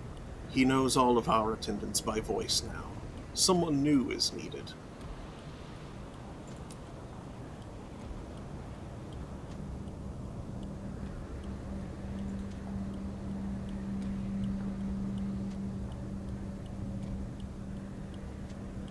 He stands on the threshold of the treatment chambers, his hands trembling. The attendants on duty have been informed about your involvement. How do you plan to deal with him? A treatment chamber has been emptied for you, should you wish to adopt a guise from his past. Alternatively, he is standing right there. He does not seem to have noticed you, his eyes instead boring through the doors of the treatment rooms. Disguises have caused the poor sod enough trouble. As his mother or as his lover. She drove them apart once. An attendant will help you with the wig and makeup, another with the voice. The attendant normally on duty is more than happy to assist you. Anything as long as it gets rid of it. I kind of want to approach this directly, but I have a feeling that would not work very well.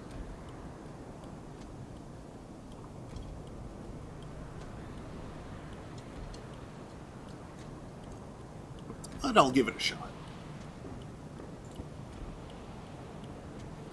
The lachrymose guest's eyes widen as you approach. Has there been a problem? You invite him to sit. Stiff brandies are ordered. You recount your own share of heartbreaks and tragedies, how you found yourself here, and you make clear that despite all that, you will be leaving. He nods slowly and, after a quick shake of your hand, walks away toward the station. He does not look back. Okay, well that worked out. Yeah. Speak to the host.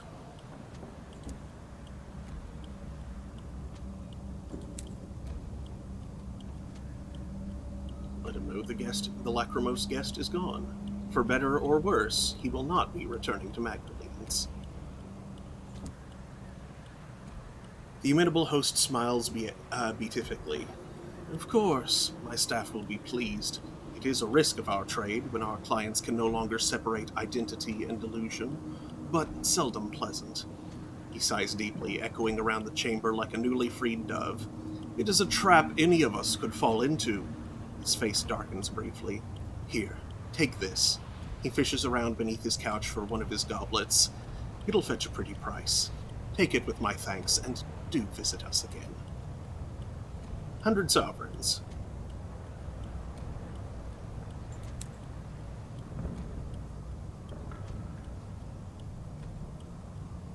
Sure, speak with an attendant.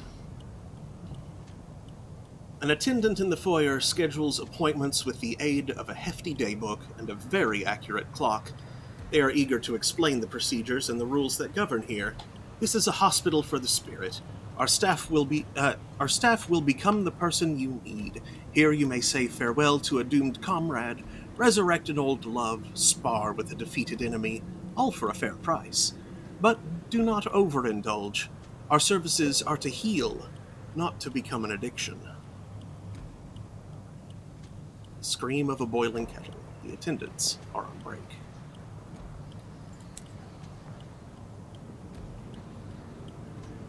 Sure, observe guests going in for treatment. Some smile, others weep. One lady has a terrible gleam in her eye, another a recording device. A trio of guests is going in together, all dark-haired and straight-backed. Yes, I know it's not the real thing, but I'd like a sense of closure, the tall woman says. What rot, barks the short woman next to her. You want to argue over the will again. I've told you once, I am not giving up the spoons based on a charlatan say-so. Do be quiet, please, the one man says. I, for one, am more than happy to hear again why I was lumbered with the third-best wardrobe.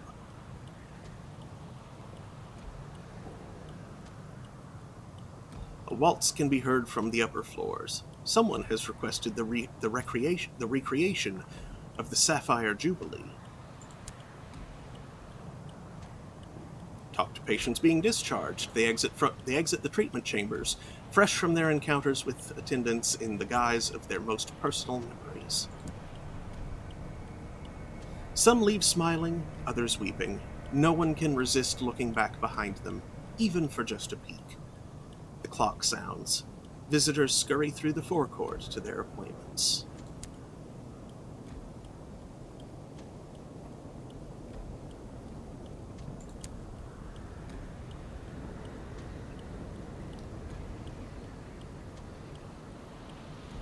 I don't think my nightmares are bad enough to, Your terror, isn't it? Yep, to seek treatment here just yet. So, let us return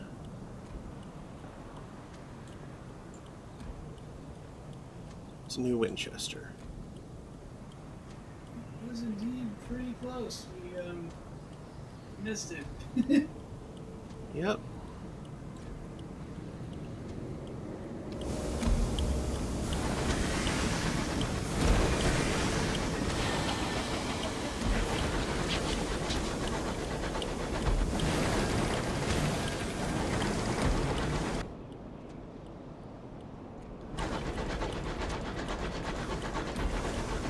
Perkins' corpse. Cops.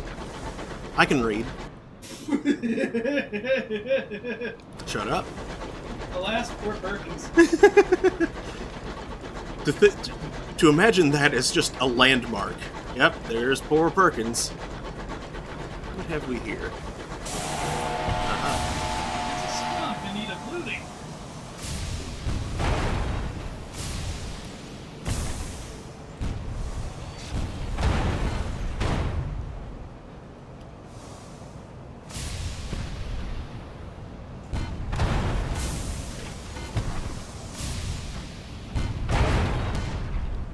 Oh, he...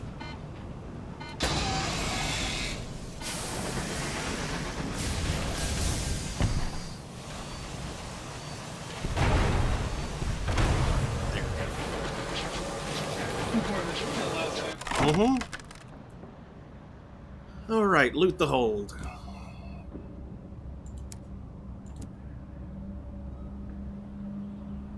A sheaf of letters. Pages are rife with scandal. Okay.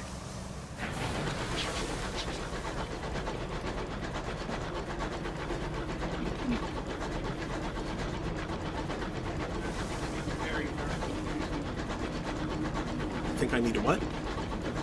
Cook. Okay. I don't think it's what's terrible, but there's something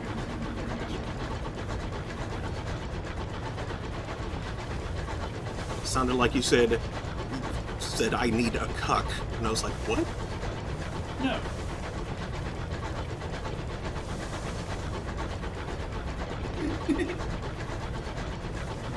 You come to know my diction, you know that's largely not worth it. Indeed, which is why I was all the more confused. I'll see you chug through the not so black, I'm about to be hurt.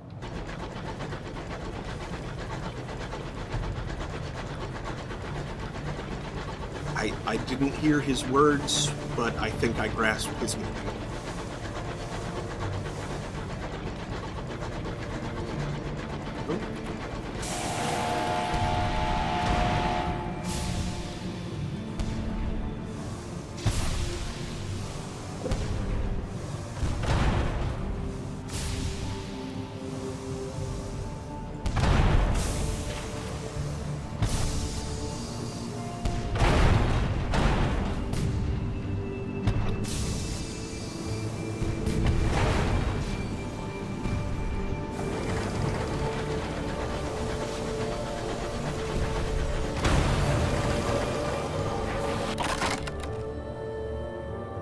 Loot the hold. A faintly luminescent cage. The light burns from within. The things being transported in this cage did not survive the journey, though they still glow faintly. 2 uncanny specimens.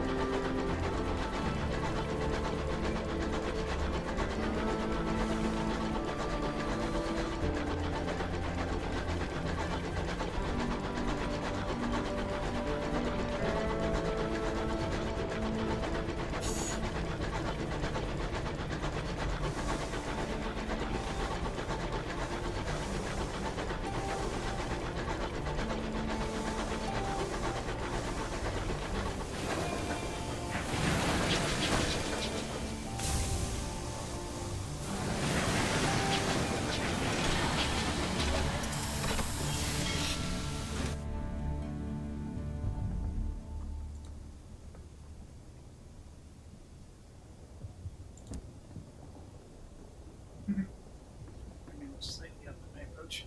More port report to the Tacadies.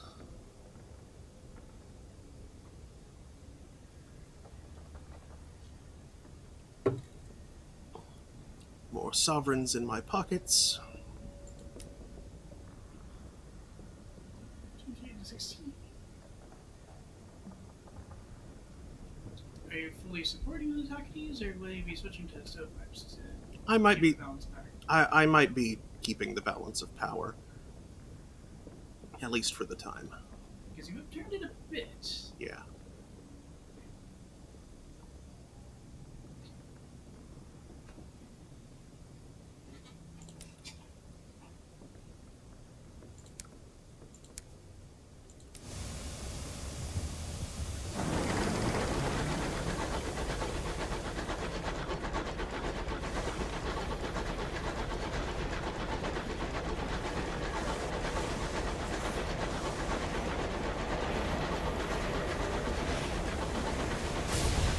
Oops. Come on.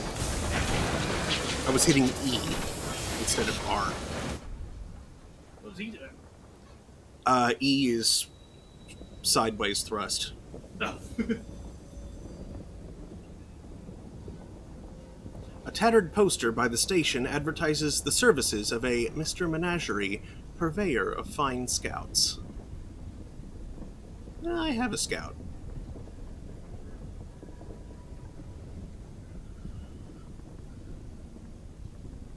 Shops. Hours for the circus's ringmaster. Wanted up to 5 barrels of unseasoned hours. Delivered to the ringmaster, Polmir and Plinty's Inconceivable Circus, the Reach. The Inconceivable Circus lies to the west-northwest of New Winchester. Yeah, I can hold another, a few more prospects even. I'm sure that place will turn up in my travels, and I'm sure I'll find a source of ours. A battered old captain at the station mentions an engine newly docked at Port Avon that he suspects is carrying barrels of unseasoned hours. Ah. Ah, Port Avon, right? Victoria Market. Selling. 120. I bought it for 100. That's profit.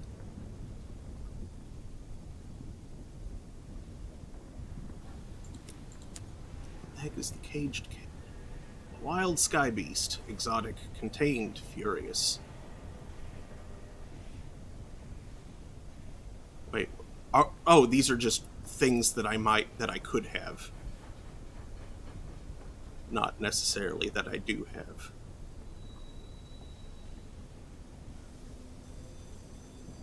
Roll of thirsty bombazine. Bonk. Ooh. Oh, speaking of bonk, how about the bank? Bank. Oh. See.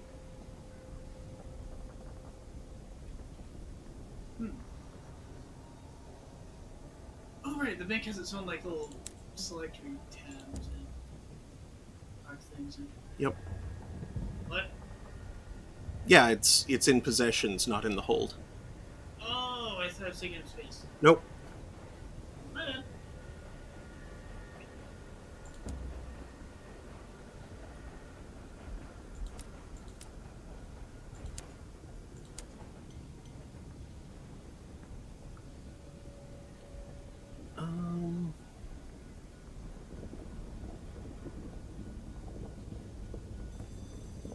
Yeah, since we're likely to burn through another unit of supplies before we reach Port Avon, may as well get a little extra and then leave myself just enough room for the seeds. Something like 5 seeds and 5 hours. Yeah, I won't be able to pick both those up at once. I'll have to make multiple visits. Unless you can afford, like, a side cargo container. Yeah. That might be worthwhile.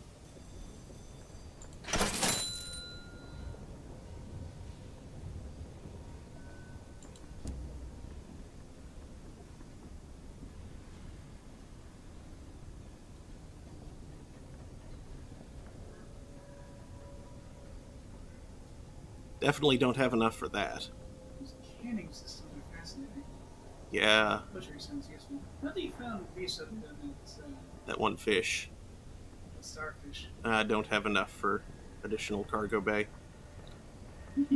Starfish. That's even better, though. The really cool thing, personal piercing yet? Yeah. I'm sure I'll get it immediately. Eventually, not immediately. Brain, words. Come on. Get rid of Mark, which is too bad. Yeah.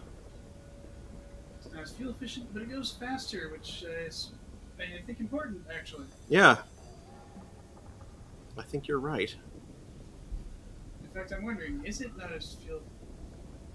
Like, how much faster and how much more fuel? 15%, 130%? Okay, a slight loss of efficiency. But slight indeed, 15%. Mm-hmm. Yeah, as slowly as I go through fuel, and as much cheaper as fuel is than supplies. Yeah, because that's in return for a full 30% reduction in supply consumption. Mm-hmm. Acceptable. Yeah. 15% profit, that is.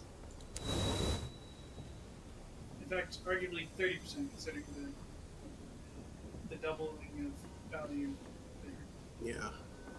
Alright, let's make our way to Port Avon and clear some of this area on the way. We're gonna have some fun.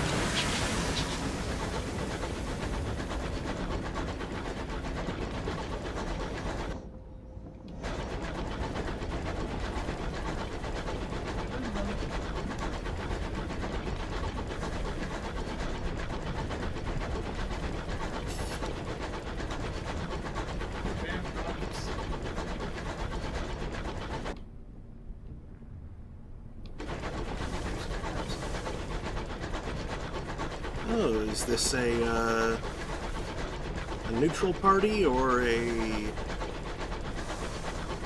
only clean. I think it's a neutral. Otherwise it would be engaging. Yeah, Tackety Scout. Ah, a mining point.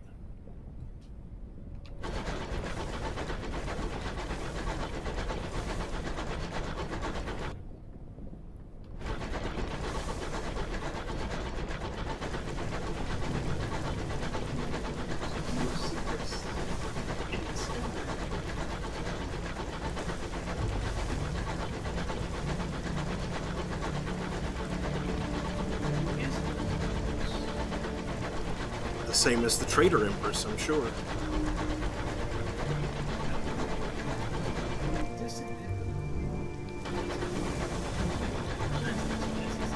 That's the butter.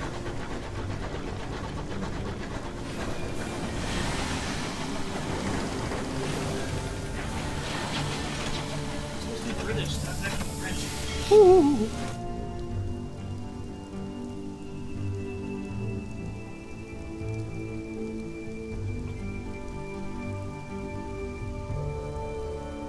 Mining vessels dying much in a consternation of friends. Real quick. This does seem like a better opportunity to get hours. I can deal with the seeds later.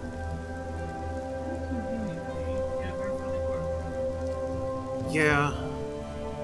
I can always sell a unit of something.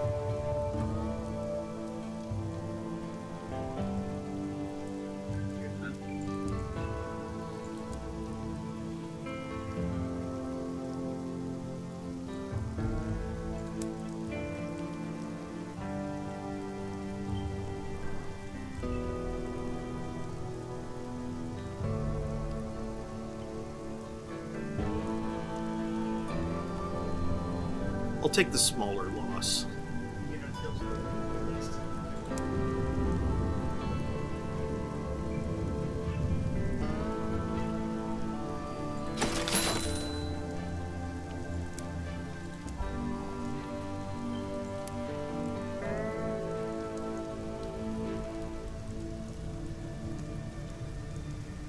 Mining vessel is docked at Port Avon to the consternation of its residents. The locals complain of noises in the night and wrongdoing up the ruins. A late-night excursion reveals the villagers are correct. The miners are attempting to fence stolen hours to buyers they meet within the ruins that loom over the village. Pay the price. Need 300! No! I just shy. Just shy.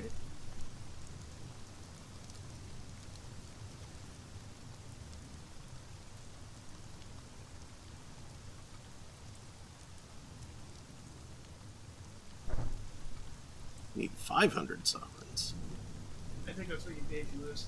You have to be able to pay the lost price in order to make that happen in the first place. I see. Well, since I can't afford it, even if just barely, gaining more welcome seems like it might be a good idea. And I can find another source of hours. Yeah, you said just buy seeds. Mm-hmm. You set up a midnight meeting with the captain in the ruins. Once it is confirmed, you head straight to the Nowhere Inn and locate the burliest MacDonald you can find. The ensuing brawl is vigorous and brief. The smugglers are bundled onto their engine and pushed out of the station and informed they'll be watched for, before everyone retires to the Nowhere for drinks. You don't have to buy a single round all night.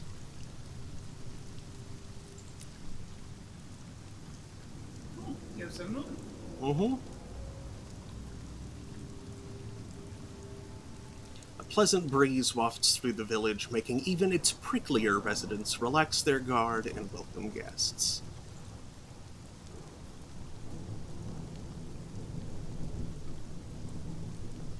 Cheap fuel. That's the normal price. 2 fuel for 20 sovereigns. Oh, that's the sale price. Yeah. Okay.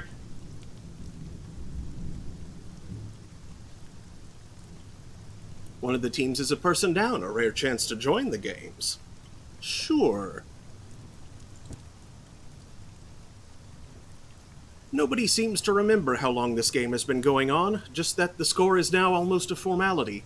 You play your part and points are scored, yet by the time you leave it is no closer to an end. Nobody seems to mind. It is, after all, cricket.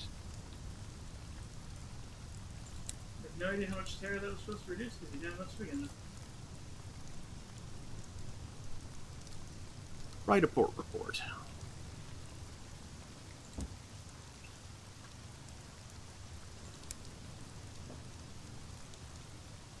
And my welcome isn't in need of bolstering just yet, so I'll hang on to that gossip.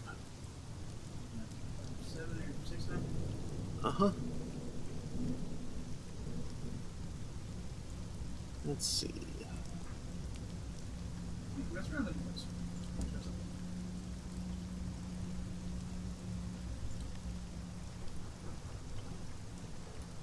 Yeah, neither of those are still.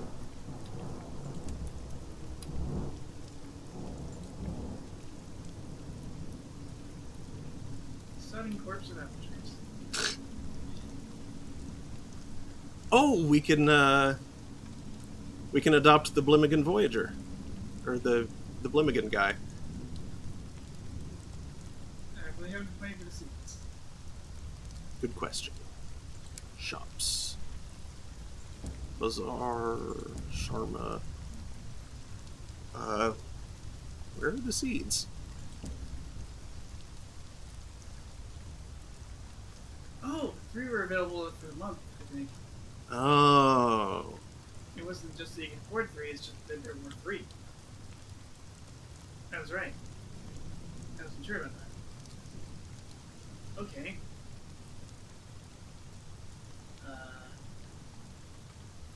Well, I guess I wait 6 days.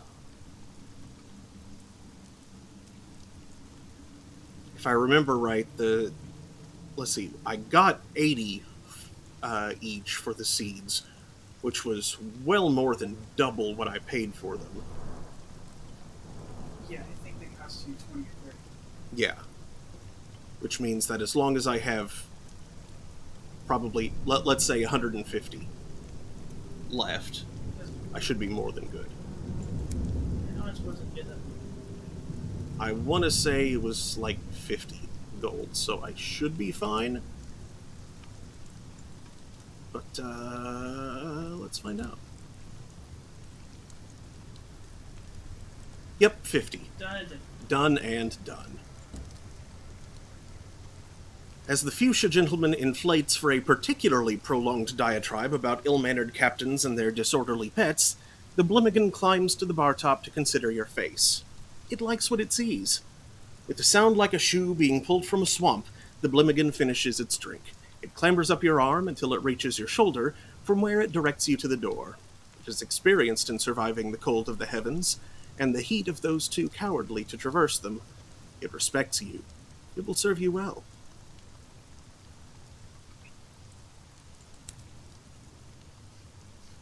Yay.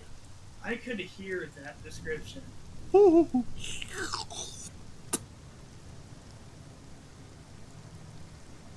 gotten the shoe stuck in mud before. It took wiggling and made a great wet sucking sound. Your Blimmigan Voyager perches on the back of a chair in the bridge. It is gazing through one of the stained glass windows. Is it bored? Awestruck? Searching for something? Prod him. Its focus is elsewhere. You are sure to startle it. Just as your hand closes on the Blimmigan, it reaches a tendril out and gently bats your arm away. None of that, it conveys. hasn't even turned to face you.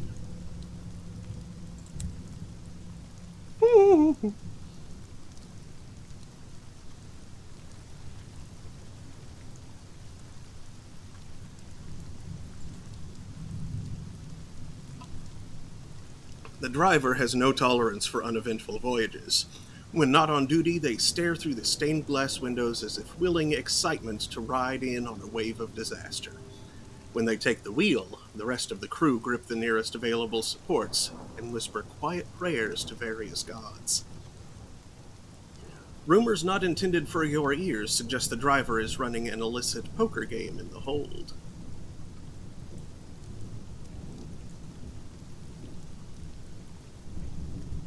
Yeah, I'll save my money for now.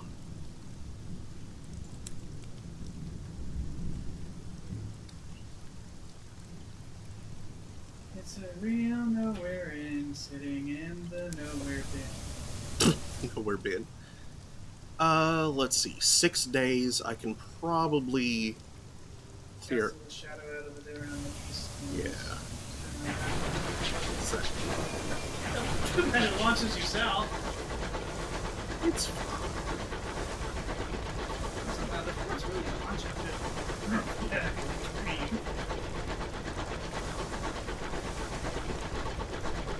Also, you're not much green. No cars. Yeah.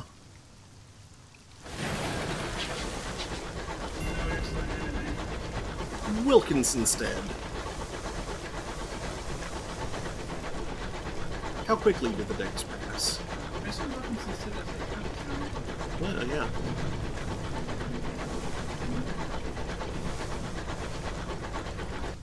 It's 15th April now.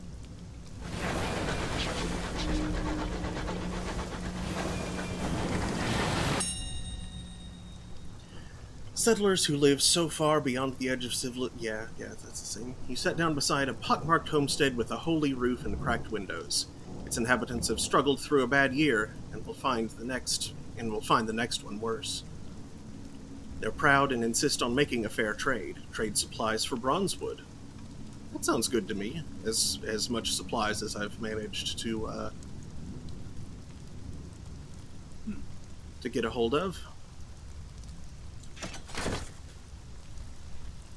They are timberers sawing twigs from the great bronzewoods of the Reach and selling them to passing traders.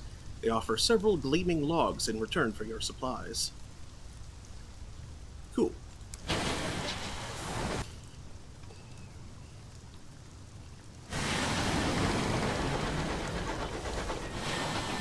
Let's...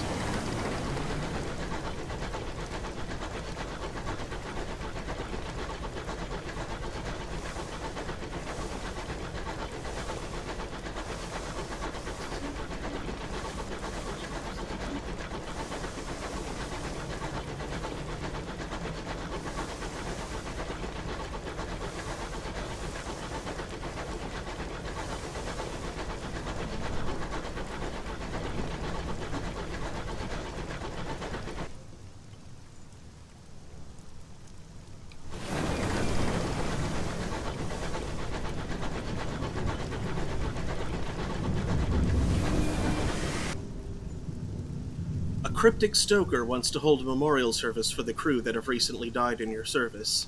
Judging by his tattoos, of a storm studded with mouths, and his rattling collection of talismans, the ceremony is unlikely to be Christian. Let's see. Attend and deliver a eulogy yourself. You would like to say a few words. 43% chance. You find a place at the back of the room and remove your hat. 50% chance of success.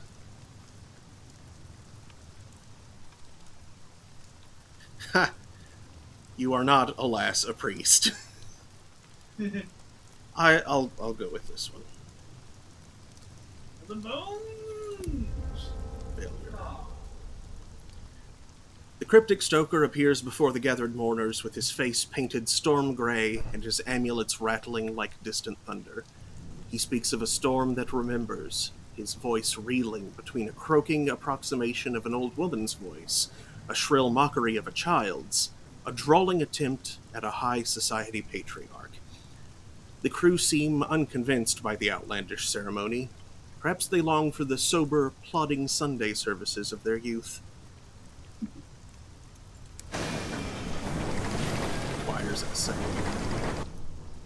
So that one probably does as well.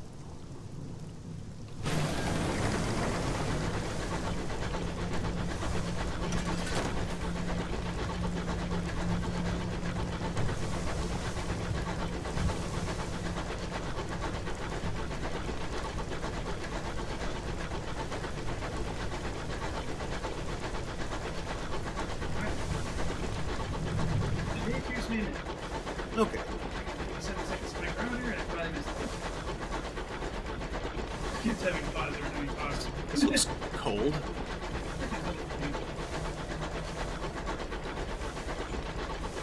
Superman arms surprise everything. Right?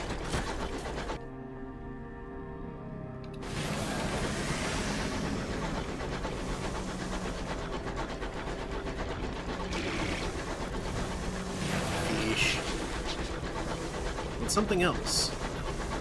The Bonnie Shepherds.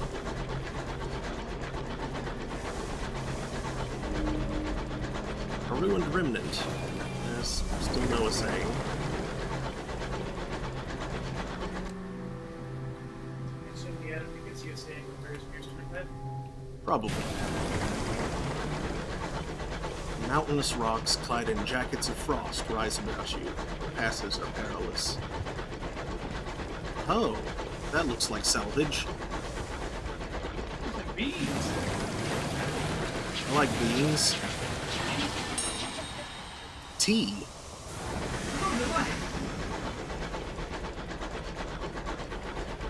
London loves that stuff. London calling.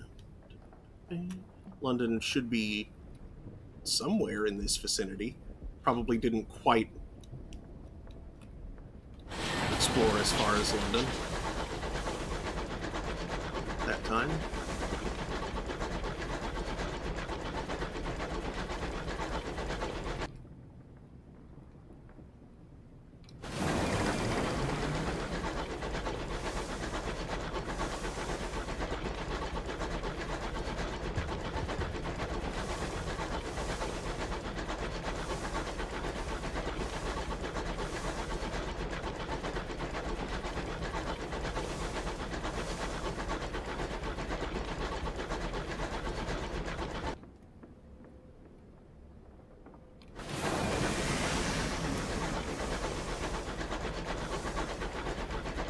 Another vessel.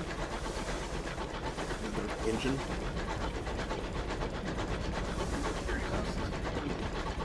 Looks like another thingy. One of the tackities.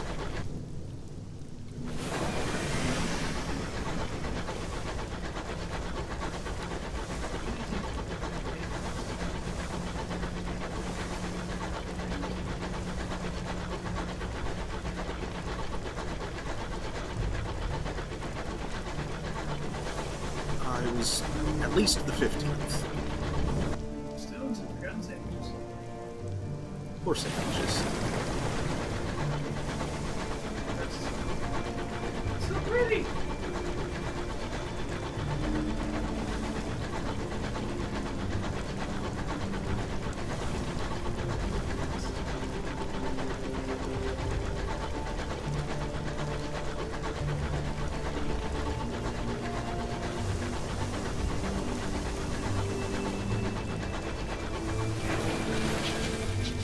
Oops. Okay, that I couldn't quite... This looked like it was like at a top level, so I assumed I would be even with it. You can actually scratch the name though. Just a tiny bit.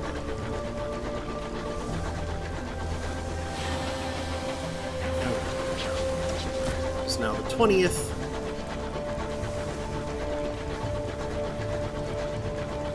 Which means it is very nearly time for sequence.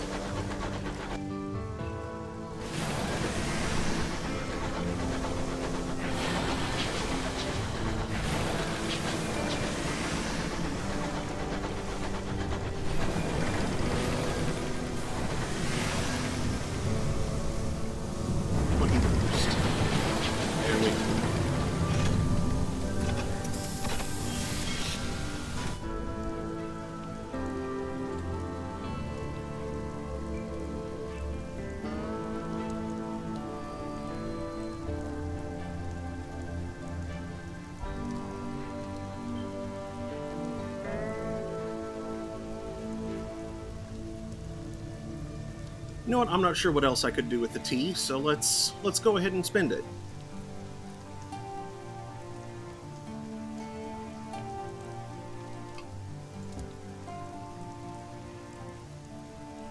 Eight. The locals are still essentially British. They cannot resist the smell of tea. They enter nervously, like stray cats approaching an unexpected bowl of milk. As you pour, one attempts tentative conversation about the weather. You express amazement. Soon he has relaxed enough to risk an actual opinion. You smile into your cup. You're one of them now, for a little while.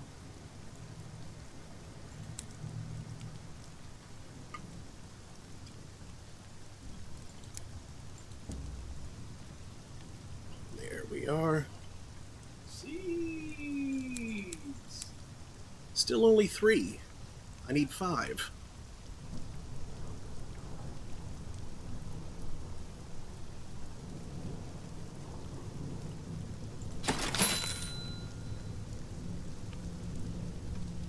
$30 for more.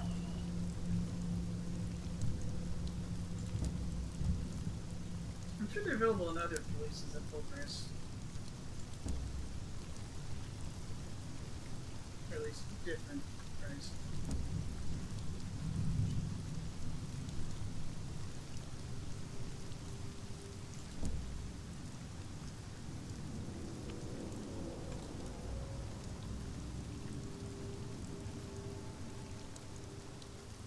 Where was it that I encountered...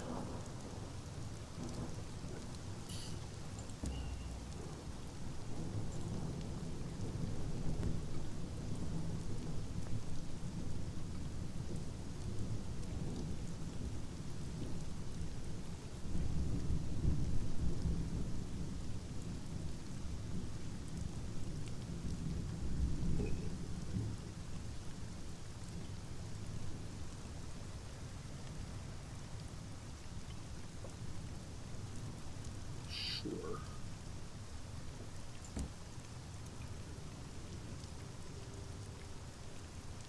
The game could charitably be described as stately, but there is a moment of excitement when the batsman hits a 6 and the ball whizzes over the thatched roofs off the edge of the port and is lost forever in the starry deeps.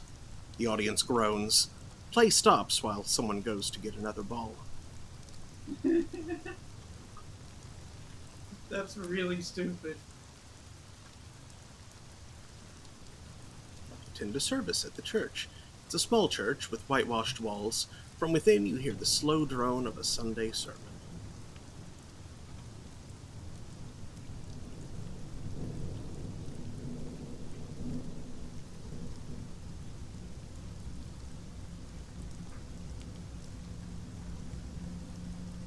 Here is at 13%.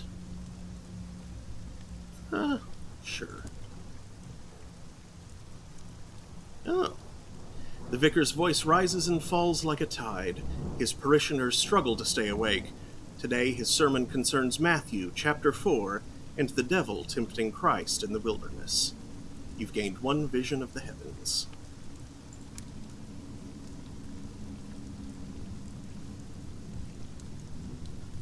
In fenced plots across Port Avon, grizzled horticulturalists tame the rampant vegetation for reach. 42% chance of success. Nah. I will pass.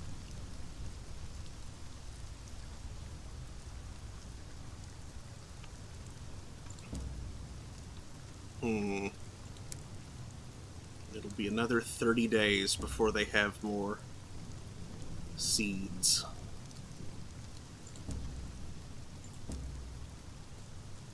I do not have access to the bank here.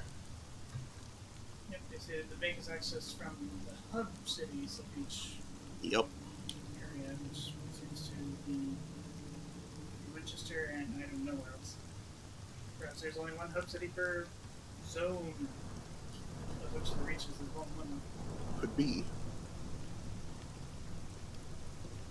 Well, let us get some more fuel and supplies. And then perhaps I can go ahead and find the place that wants these seeds and deliver the first 3 units. So they're going to take the rest of their consignment? Yeah. The game certainly made it sound like that was how it worked.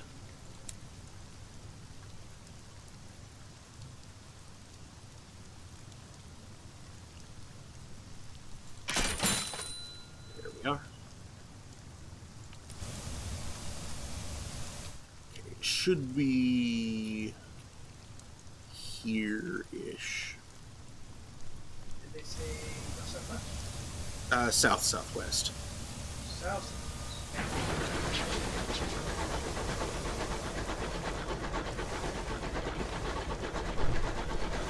The shadows slightly more to the south.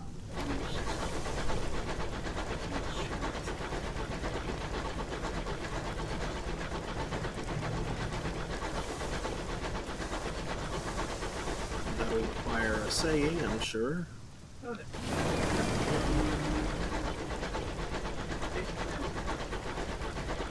Purpose inscrutable. They look like stairs.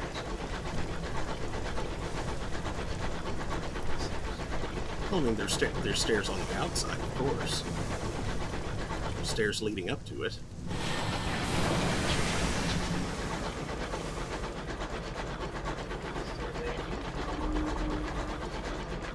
These arboreal wilds are lush and green. Fronds hang like curtains. Leaves loll, fat as giants' tongues.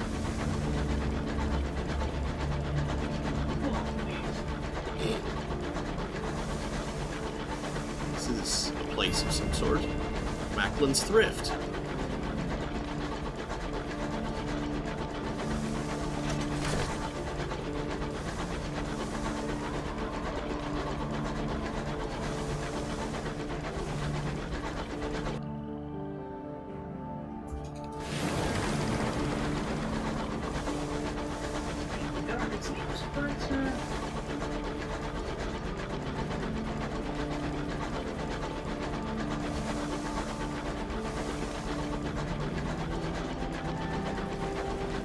Oh, that's a marauder.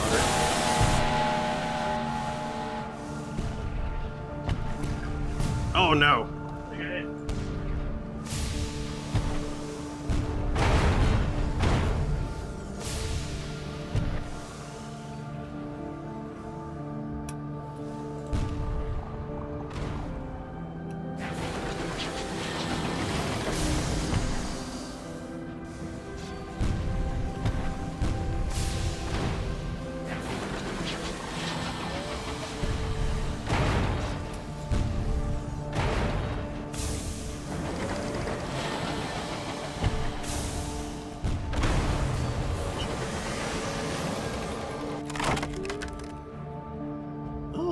Explore the captain's cabin. The marauders are rarely democratic. The captain rules by strength and claims the best for their own keep. 100% chance of success.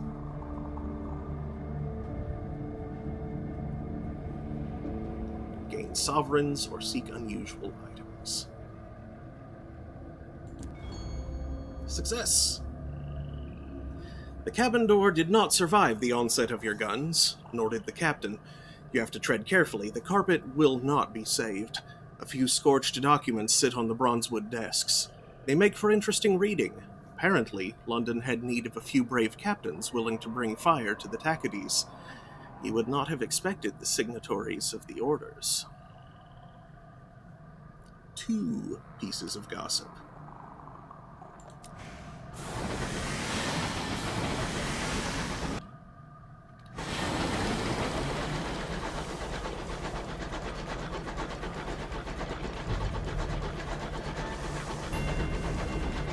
William's Weed. Sure.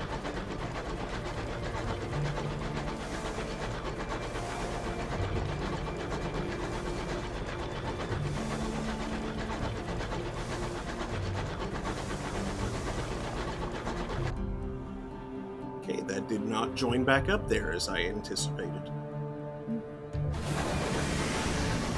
Perhaps I should cleave south then.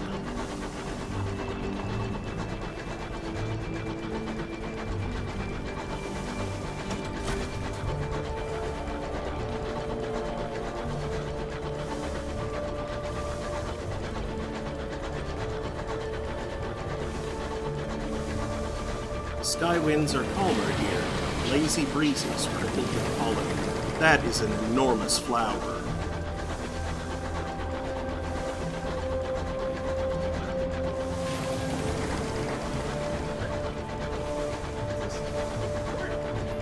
Titania, this is the place.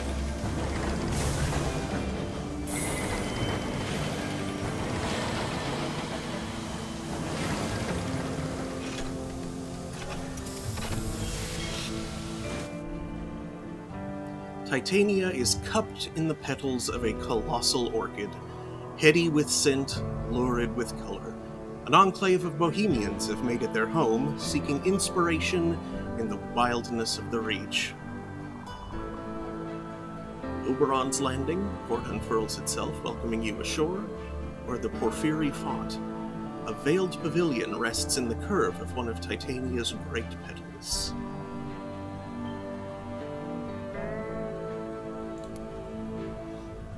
The port unfurls itself, welcoming you ashore. This perfumed haven was intended for thinkers, artists, philosophers, and poets. Instead, you enter its main dome to find yourself surrounded by arguing bohemians and the unfinished shells of buildings in a variety of styles. Nobody looks happy, but everyone agrees it's someone else's fault. Rhapsodic.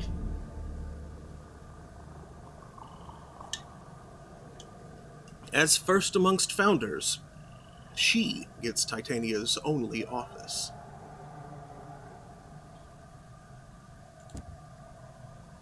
Titania's petals fill the air with a perpetual perfume, but eventually you become accustomed to it. Even so, the scent of the many flowers in the mayor's small office sends your senses reeling.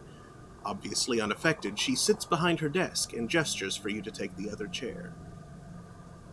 How can a place like this flourish out here in the dark? It's a spectacular place, isn't it?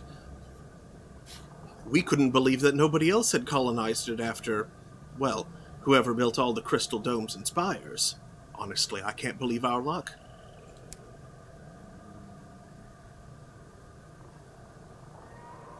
Even a place like this must want for something. The rhapsodic mare shakes her head. I think you will find us most self-sufficient, Captain. Enjoy your visit. Take in some poetry. If I think of anything that we might require, you will be the first to know. Some seeds.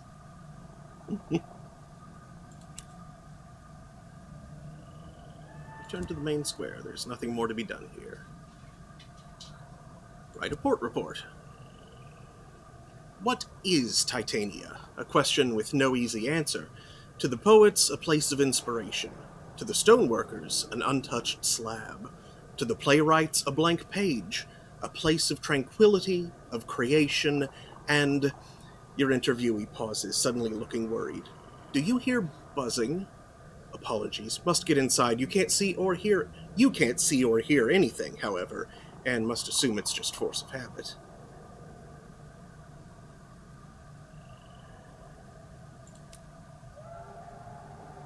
Seems they're troubled by bees. Explore Titania. Such a glorious place. Every step reveals new wonders.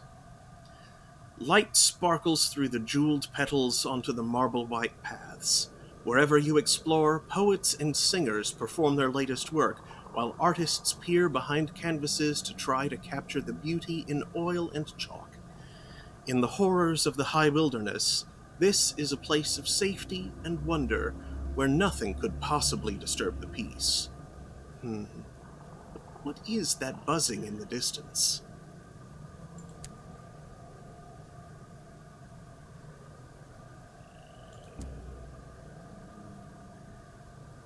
Porphyry Font. Oh, I like that. Right. She then, here the melancholy poet gathers stories from skyfarers. She then arranges to pass them on to any artist or writer willing to pay for inspiration to spur their brush or steer their pen. I have a couple of visions of the heavens, which give me 70 sovereigns and 50 experience each. I like that.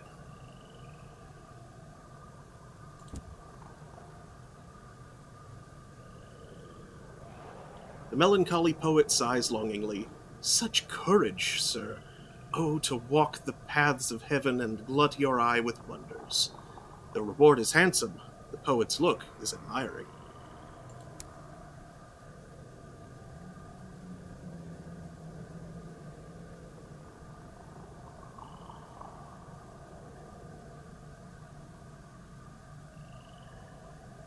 Sure, why not? I could definitely use the money and the XP. And I haven't found any other use for Visions of the Heavens yet.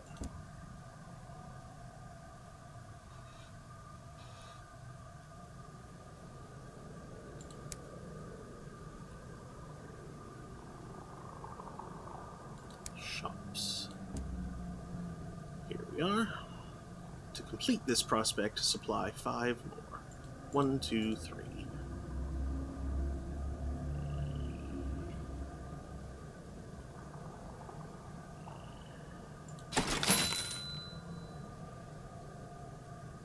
And bargain bronzewood. A rangy captain employed by the Wit and Vinegar Company, a struggling lumber concern, is selling bronzewood offcuts.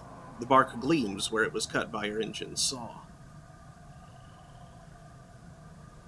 Well, if it's a bargain, then that's surely better than any other price I could get for it. Or any other price I could get it for. And I have 1 unit of it already, so let's stock up on that and head back to New Winchester. Let's stock up on it. That doesn't leave me much, but it leaves me enough to get home. Where's we? Oh. Out of curiosity, what have they here? Huh. Another place to source choice energy. Yeah, although more expensive than where I got it from originally. It was 100 each, purchased at as a bargain from the Nah, that was a bargain. place. Yes, this I don't think I would get any. I bought it for 100 each and sold it for 120, I think. So this is probably one of the cheaper places to get them. Like if I happen to need it. Yeah, And there's a every lot of sort it. Source selector. This is special the export of the fish. Okay, let's see if we can curl up around this way. That looks like it should be faster.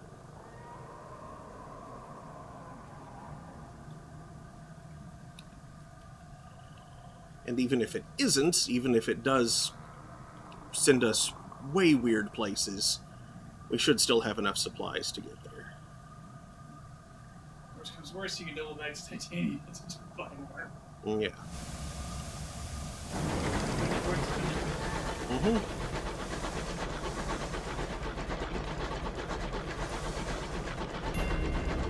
Cozy Park.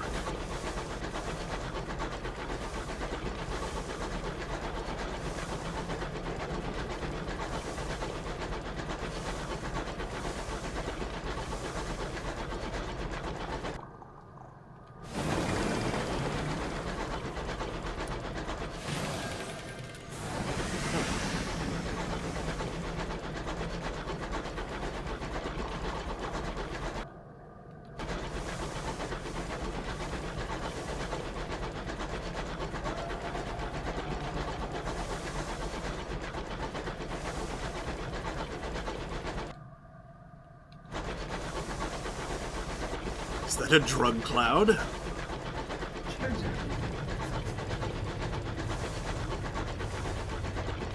Rolling down the windows.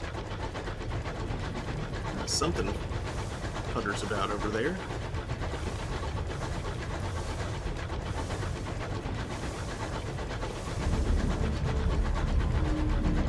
This corner of the sky is little traveled. It has been given over to the fungus, the wilds, the lost.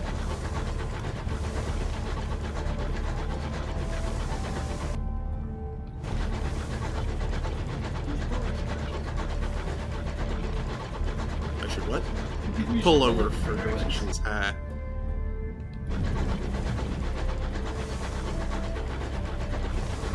Fashion to tiny asteroids. I think that's below my plane. Say, what is this place? How much do you believe? Hodge's Crucible. I think it's just another piece of New Winchester.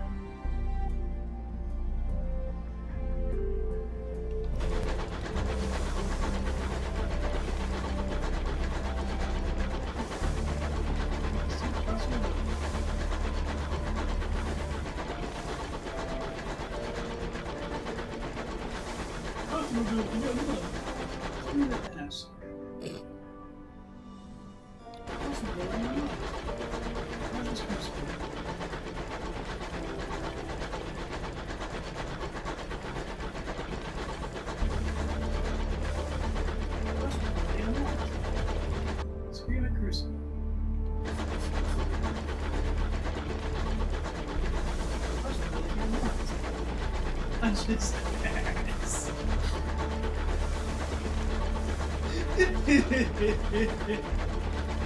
That's your dumber passing word. Let's. Yeah.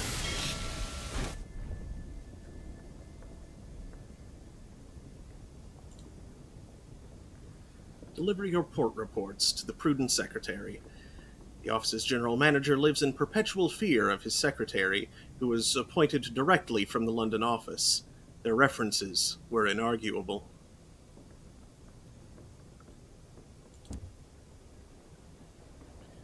It is a comfortable room for a modest secretary. Stained glass windows lay crimson slants across the desk. The prudent secretary receives your reports and reads them one by one. A number of questions follow, to which the secretary expects cogent, succinct answers. Her Majesty is grateful, they say, as you leave. 200 sovereigns.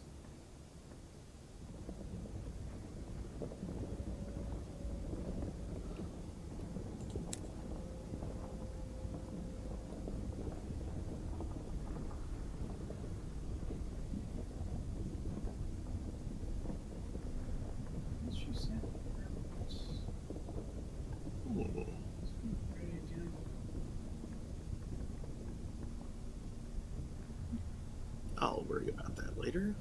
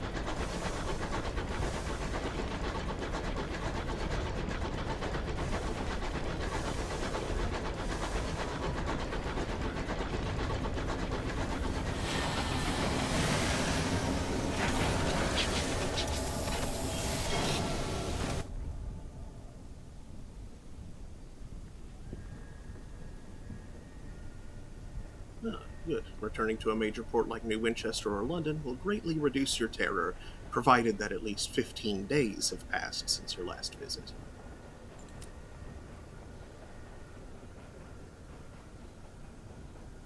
All right.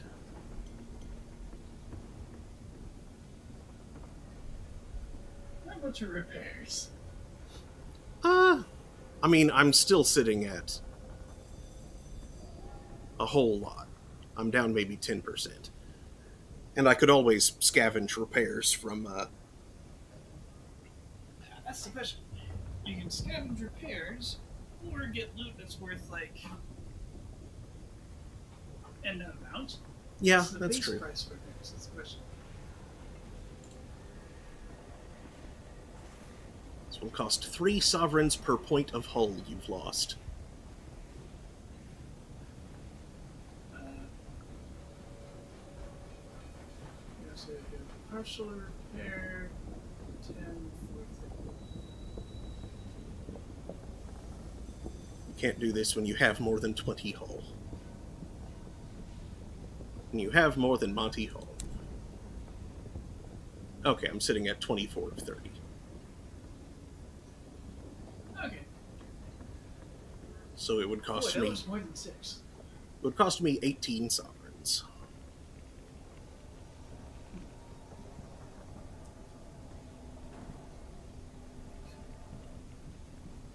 Which isn't too bad, I suppose. So why not?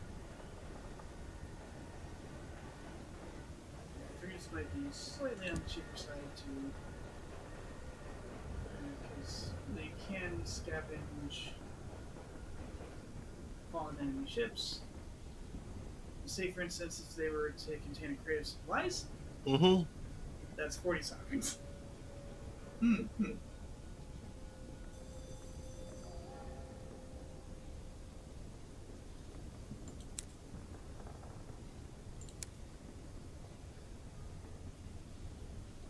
The Fortunate Navigator is thoroughly examining your engine's pipework.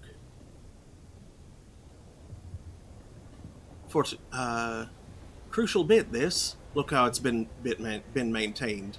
Beautiful. Your stoker beams. That was me. A mid-flight patch, too. He's eager for a new challenge. First officer who increases your iron by 6, your veils by 2, and your affiliation establishment by 1. And he costs 100 sovereigns, and I have 200 as well as goods to sell. I think I can afford him.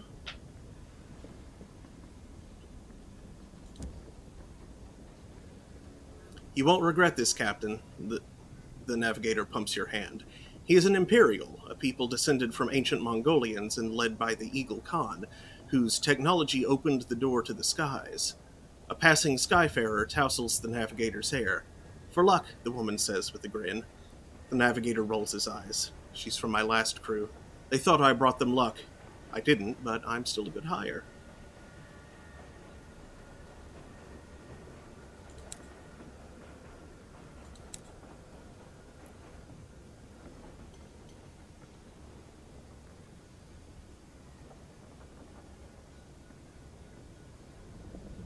Oh, okay. 6 iron, 2 veils. What are my overall stats looking like now? Pretty decent, I'd say. Lots of iron.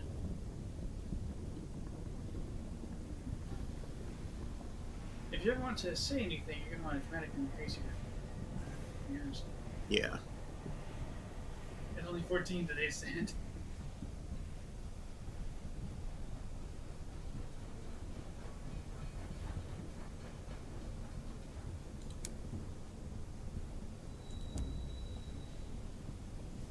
Monetary munitions, explosives for Lustrum. An opportunity for fearless captains. Sweet Jane's counting house on Lustrum requires 5 crates of munitions in order to enforce a claim against the Windward Company. Remuneration generous. Lustrum lies to the east-northeast of New Winchester. Sure.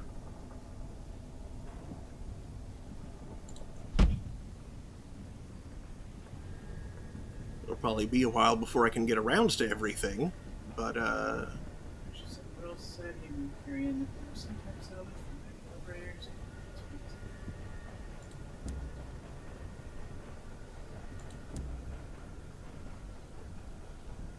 Victoria Market. 175, that's more than what I paid for it. One of them we got for free. Yep.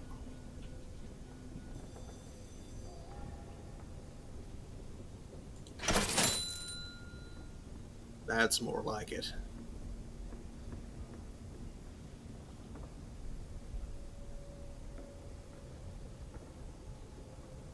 The heck is there's this midnight-hued fabric grows heavy with devoured light, the perfect adornment for ostentatious grief and clandestine activity. Oh, so it's Vanta Black, yeah. Fascinating.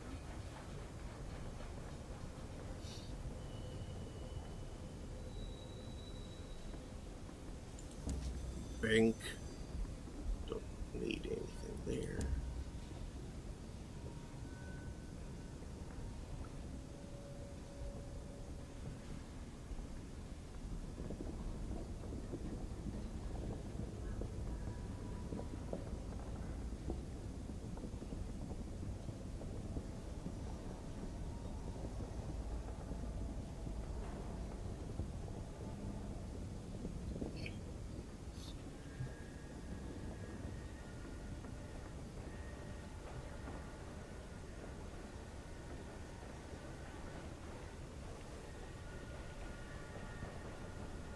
Oh, so okay, so that one's just more of a fighter than the one I'm currently using. So if anything, I'm going to be more interested in the trader once I can afford it. Not really mining vessel.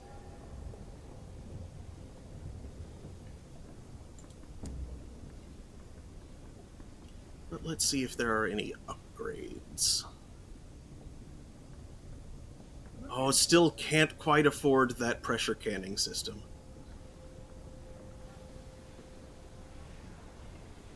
That would be nice. What was that thing that gives you a sing? It looked like a lens of some sort. There's nothing here I can buy that'll give that. I can afford an additional cargo bay, but I think I would rather either go with the pressure canning system to have the butchery for turning stuff into supplies, or the save up for the the winch and pulley.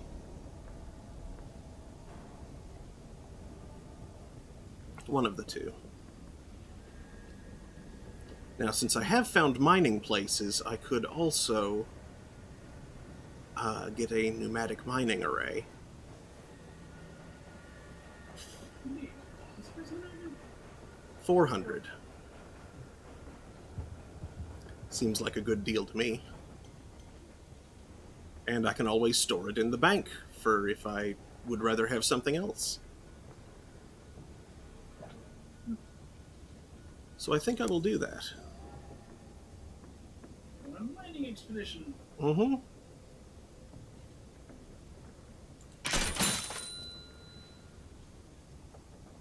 And now get more fuel and more supplies.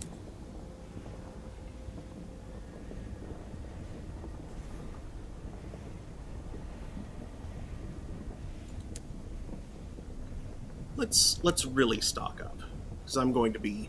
Well, if you're going on a mining expedition, you don't really hold enough food.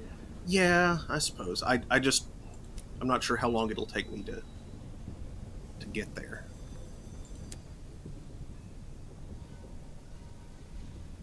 Okay.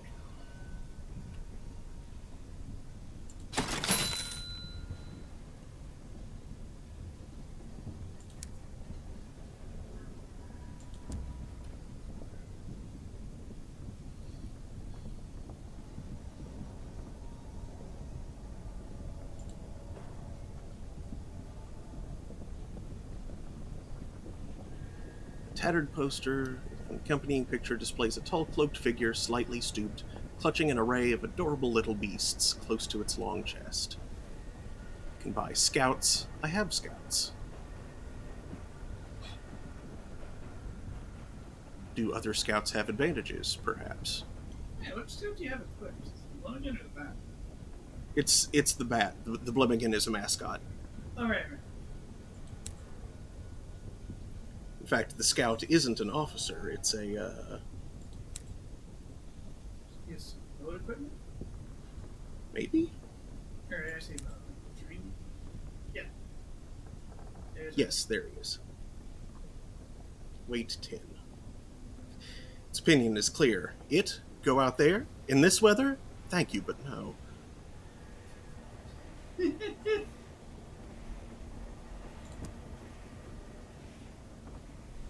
A star-smitten bat. Visions of the heavens. 2 visions of the heavens, of course. Star-smitten bat has good range, returns after finding 1 discovery, and conveys little information about what it finds. It requires mirrors of 25 or more to use. Oh, well, I don't have that anyway. And to need 2 savage secrets, which I definitely don't have. An intrepid cavy! Ah, look at him! A large guinea pig wearing a plumed helmet is dozing in a hutch. It is sleeping next to an intricate mechanical bat. The intrepid cavy has good range, returns after finding 1 discovery, but conveys more information about what it finds. Mirrors of 45 or more to use. And needs a searing enigma. Ooh, those were hard to come by. At least in Sunless Sea. Or a ratronaut. The rat in the cage at the top of the pile is wearing a miniature skysuit and a very determined expression. A ratronaut has good range, can find up to 3 discoveries before returning, but conveys little information about what it finds. It requires mirrors of 65 or more to use. It requires a condemned experiment and a moment of inspiration. Boy, heck. Your mirrors are garbage. They sure are. I think you're stuck with your back. I won't be purchasing a new scout today. Why is it describing as delicious? What about Bree says, get the cavy. Now, do space cavy and space rats get along? Ooh, I hope so. Good question. They fought in the past. Oh yeah, that's right. They did.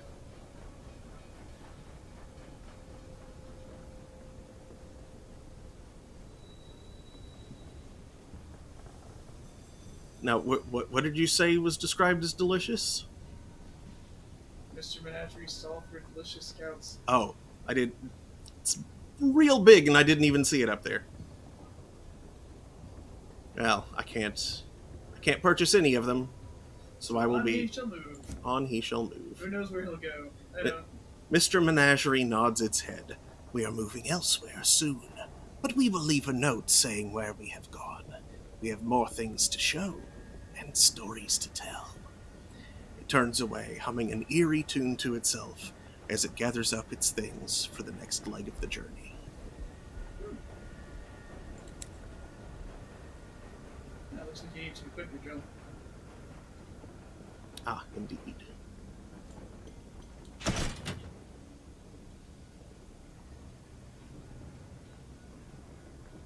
Bridge? Bridge slot.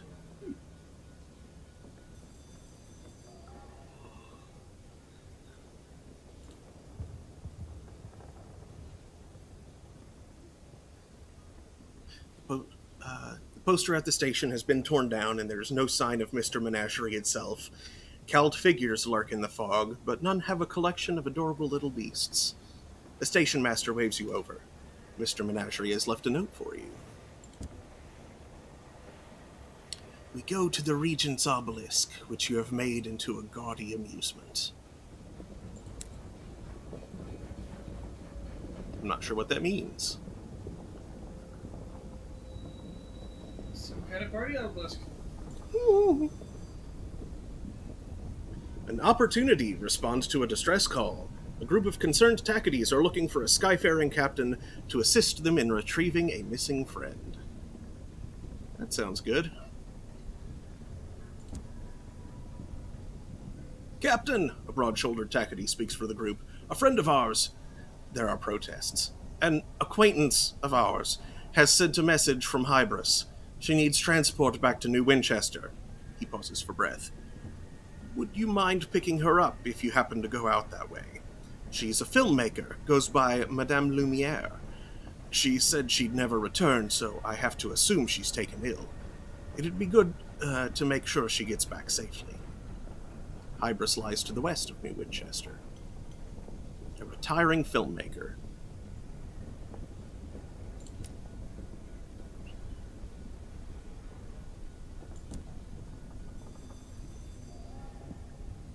Oh, I just noticed the shoulder rat with an eye patch.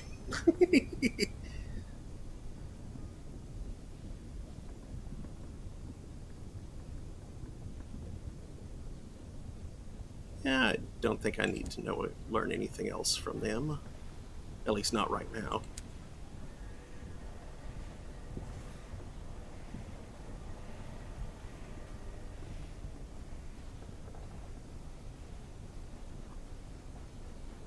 Okay.